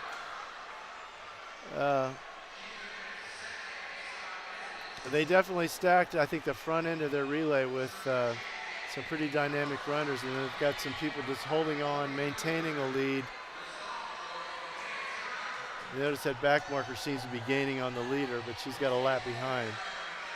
Could it also be something that you're starting to mentally prepare for? Because West Lafayette's opened this lead up fairly sizably, going back to the very first runner over second place Park Tudor, as you see there on the back straightaway. Could this be something that Sarah Flesher's been thinking about for a little bit, knowing, okay, I have to be extra mentally prepared, knowing that my team has got me way ahead? Yeah, prepare for any aspect that could come your way, but a big lead can sometimes be just as challenging as a big deficit. You just got to keep it all together and hang on. A little bit under a half a lap lead with 5 left to go here in section 1 of the girls' DMR. West Lafayette trying to post the time for everybody to beat.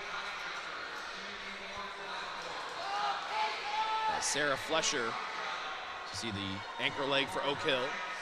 There's second, third, and fourth. Park Tudor ahead of Eastbrook, along with Garrett Catholic and Wapahani. Actually, Eastbrook, might be part of that lap traffic that West Lafayette has been putting behind them. Take a quick look here when they come across start finish. Garrett Catholic this might actually be for a spot as they head in to the first turn. So right now it's looking like Garrett,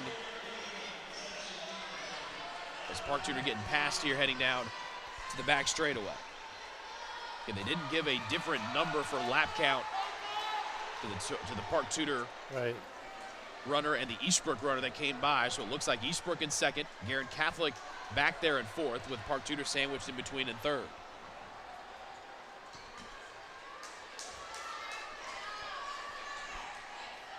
The once half lap lead has been cut into, with just 3 laps left to go. It's going to have to be one monstrous kick here for Eastbrook to try to track down West Lafayette.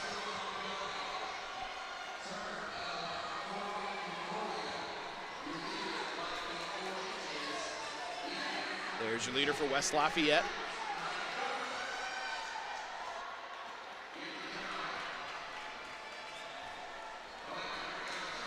And 2 laps left to go for the Red Devils, trying to post a big time of that big second heat, or second section, comes up We get done here with section number 1. Yeah, I think they put her on the leg just to maintain the lead, not necessarily go out and get more, but I think she's doing a pretty good job. Eastbrook about a quarter of a lap behind. Once was a half lap deficit. Park Tudor slotted in second. Park Tudor in third, excuse me. Wapahani in fourth, with Prairie Heights in fifth. 2 laps, about a lap and a quarter left for West Lafayette.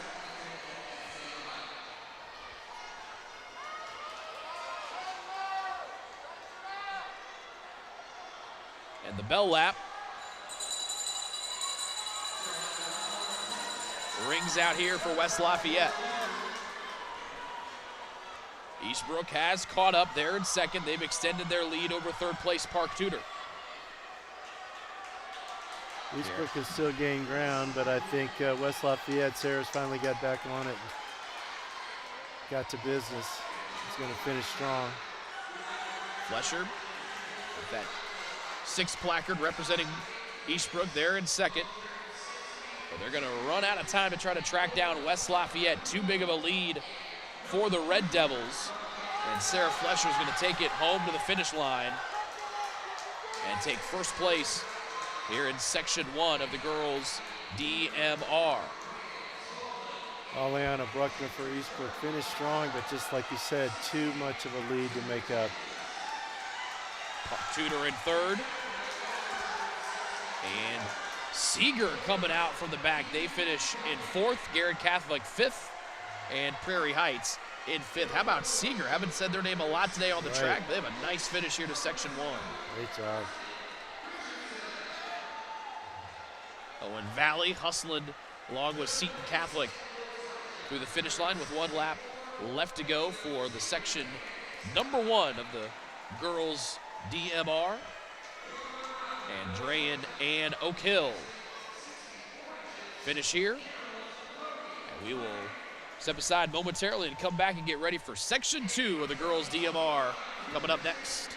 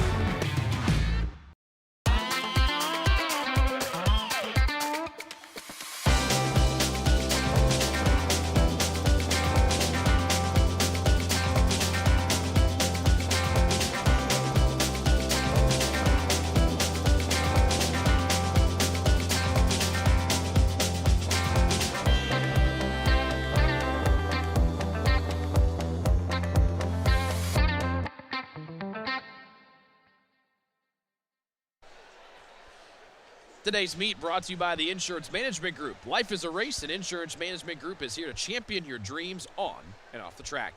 Just like those lightning-fast track stars, we've got the speed and agility to tailor insurance plans to fit your needs. We understand life's twists and turns so you can focus on breaking records and chasing dreams. From health to home, we've got your back. Insurance Management Group, your journey, our commitment. Get ready to race with confidence.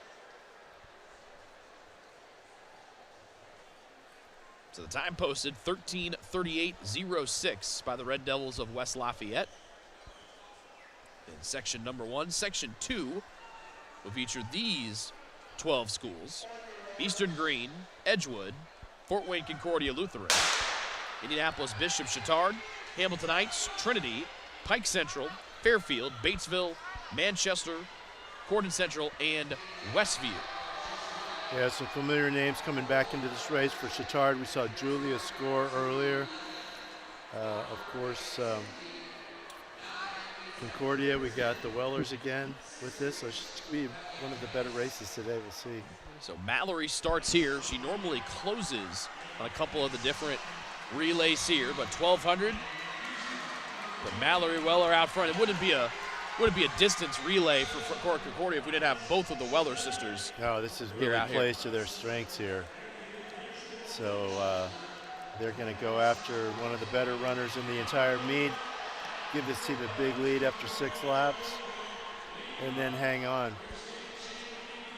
What type of advantage is it like if you are Fort Wayne Concordia Lutheran, knowing that you have somebody with the ability of Mallory Weller that can go and open up this type of big lead from the gun going off? I mean, you get on the school bus in the morning, you head to the meet, and you know that you've got the guns and the weapons that can get the job done. There's a lot of confidence that comes from that, and I think it's a great benefit. It's always good to have a teammate too. They pull you up. To have somebody who's talented and strong and practice, a great example, helps the entire team, and I think that's exactly what the Wellers do for the cadets. Biggest worry is making sure that she's on the bus, right? That's the big thing. That's right. So she's opened up almost a straightaway lead here over Bishop Chittard in second place. Eastern Green slotted in third. Trinity back there in fourth. 3 laps left to go. First leg of Section 2 of the girls' DMR. This is a contrast in talent between the two leading teams, but once we get to the other varied distances, it might even up. Fort Wayne Concordia won this event a year ago with a time of 12:17:22. And they've opened up a big lead thanks to Mallory Weller. Yeah, she's looking strong. Calm, cool, and collected is Mallory out front. We'll see younger sister Daphne here earlier. Mallory already victorious in the girls 3,200 meter earlier today.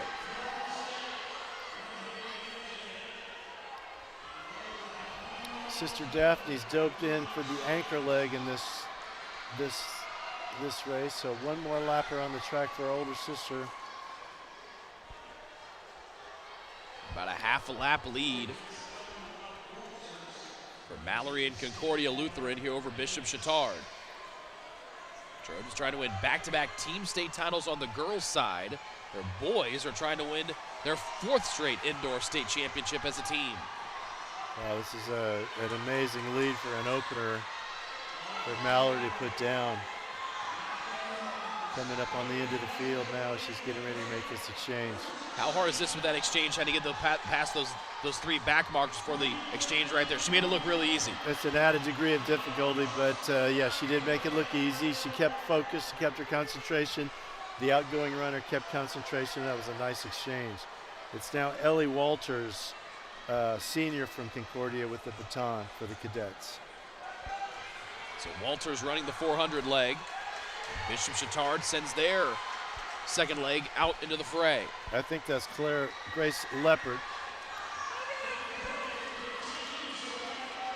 Or Maggie Ruschenberg. I'm not sure. The order is not what is listed here. I think Chittard is going to run Julia Score on the mile anchor, and that's where perhaps the distance can be made up when she races the freshman. Clean exchange for a couple trying to get their 400 runners out there. One left for Ellie Walters and Concordia Lutheran. And there's the handoff, and now the 800 leg starts for first place Concordia Lutheran. They are in great shape. Lead almost at 3/4 of a lap now.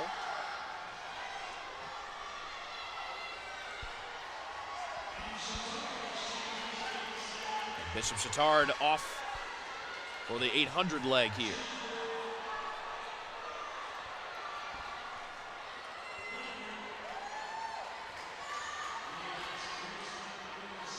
This is where the athlete has to be responsible for what lap they're on, and we get people lapped, and it's hard to keep track. The officials even have a hard time keeping track when there's this many teams on the track and the varied distances.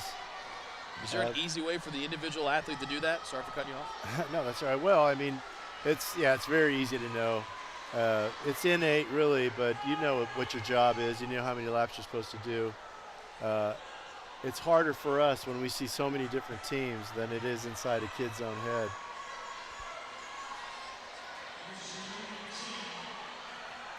One more to go here for Concordia Lutheran, or a couple more to go, excuse me. The good news, if you're running the 1600 as the anchor, you just keep running until they wave you off to the side or tell you to stop. It's got the last one's probably got the easiest job out of the bunch. You just keep running until they tell you to stop. That's right. That's right.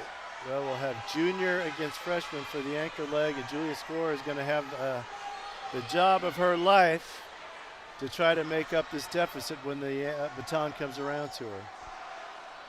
We saw Noah Bontrager erase that time, going from 8th to 1st on the final leg to win the boys DMR for Westview just a few minutes ago. It would be similar, but she'd only be going from 2nd to 1st, but the distance on the track same. is about the same, so this will be good to watch. So again, Score for Bishop Chittard. She's waiting in the wings behind Daphne Weller, and Score just helping her teammate out. You can see her there a little bit.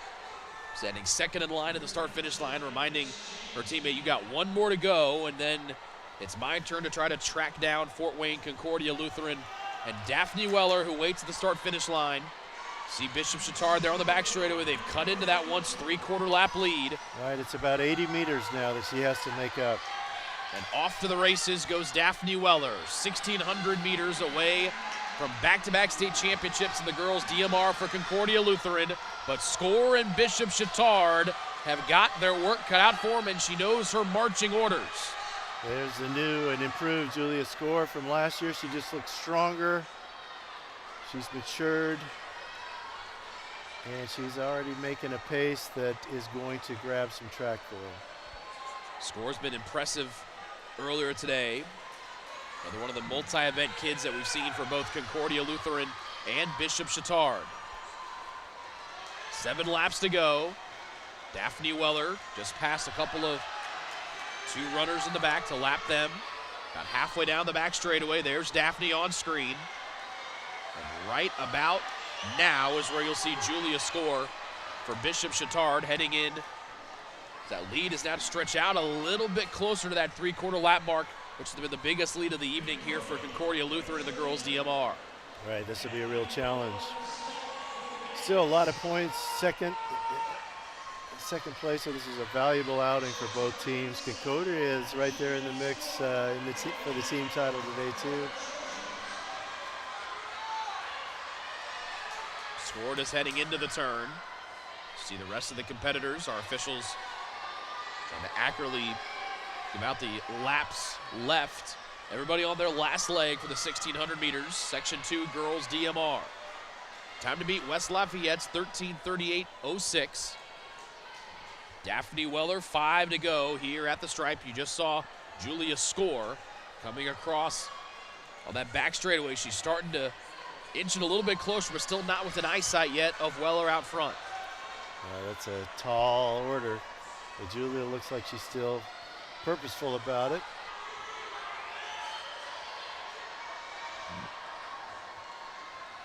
If you're Score, when do you go? You've got 5, maybe 4 1/4 here left to go. Well, she really can't wait. She's got to get close. She's got to get in contact to do anything among the last couple laps, but she is making ground up. But remember, this is the girl who finished second in the 3,200. She's no slouch herself with that anchor. She's really comporting herself well as a freshman. I'm proud of both these teams.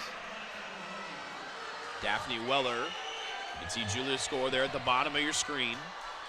It's been a 2-horse race here in this girls' DMR Section 2. Mallory Weller, Daphne's older sister, opened up a big lead, and Concordia Lutheran has been able to maintain it here so far, but Julia Score and Bishop Chittard trying to cut it down a little bit. Still not within eye shot of Weller is Score. There's 3 for the leader, 3 to go. 3 to go for Julia, so we'll see. It looks like Weller's picked it up a bit. It'll be interesting to see who else comes through here in 3rd place, as Bishop Chittard and Concordia Lutheran have opened up such a giant gap over the rest of the field.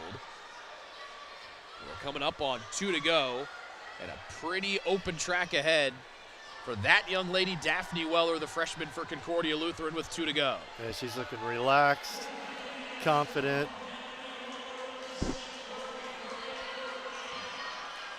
Maybe just an eyelash of a look for Julia Score as she heads down the home straightaway. And there's Daphne Weller. Just saw her coming in to the back straightaway from that last shot. She's in the lead.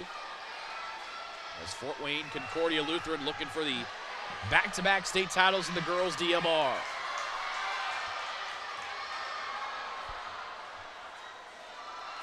There's Score down the back straightaway.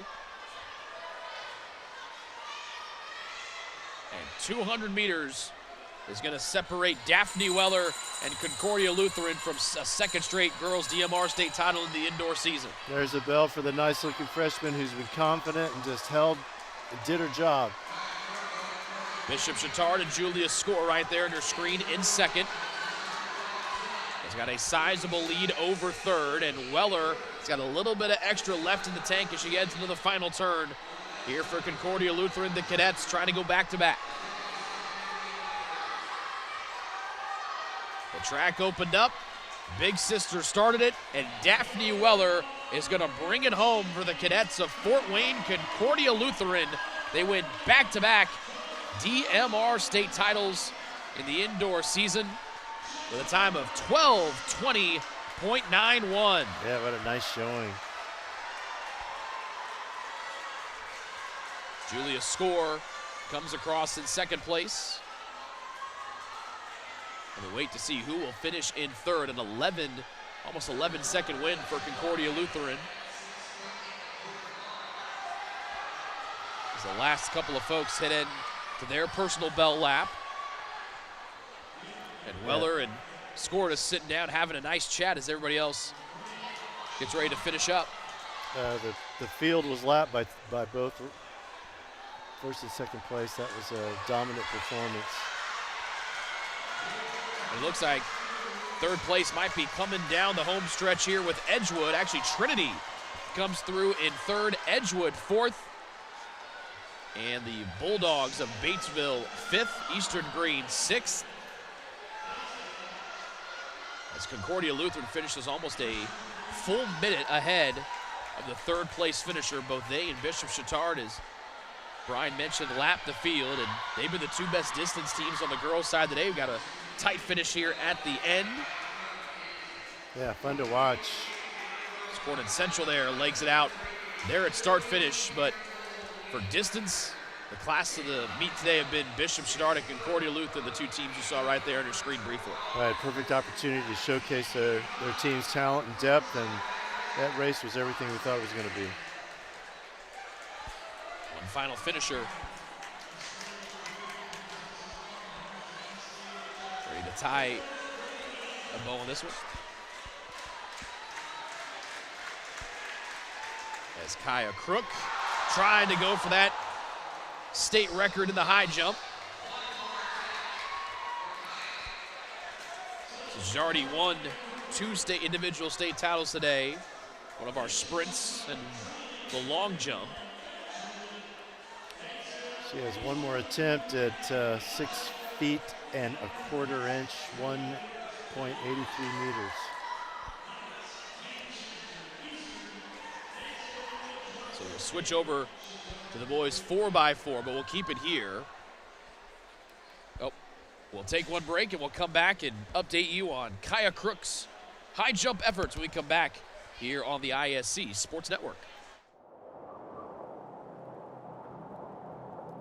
On the track, on the trails, on the roads. In the rain, in the wind, in the heat and cold. One more mile, one more hill, one more rep. This is where champions are made. Athletic Annex, the ultimate Nike destination. The MSD of Lawrence Township embodies educational excellence, unlocking the full potential of every student we serve. Where innovation meets tradition, our students excel in welcoming safe, state-of-the-art facilities. A traditional public school district, Lawrence Township boasts a 95% graduation rate. On the court and in the arts, our students excel. Join the Lawrence Township family, where learners thrive, surrounded by values that resonate with home. Lawrence Township, your destination for a brighter future. Tonight's meet brought to you by the Insurance Management Group. Life is a race, and Insurance Management Group is here to champion your dreams on and off the track. Just like those lightning-fast track stars, we've got the speed and agility to tailor insurance plans to fit your needs. We understand life's twists and turns so you can focus on breaking records and chasing dreams. From health to home, we've got your back.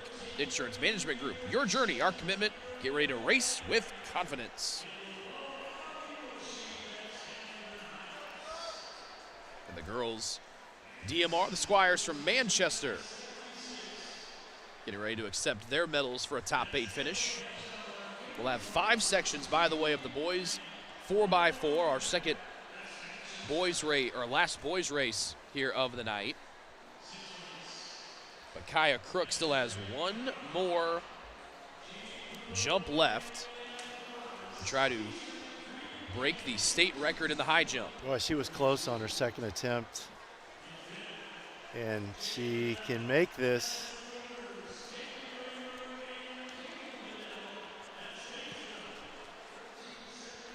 Took her time in between the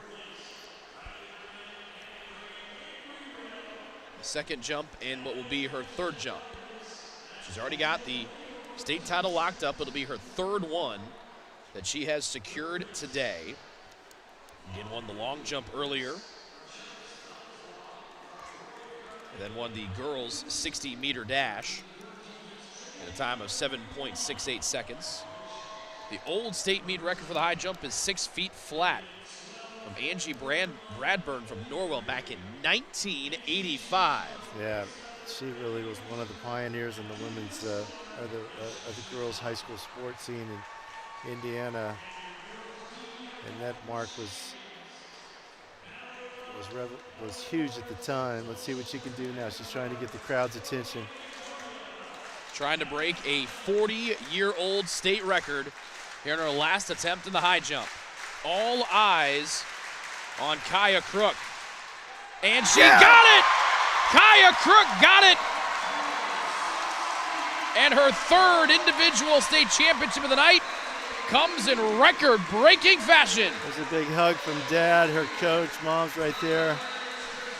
She really was aggressive. She approached that bar with seemingly more speed than she had in her previous attempt, and she skimmed over the top. That was amazing. I think unofficially we said 6 feet and 2/4 of an inch. 6 feet and a quarter. And a quarter. So she like just needed to move the bar just a quarter, and she might want to move it up another quarter, or she might want to go to 6.2 just to really extend her PR. But that's something. What a day today. Long jump, sprint. Ooh, oh, she had that one. Maybe a little bit of a nick with the back of the heels. Yeah, she definitely had a nick on it, but not enough to knock the bar down, and good for Kaya. Also a tip of the cap to our officials getting ready to do the first section of the boys 4x4. They knew what was going on, didn't want to take the moment away from Kaya. And Brian, it looks like she's going to stick out there and say, let's bump that bar up a little bit higher. Yeah, that's exactly what she's going to do. It's just a question of how high she's going to make it. Chance to extend her PR, or maybe just put another quarter inch on her existing state record. Her qualifying mark was the old state record at 6 feet even. She just cleared it at 6 1/4. As you see the folks from Woodland and Mississinewa ready to go for section 1 of the boys 4x4. 5 sections, 5 competitors in section 2, then a full 6 in 3, 4, and 5. Final running event of the night here for the boys' side of the Hoosier State Relays. Isn't it amazing how time goes by when you're just seeing such interesting things and some great kids all day long just doing their best, and it's been a lot of fun to see. Here we are in the home stretch. By the way, Crook, by the way, signaling to her father and for the other coaches, trying to make sure they put the right height here for this. Another attempt trying to extend that state record mark that she just set a few moments ago on her third and final attempt. She's already wrapped up the state championship.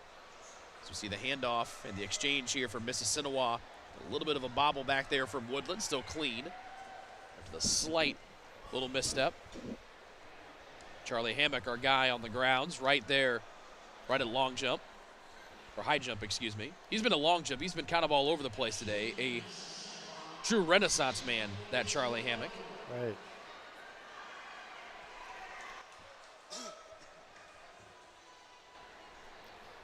So the second leg underway here for Section 1 between Woodland and Mississinewa. And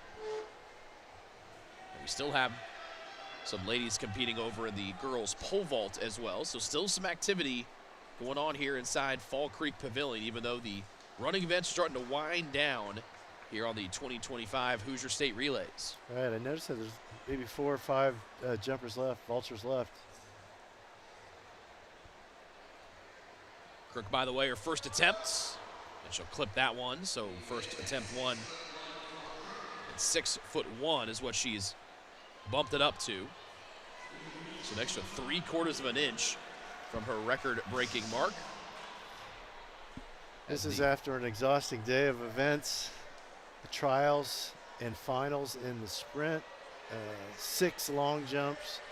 I don't know how many high jumps she's attempted, but she's getting after it, and kudos to her. Third leg here of the boys Section 1 4x4. Woodland out in front. They just ran a 55-38 split. As we get ready for the exchange to the anchor legs here of our first section of the 4x4 on the boys' side.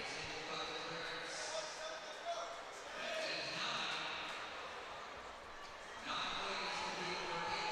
little bit of a slip there from the third leg runner for Mississinewa, able to roll over. He gave it all right to the last step. And some ground to make up here for the Indians, trying to track down Woodland here in our first section of 5 for the boys 4x4. So Woodland will post the time to beat. Just ran a 53.88 split.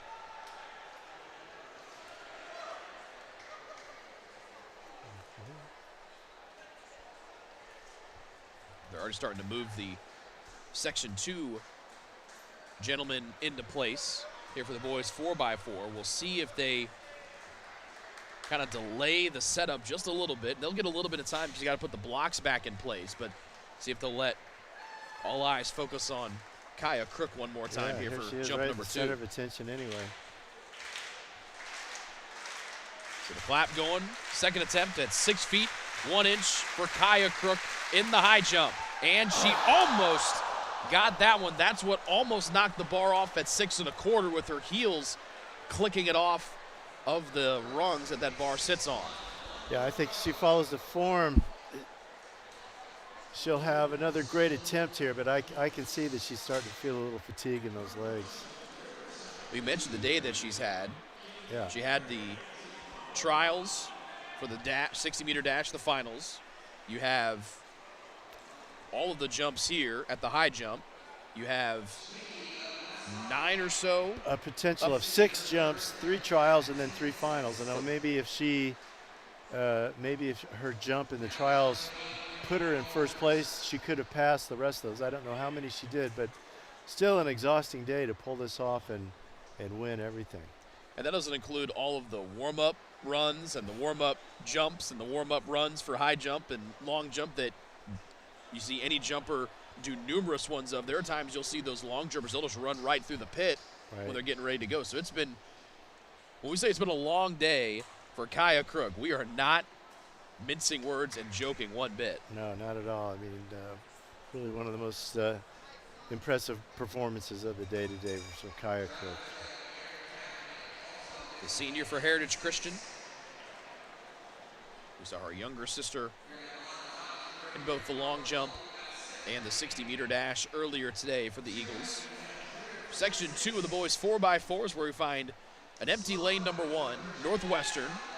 Heron Riverside, the Argonauts in lane 3. Eastern Green in 4, Prairie Heights in 5, and Wapahani is in lane number 6.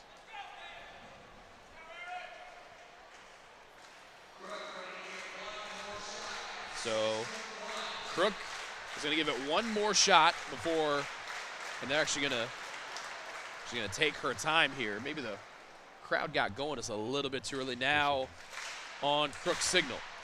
Third and final attempt to extend her state meet record. This is 6 feet 1 inch on the high jump. She gave it a great effort. And a much-deserved standing ovation for that young lady, Kaya Crook, today, who is not just one of the athletes of the meet today, she's one of the athletes of the state, period, for what she's done today and what she's done throughout her entire career. And look at her fellow competitors. They know exactly what she's done all day, and that young lady put on an absolute show when this meet started around 3:30 earlier this afternoon. Yeah, what a classy young athlete. Went over and thanked and congratulated the officials, and just great respect shown, and we'll be happy to see how she does the rest of this season. So I mentioned the competitors here in Section 2 of the boys 4x4, with Wapahani and Eastern Green both electing to take standing starts here and ditching the blocks. Any advantage or that gives you, or is this kind of a feel thing for the athlete? It's a feel thing. It's certainly an advantage to use starting blocks, but maybe at this time of the season, or they're just not comfortable, haven't gotten enough reps there. When you do a standing start, you just have to be patient and wait for the guys that are using blocks to get set, get on their marks, and they get set. It takes longer. The Argonauts of Heron Riverside have the lead here early on. Again, 2 laps per competitor. Riverside, one of their first showings, one of Indianapolis's new charter schools, located in the old 30th Street Armory. And a clean first exchange for Heron Riverside. Northwestern and Wapahani come through second and third on the second leg here of Section 2 of the boys 4x4. Second leg better get on it a little bit. As Northwestern applying some pressure here. Eastern Green moving up to that 4th position. Just 5 competitors here in this second section. 3 more left to go as Northwestern in the lead for the final lap of leg number 2. And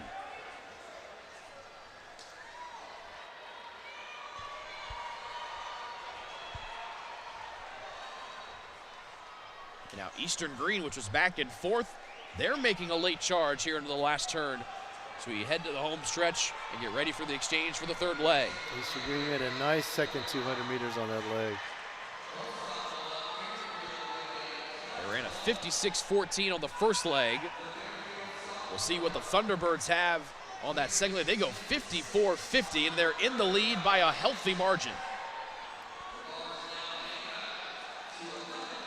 Argonauts trying to track down Northwestern for second, and they've got it. A little under a lap and a half to go here for the 3rd leg. Second section of the boys 4x4. Final running event of the night on the boys' side.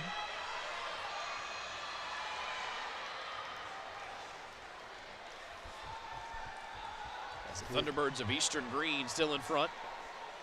Wapahani with a late charge here to try to close out the 3rd leg. Northwestern trying to hold them off.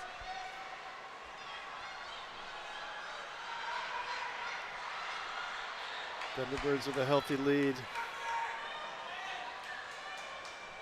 They'll try to extend it. Northwestern, then Indianapolis Riverside, followed by Wapahani. This is a nice shot of a Thunderbird coming down the backstretch. Hair flowing in the breeze with every step. But Riverside with a big charge coming around to the final lap. here of section number 2. Eastern Green, the Thunderbirds have been in the front for most of this section, but the Argonauts trying to get a last close with about a half a lap remaining. These guys are racing. Trying to get a little bit of an edge. Northwestern in third, but they're starting to slow down a little bit. Will it be Eastern Green or Riverside to come away with the first place triumph in section number 2? Eastern Green trying to hold off Heron Riverside, and they just do by a couple of steps.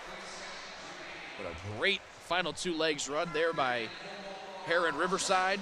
They go 3:38.16. Eastern Green 3:37.96.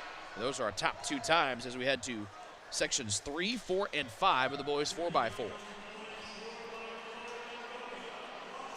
We'll take a break and come back with those final 3 sections. Don't go anywhere. You're watching the Hoosier State Relays here on the ISC Sports Network.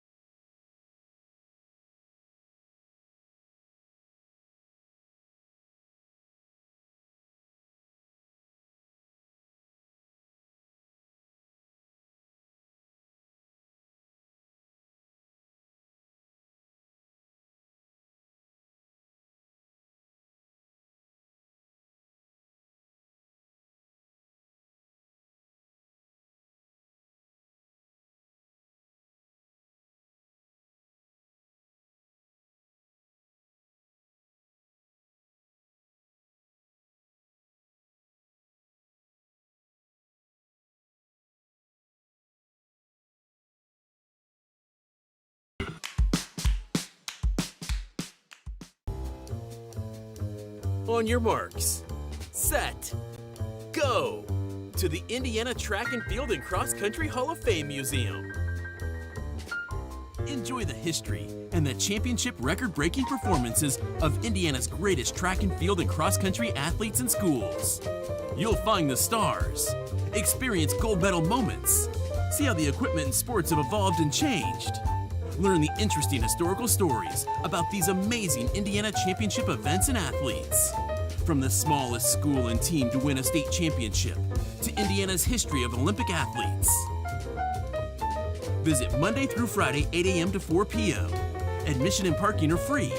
For more information, visit IndianaTrackCCHOF.com. The Indiana Track and Field and Cross Country Hall of Fame Museum, Terre Haute, Indiana. You'll enjoy a gold medal experience.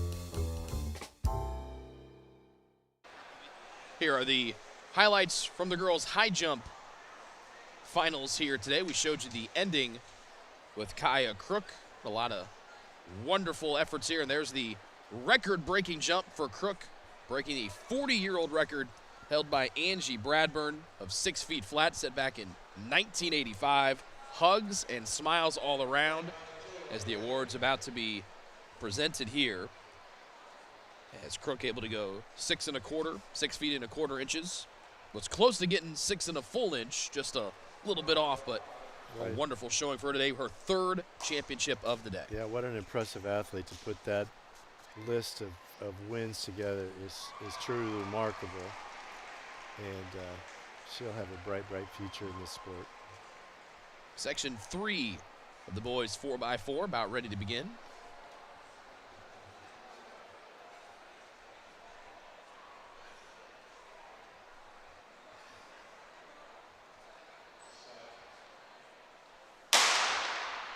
And our contestants and competitors here in the 3rd section. It's a full house of 6 lanes. Monrovia will start in lane number 1, Wabash in lane 2, Fort Wayne Canterbury in 3. First time we've seen the Cavaliers today. Oak Hill in 4, Concordia Lutheran in 5, and Hamilton Heights on the outside in the orange for the Huskies.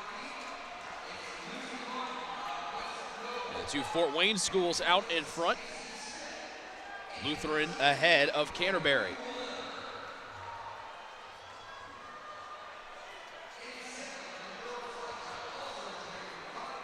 And a big lead for Concordia Lutheran. The cadets have seen their women's distance team put on a show today. The boys trying to really open Up a decent lead here. Oak Hill with a nice charge to get second here at the first exchange. Right, 20 meters on the first leg is quite an impressive leadoff. Concordia goes 52-44, Oak Hill 54-67, Hamiltonites 54-99. Those are your top three at the exchange. But Canterbury has vaulted themselves all the way up into second. A big first lap here for the Cavaliers. But still some ground to make up here against their Fort Wayne brethren in Concordia Lutheran. Canterbury, mostly known for his soccer program, but they're showing well today on the track. Almost a full turn lead here for the cadets of Concordia Lutheran. Here comes the third leg. Oak Hill with another good close to another leg here. We'll see if they can turn it in and try to take over second place here from Canterbury. Hamilton Heights in orange in fourth. Wabash also back there in fifth. Monrovia, the Bulldogs, in sixth. Lead has grown here for Fort Wayne Concordia Lutheran. You see Canterbury, Oak Hill, and Hamilton Heights 2, 3, and 4. But the cadets of Concordia Lutheran way out in front, already halfway down the back straightaway. Oak Hill making a nice surge, but the lead is tremendous. It's good to see Oak Hill finally turn those two closes to legs 1 and 2. Here to some fruitful spots here as we get ready for the anchor leg. Time to beat 3:37.96 to take over the overall lead here in the third section.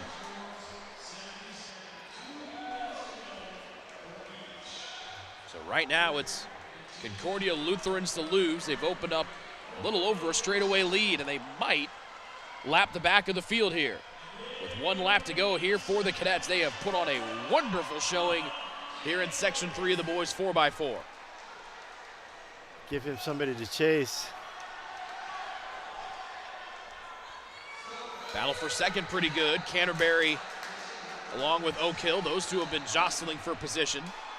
First place is going to go to Concordia Lutheran as they're going to take almost a half lap lead, and they'll put up a big time here heading into the final 2 sections. Oak Hill able to stretch out. They're going to take second. Concordia Lutheran, or excuse me, Canterbury trying to hold on for third with hard charging Hamilton Heights, trying to get them at the line, and they... Wait for the picture. We wait for the picture, and up on the big board, and Canterbury just got there in front of Heights by about 0.6 of a second, but Fort Wayne Concordia Lutheran into the lead with a new top time of 3:31.23. Yeah, solid team effort. Strong legs on all 4, and they weren't touched. So we'll step aside and come back with the final 2 sections. They're getting good here for the final running event of the night for the boys 4x4 here on the ISC Sports Network. The legend, Harry L. Gill, athlete, record holder, champion. Began coaching in 1902, winning 18 national titles. Dissatisfied with the equipment available for his athletes, a world-renowned track and field coach becomes a pioneer. Setting up a small workshop in 1918, he launched the Harry Gill Company. By 1922, his endeavor thrived, offering the only full line of track and field equipment. And by 1954, the name Gill is ubiquitous in track and field, producing 90% of all U.S. track and field equipment. Innovators in the sport of track and field, Gill Athletics continue to lead the industry.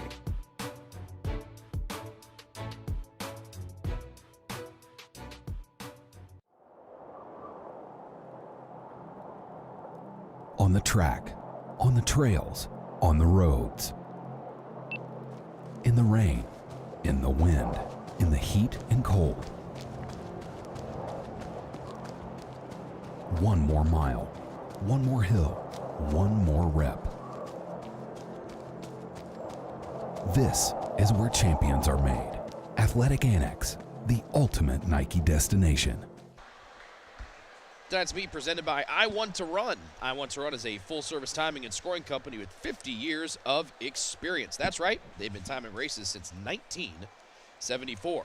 The I Want to Run staff are some of the most experienced and knowledgeable around, and previously were the owners of the largest timing company in America. They do it all from the IHSA high school and middle school cross country to NCAA Division I meets like the Big East, Horizon and Crossroads Conference Championships, and road races big and small, including the Boston Marathon and several local 5Ks. They have the experience and the most modern equipment to make sure your race is scored accurately and flawlessly. Take a look at iwantrun.com. That's IWANT, the number 2, RUN.com. See how to get your upcoming races timed by the best. Again, that's iwantrun.com for all your timing and scoring needs.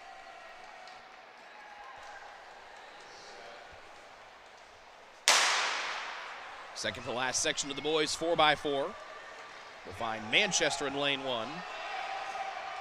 Bowen Academy in lane 2. Cordon Central in 3. Angola 4. Indian Creek 5. Guerin Catholic 6. A new top time put on the board by Fort Wayne Concordia Lutheran, 3:31:23. So they're chasing here in the second to last section of the boys 4x4. It is a really great blend of schools from across our state. In this section, this demonstrates how track can bring just a number of schools together that other sports can't necessarily do in this setting. Guerin Catholic with an early lead. Indian Creek has had a couple good showings here in our relays as of today. Cordon Central at the exchange comes through in third, and those top 3 have broken away a little bit from the back 3.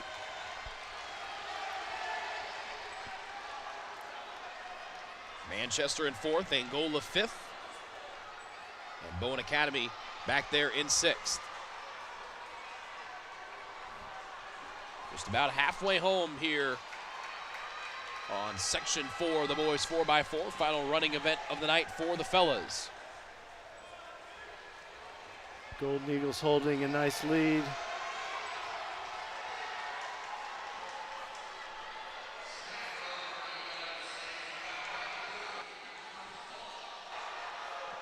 GC's open up that advantage a little bit as they head down the front straightaway. We're at the halfway point of the boys 4x4, section 4. And it's Indian Creek, Cordon Central, Manchester, and Angola to round out the top 5. They were a nice leg by Indian Creek to put themselves in second. But they're running up against a tough Guerin Catholic team. GC just went 52-55 on that leg, 54-18 for Indian Creek. Cordon Central, by the way, 54-13. So very tight, second and third. Cordon Central ahead by a little bit of a whisker. So with the third leg runner for Bowman Academy. And time to beat, 3:31:23. Just put up by Concordia Lutheran in the last section.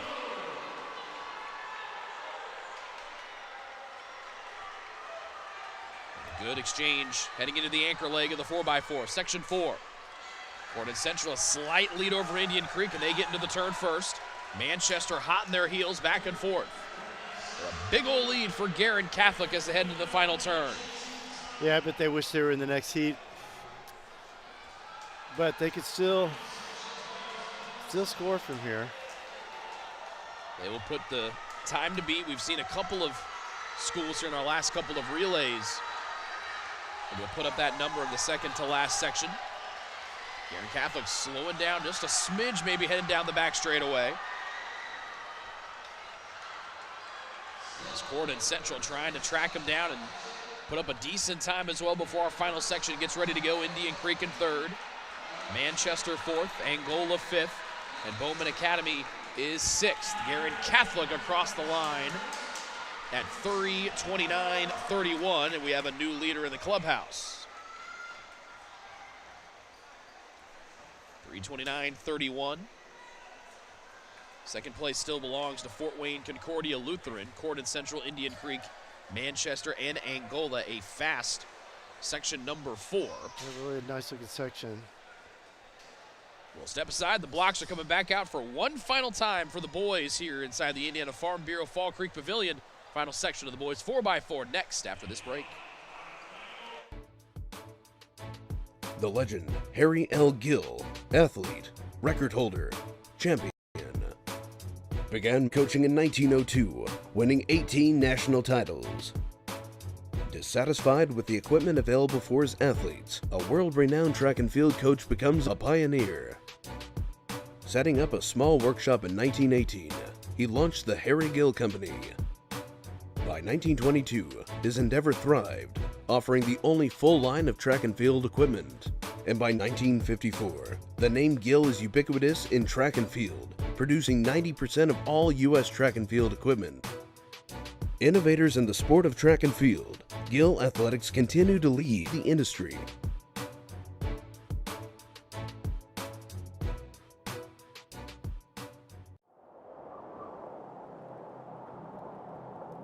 On the track, on the trails, on the roads. In the rain, in the wind, in the heat and cold. One more mile, one more hill, one more rep. This is where champions are made. Athletic Annex, the ultimate Nike destination.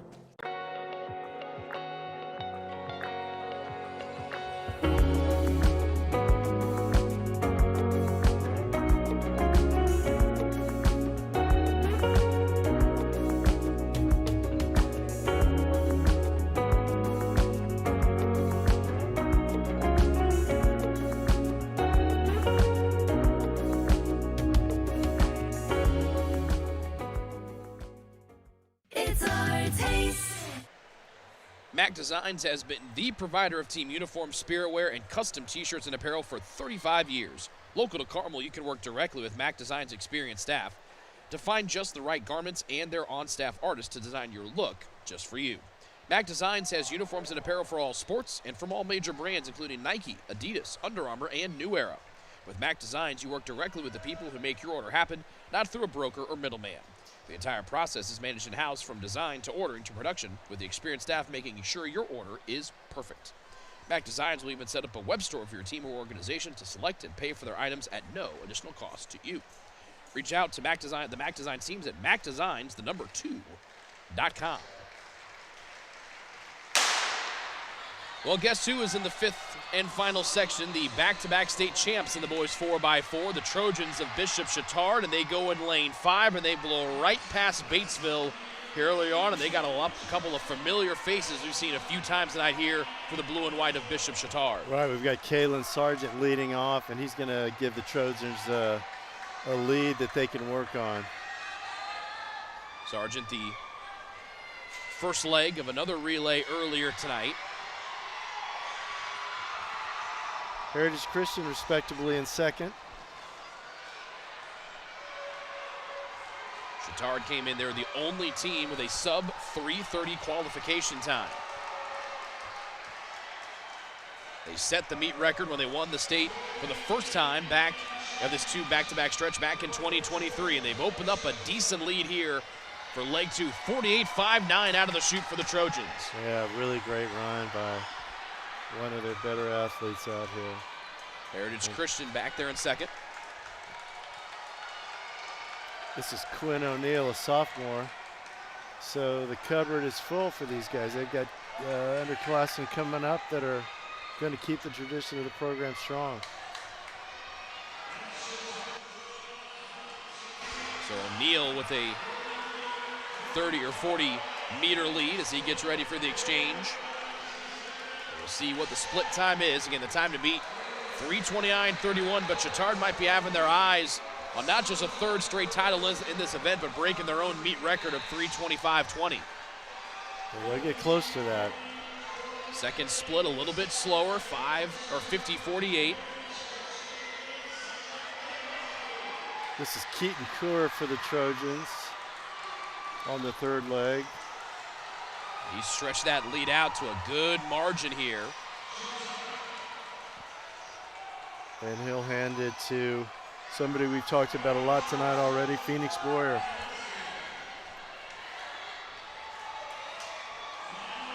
Boyer's found himself along with Slaughter on the top step a couple of times here this evening, trying to get there in the final event of the night. And they try to win the 4x4 for the indoor part for the third straight season. Here's Boyer, a clean exchange, and it's 800 meters from a third straight title here for the Chatard Trojans. He's got 400-meter strength. He runs the 300-meter hurdles outdoors and the outside relay. They almost won state in the 4x4 last year outside, so they've got it going on.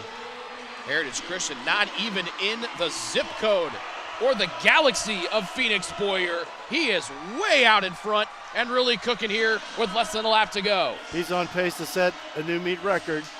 Westview in third with Noah Bontrager. Does he have some more magic out of the hat to try to get up into second here for Westview? But all eyes on that man, Phoenix Boyer, around the final turn. They'll win the section, and they're going to absolutely crush the meet record. Brian, you're exactly right. How about almost 10 full seconds faster than the Chatard time 2 years ago? 3:15.92 for the Trojans. Yeah, that's a lead for this small school relay. Really an amazing performance by all the runners, and Boyer really put it together on a great anchor leg. Second place and third place in both the section and overall, Westview and Heritage Christian. Bontrager with another great close to go from third to second for Westview here tonight. But Chatard not only wins their third straight boys 4x4 indoor state title, but they break their own record by almost 10 full seconds. Yeah, that's a dominating performance in an event that we've seen all night, a 10-second win in the boys 4x4. Very, truly great performance. We'll take a break. We'll get ready for the final girls running event of the night, the girls 4x4, next on the track here from the Indiana Farm Bureau Fall Creek Pavilion.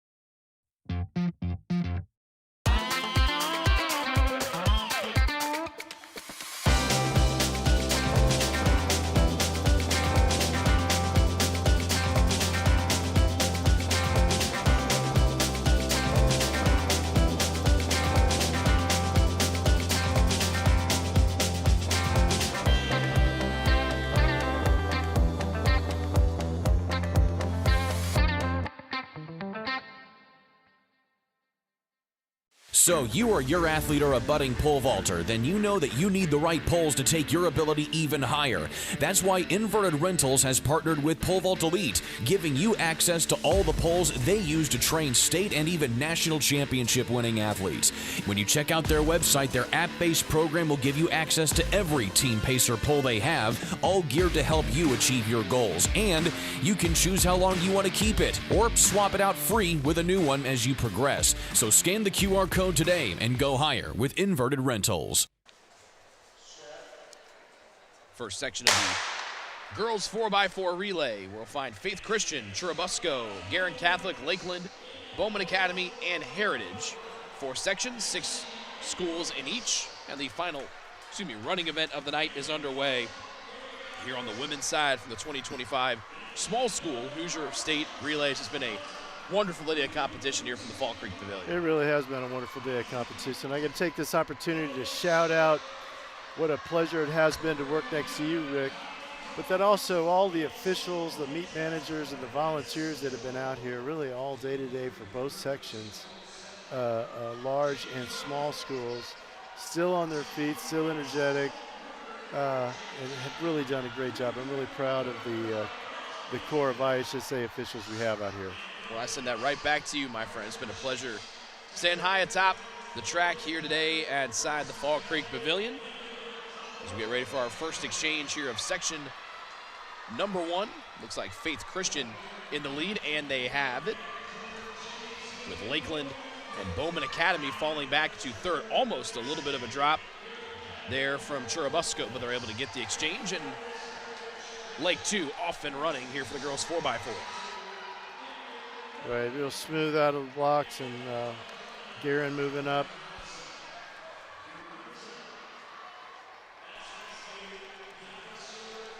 So Guerin in second, trying to track down Faith Christian. Third lap complete, and Guerin Catholic will take over the lead here in section number 1 of the girls 4x4. Very strong leg by Guerin. She's running away, putting a gap now on second. And she's going to hand off in good shape. Lakeland coming it back up into third.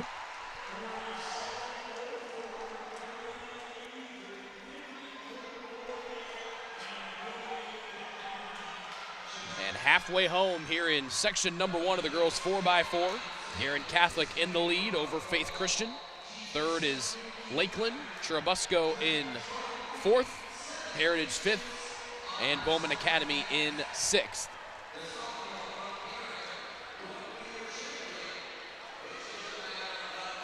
So they try to put that time that everyone's going to be shooting for here in the last 3 sections of our competition on the track this evening. Everyone we see tonight had to qualify to get here, and so everybody's earned the right to be here. Only 27 spots in the finals for each event. All the schools in Indiana, you got to be in the top 27 to run the Hoosier State Relay. So that even the teams that you see down back in the order have done a lot to get here, and deserve kudos for being here.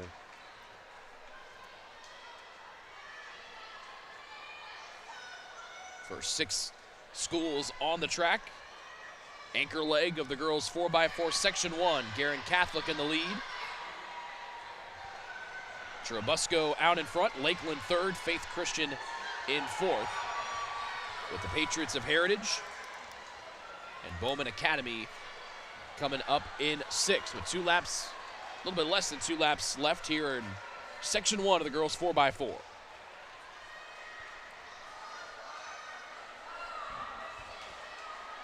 Defending state champs in this one, West Lafayette.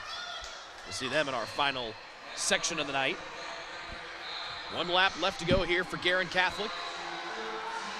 They took the lead early and have not had it wrestled away from them here in section number 1. A 104.64 last split for the Golden Eagles. Churubusco a little bit faster, a second faster, but they're a little about 6 seconds behind. And so Guerin Catholic will be able to coast their way with a strong finish into section 1, and they'll post that time to beat here for the girls 4x4 tonight.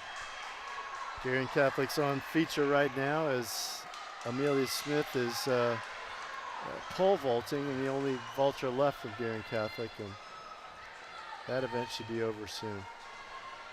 And I believe, my math is correct, I believe she just broke the state record, clearing almost 13 feet. She's got the bar up at 13 feet right now for Amelia, the sophomore.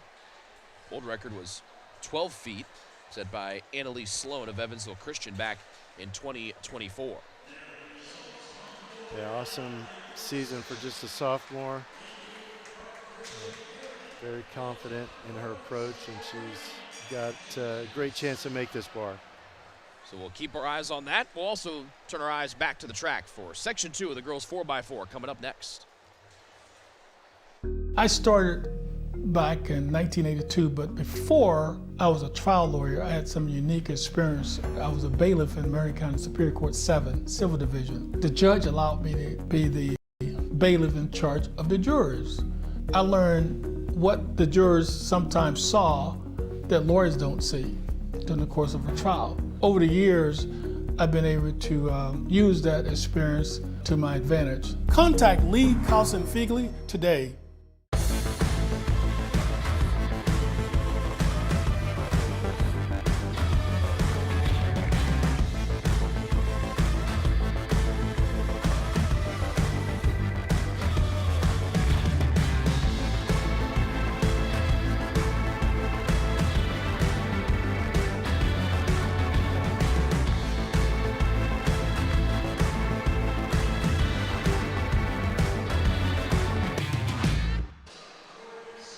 There's a look at Amelia Smith, the sophomore from Guerin Catholic. Trying to go for what looks to be 13 feet on the pole vault. That would be a full foot higher than the previous state meet mark that she just broke, but she'll have to wait a little bit as we'll turn our eyes back to the track for Section 2 of the 4x4 relay finals for the ladies.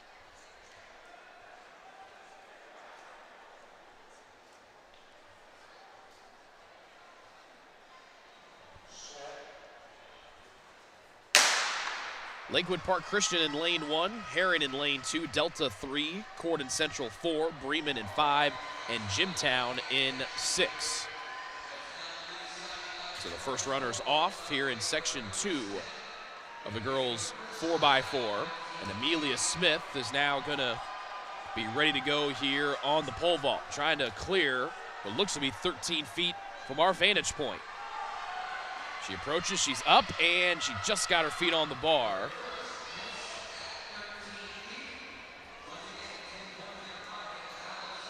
So she'll have 2 more attempts to try to clear a baker's dozen over across the way from us. But here on the track, Bremen out front. Yeah, it's an ambitious jump for Amelia. 9 inches above her season best so far this year, so we just got to work out for her to hit the bar, but give her credit for trying.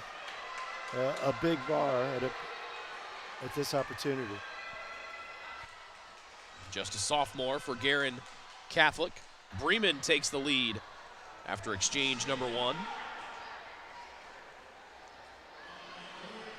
There's our leader for Bremen. Heron sliding into second base, or second place, excuse me, with Corden Central in 3rd. Jimtown back there in 4th, Delta 5th, and Lakewood Park Christian in 6th.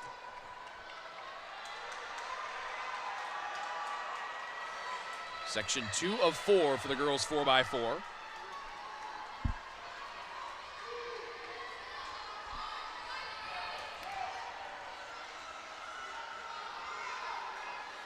Bremen came in with the fastest qualifying time of just below 4:25 flat.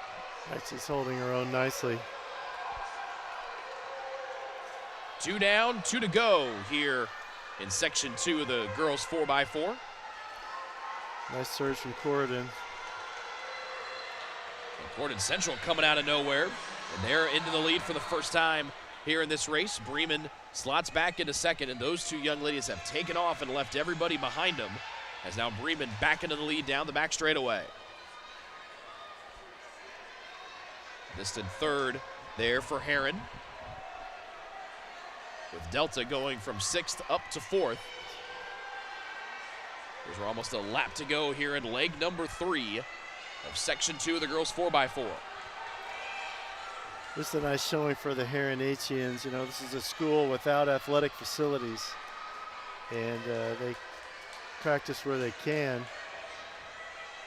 I imagine they've had a few opportunities to run here this winter. It's just good to see them out competing. Anchor leg in position here for Section 2. And Bremen with that healthy lead. Their anchor leg is off and trying to extend the advantage over Corden Central. Jimtown with a nice charge to get into 3rd. Heron slotted in 4th. Lakewood Park Christian in 5th. And Delta's fallen back to 6th.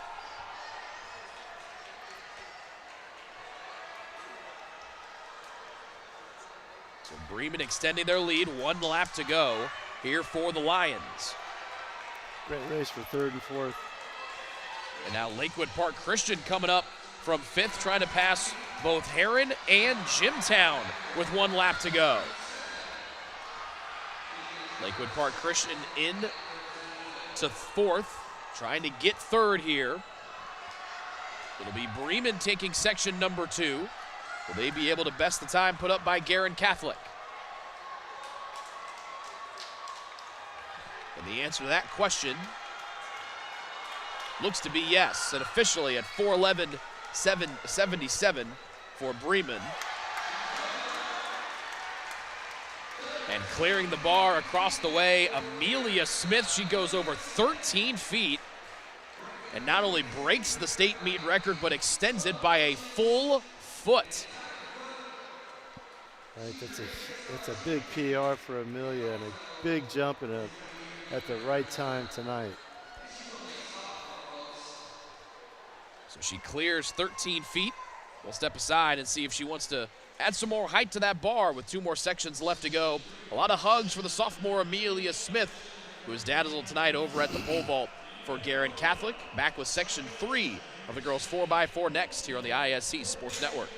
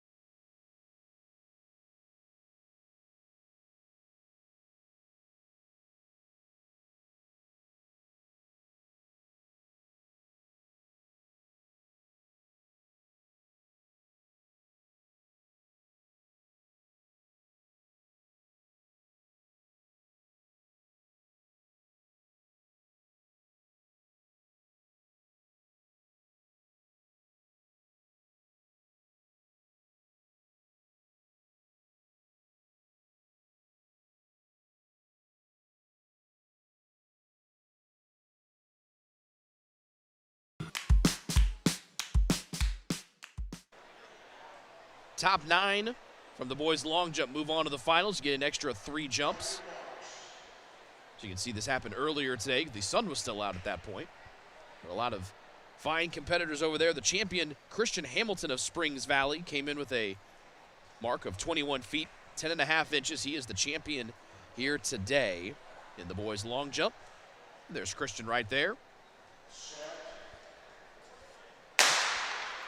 Christian used a nice technique. You can see he's well coached.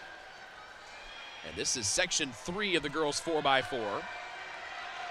Again, we're still waiting to see if Amelia Smith wants to bump up the bar a little bit higher. She just cleared 13 feet to extend her state meet record, which she set on the previous jump before that one.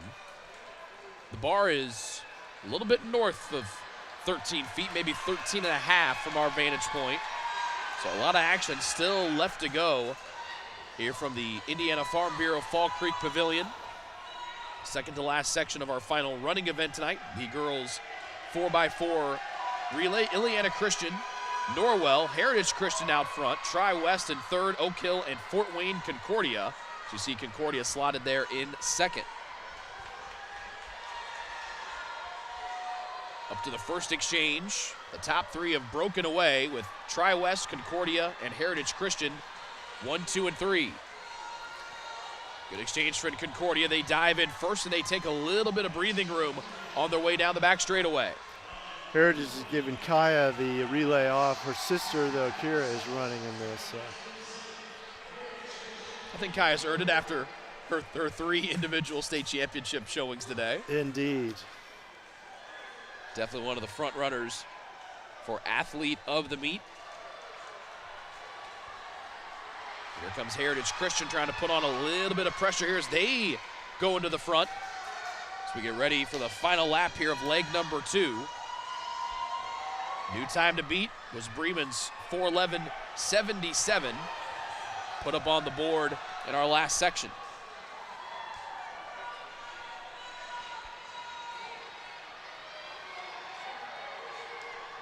And now Heritage Christian falling back a little bit. Concordia Lutheran out of Fort Wayne into first. These top 3 have been trailing the lead for the last handful of laps. Concordia has really upheld themselves well today and competed well across a number of events.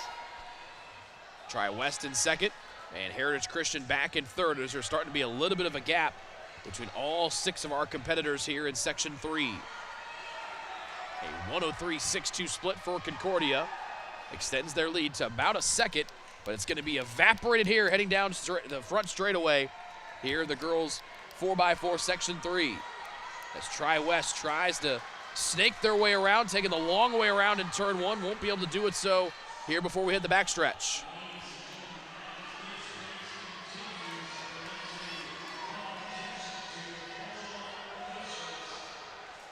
We've seen a lot of nice teams and athletes today. It's been amazing. And the flow of the meet has just kept going smoothly all day, all night. It's really been an amazing competition. Concordia Lutheran has extended their lead as we head to the anchor leg of the third section of the girls 4x4. Cadets of Concordia Lutheran in front. The Bruins of Tri-West in third. Heritage Christian just got some company with Oak Hill pushing their way up to fourth.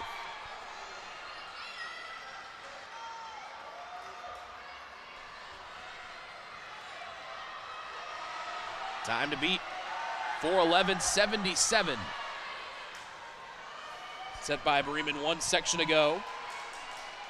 And Tri-West, nice push down the front straightaway as we hit into the final lap here of Section 3.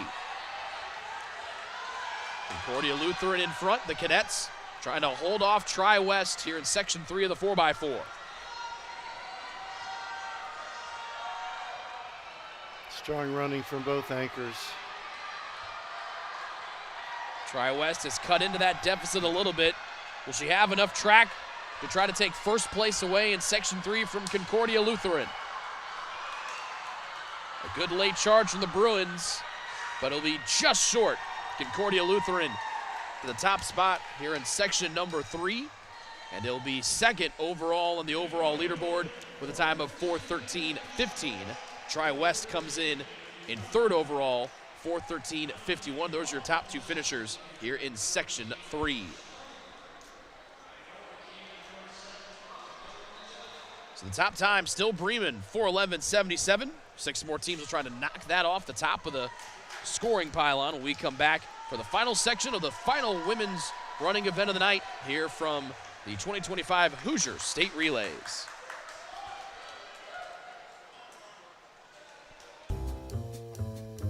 On your marks, set, go to the Indiana Track and Field and Cross Country Hall of Fame Museum. Enjoy the history and the championship record-breaking performances of Indiana's greatest track and field and cross-country athletes and schools. You'll find the stars, experience gold medal moments, see how the equipment and sports have evolved and changed, learn the interesting historical stories about these amazing Indiana championship events and athletes. From the smallest school and team to win a state championship, to Indiana's history of Olympic athletes. Visit Monday through Friday, 8 a.m. to 4 p.m. Admission and parking are free. For more information, visit IndianaTrackCCHOF.com. The Indiana Track and Field and Cross Country Hall of Fame Museum, Terre Haute, Indiana. You'll enjoy a gold medal experience. Well, Amelia Smith continues to impress. She continues to add to her state record height at just north of about 13.5 feet. We'll see if she wants to go all the way up to 14. It looks like they're going to raise the bar a little bit more as we have one final race on the track. Girls 4x4. Bremen in the top spot with a time of 4:11.77. The 6 trying to knock them off that top spot. Westview, Couts, Hamiltonites, West Lafayette, the defending champs in this event. Bishop Chatard has had a wonderful meet, who's out in front, and Shenandoah in lane 6. Chatard might get challenged here, but they're off to a good start. Amelia over there at the pole vault just seems like she's getting warmed up now. She's found her rhythm after getting across 13. You know, she got to enter the contest late, and so it's not like she's had a lot of jumps. But she's certainly going after some big bars now.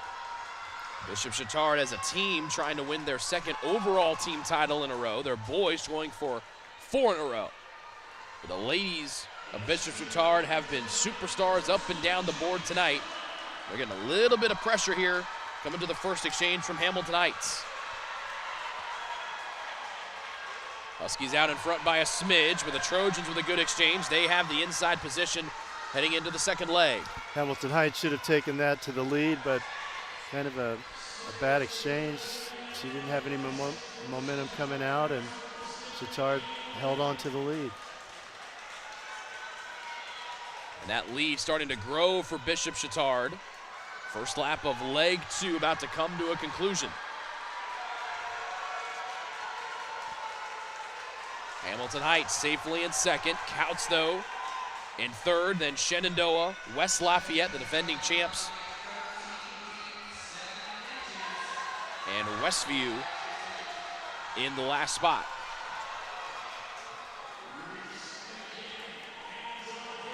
Four laps about to separate us from a champion in the girls 4x4. We get to watch Reese McKinney one more time. Bishop Chatard hands off to McKinney. She has been all over these running events here tonight, and she's got a lot of juice left. And she starts to build on that lead as West Lafayette, the defending champs in the event, have come from 5th all the way up to 2nd, thanks to a 1:00:21 split time.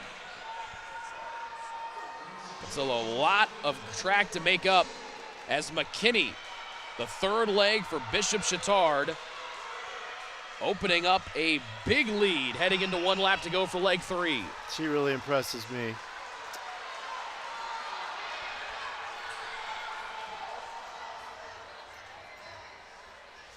Lead extends down the back straightaway. You see the anchor legs into position. McKinney about to make the turn down the front straight for the last time tonight.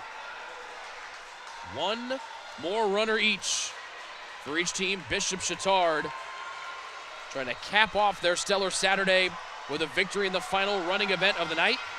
Not the cleanest exchange, but good enough, and the lead remains intact here for the Trojans of Bishop Chatard.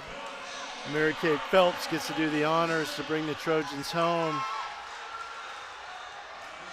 and put an exclamation point on this team championship that they appear to be winning. Give a tip of the cap to Shenandoah. They went from 5th up to 2nd to head into the anchor leg and trying to cut into the lead of Mary Kate Phelps and Bishop Chatard. 1 lap to go in our final track event of the night. An almost 7-second lead for Phelps when she got the baton. She has to beat 4 minutes, 11.77 seconds. And it looks like she's going to do that with relative ease. Does she have an opportunity to break this meet mark of just a little bit over 4 flat? She's going to do it. She's got 4 seconds to get across the start-finish line, and she's going to clear that by about a second. Bishop Chatard becomes the first girls program to go sub 4 minutes in the 4x4, 3:58.93 for the Trojans. Oh, what a great effort by all 4 runners on that team. We have seen otherworldly times. Here's Amelia Smith going for 14 feet over at the pole vault.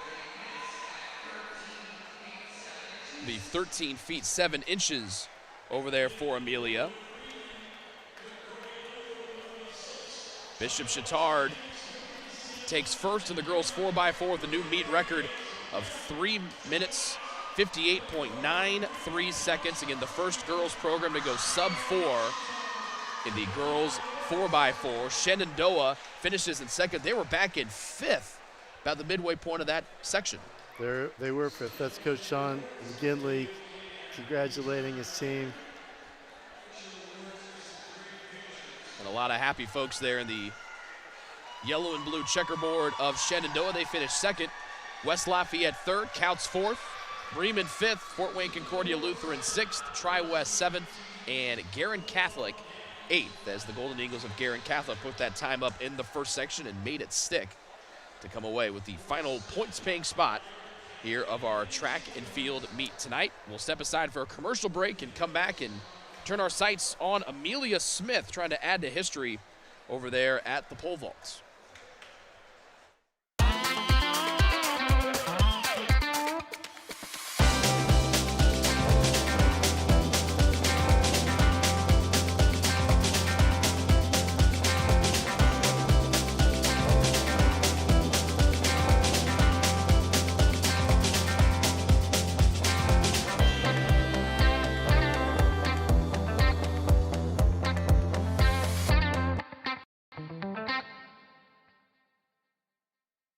So you or your athlete are a budding pole vaulter, then you know that you need the right poles to take your ability even higher.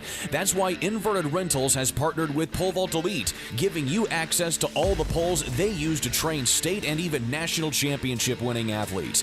When you check out their website, their app-based program will give you access to every Team Pacer pole they have, all geared to help you achieve your goals. And you can choose how long you want to keep it, or swap it out free with a new one as you progress. So scan the QR code today and go higher with Inverted Rentals.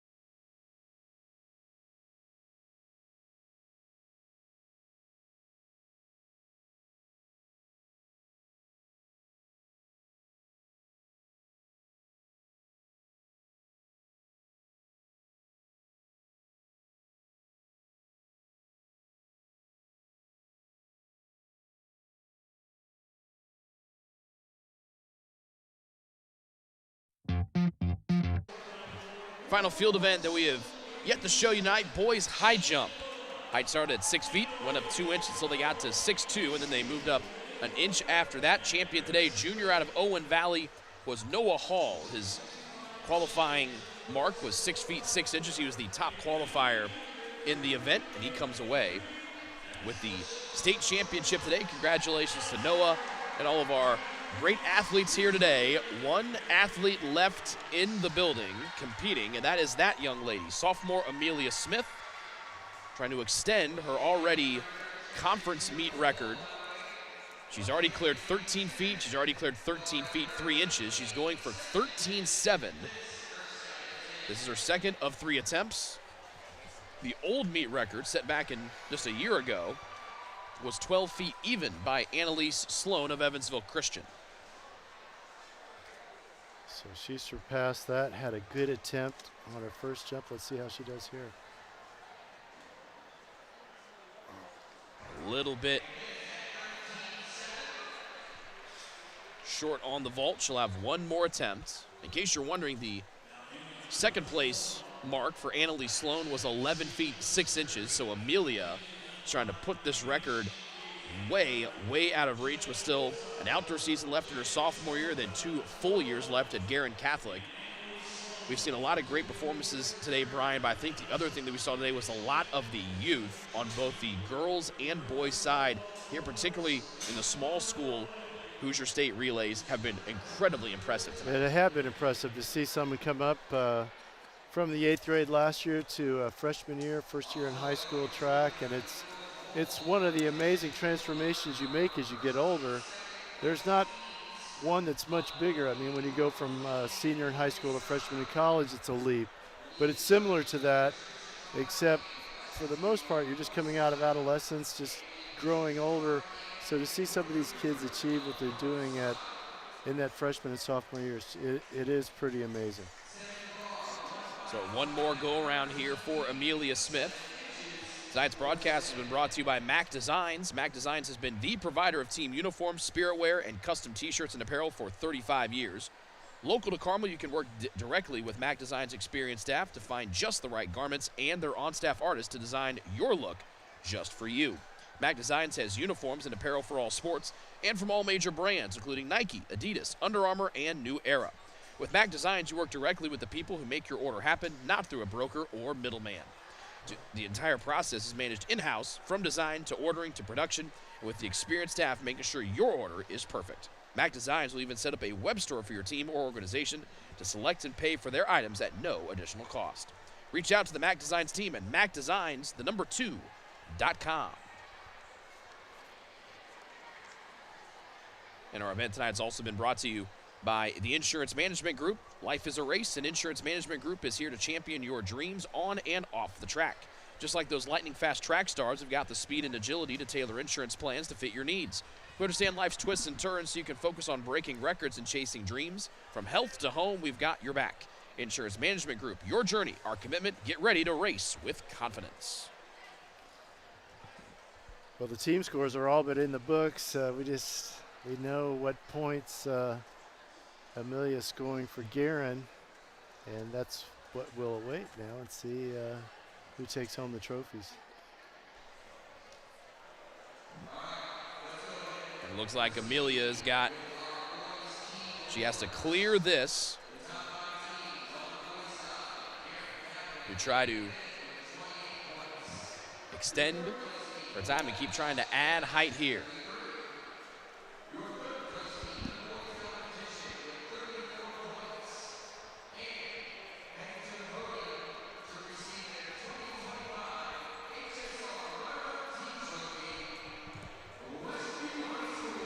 Westview High School finishes the runner-up in the boys team competition tonight. Noah Bontrager was a super duper star tonight for Westview. Well, he scored a lot of points for him, and made the event with that great anchor he had in the DMR.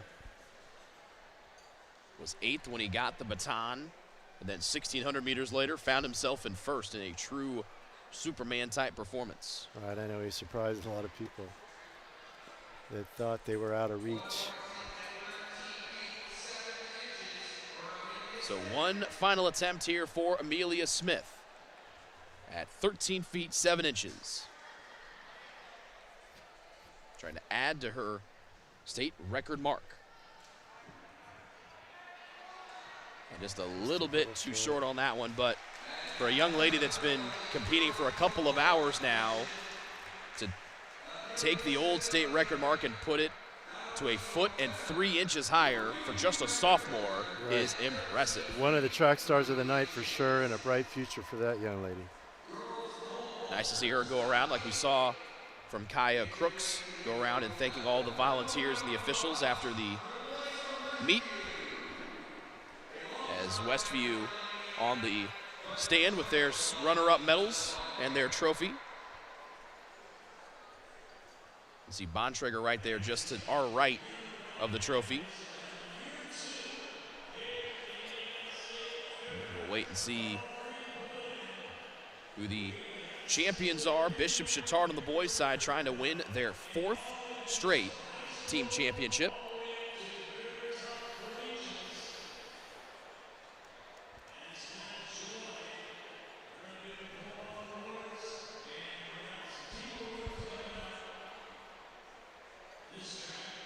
The anticipation is killing.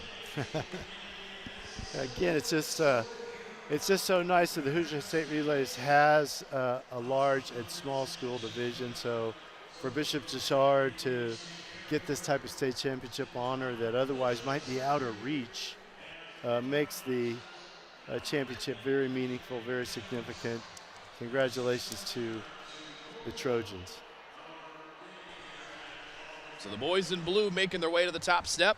They win by 15 points tonight over Westview. So for the 4th year in a row, the Trojans of Bishop Chatard are indoor boys state champions.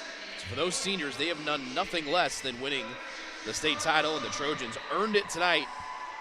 And a lot of the same folks we saw leading the way last year are right there in front and center here once again. 4 in a row here for Bishop Chatard. Congratulations to the Trojans. Congratulations indeed to the Trojans, and we'll look forward to seeing how they do in the outdoor season. There's Coach McGinley, front left, or front right. Slaughter waving folks in. A really impressive night here for Bishop Chatard for sure. Right, Coach Dan Kingman on the left there.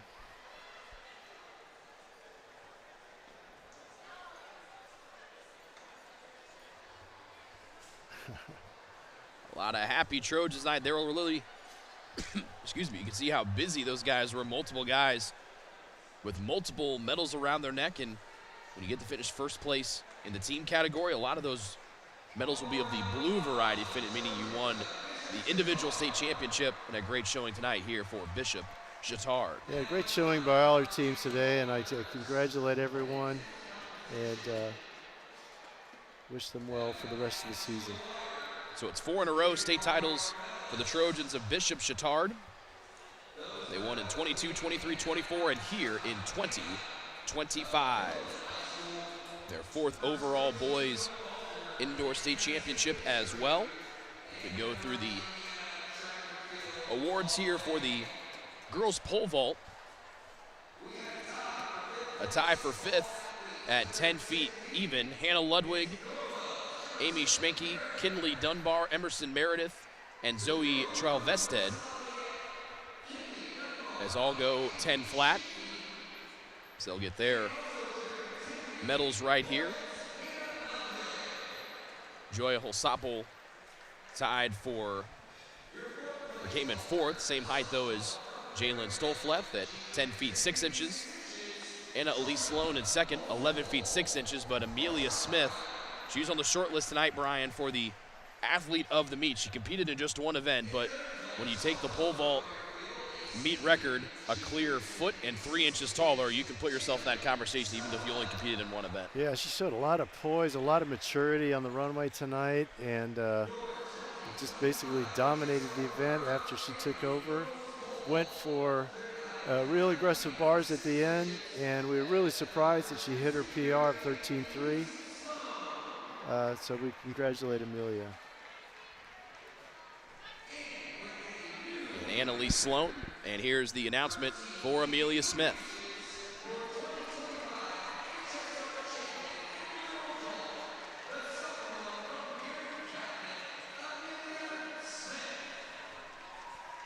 So Smith ties her PR of 13 feet 3 inches and improves on that state meet record, which was set just a year ago at 12 feet even. And she's still got 2 more Hoosier State relays left on her dance card and an outdoor season as well for the sophomore from Guerin Catholic. As all the photos with the top 3, then we'll get on to the girls team standings. And then we'll get to put a bow on our night and day here from the beautiful Indiana Farm Bureau Fall Creek Pavilion. Folks are treated to a lot of wonderful competition and wonderful performances today, both from our large schools in the morning and early afternoon and the small schools here for the afternoon and into the evening. Yeah, take a good look at the track. I understand they're going to be taking it apart starting tomorrow. And I talked to Jay Arthur a little bit earlier this evening, and he said it'll probably take about a week. They're going to take their time, get it right. It's stored right here on the fairgrounds, but it'll be set back up again next December. We'll do it all over again. So they're going through the girls' team finals and team totals right now. We did get some inside information from our director, Jordan Shue, earlier today. He did say that if possible, they could take this track down in a night. Now that takes a lot of manpower, men and women. Doesn't sound like they're going to designate as much manpower this time. Well, if you're not rushed, take your time a little bit. You don't have to get the pigs in here until July, so you got a little bit of time to work to plenty of time. Take the track down. There'll be probably something in here every week up until the fair. This is such a beautiful room, very clean, very newly refurbished. It's just lovely.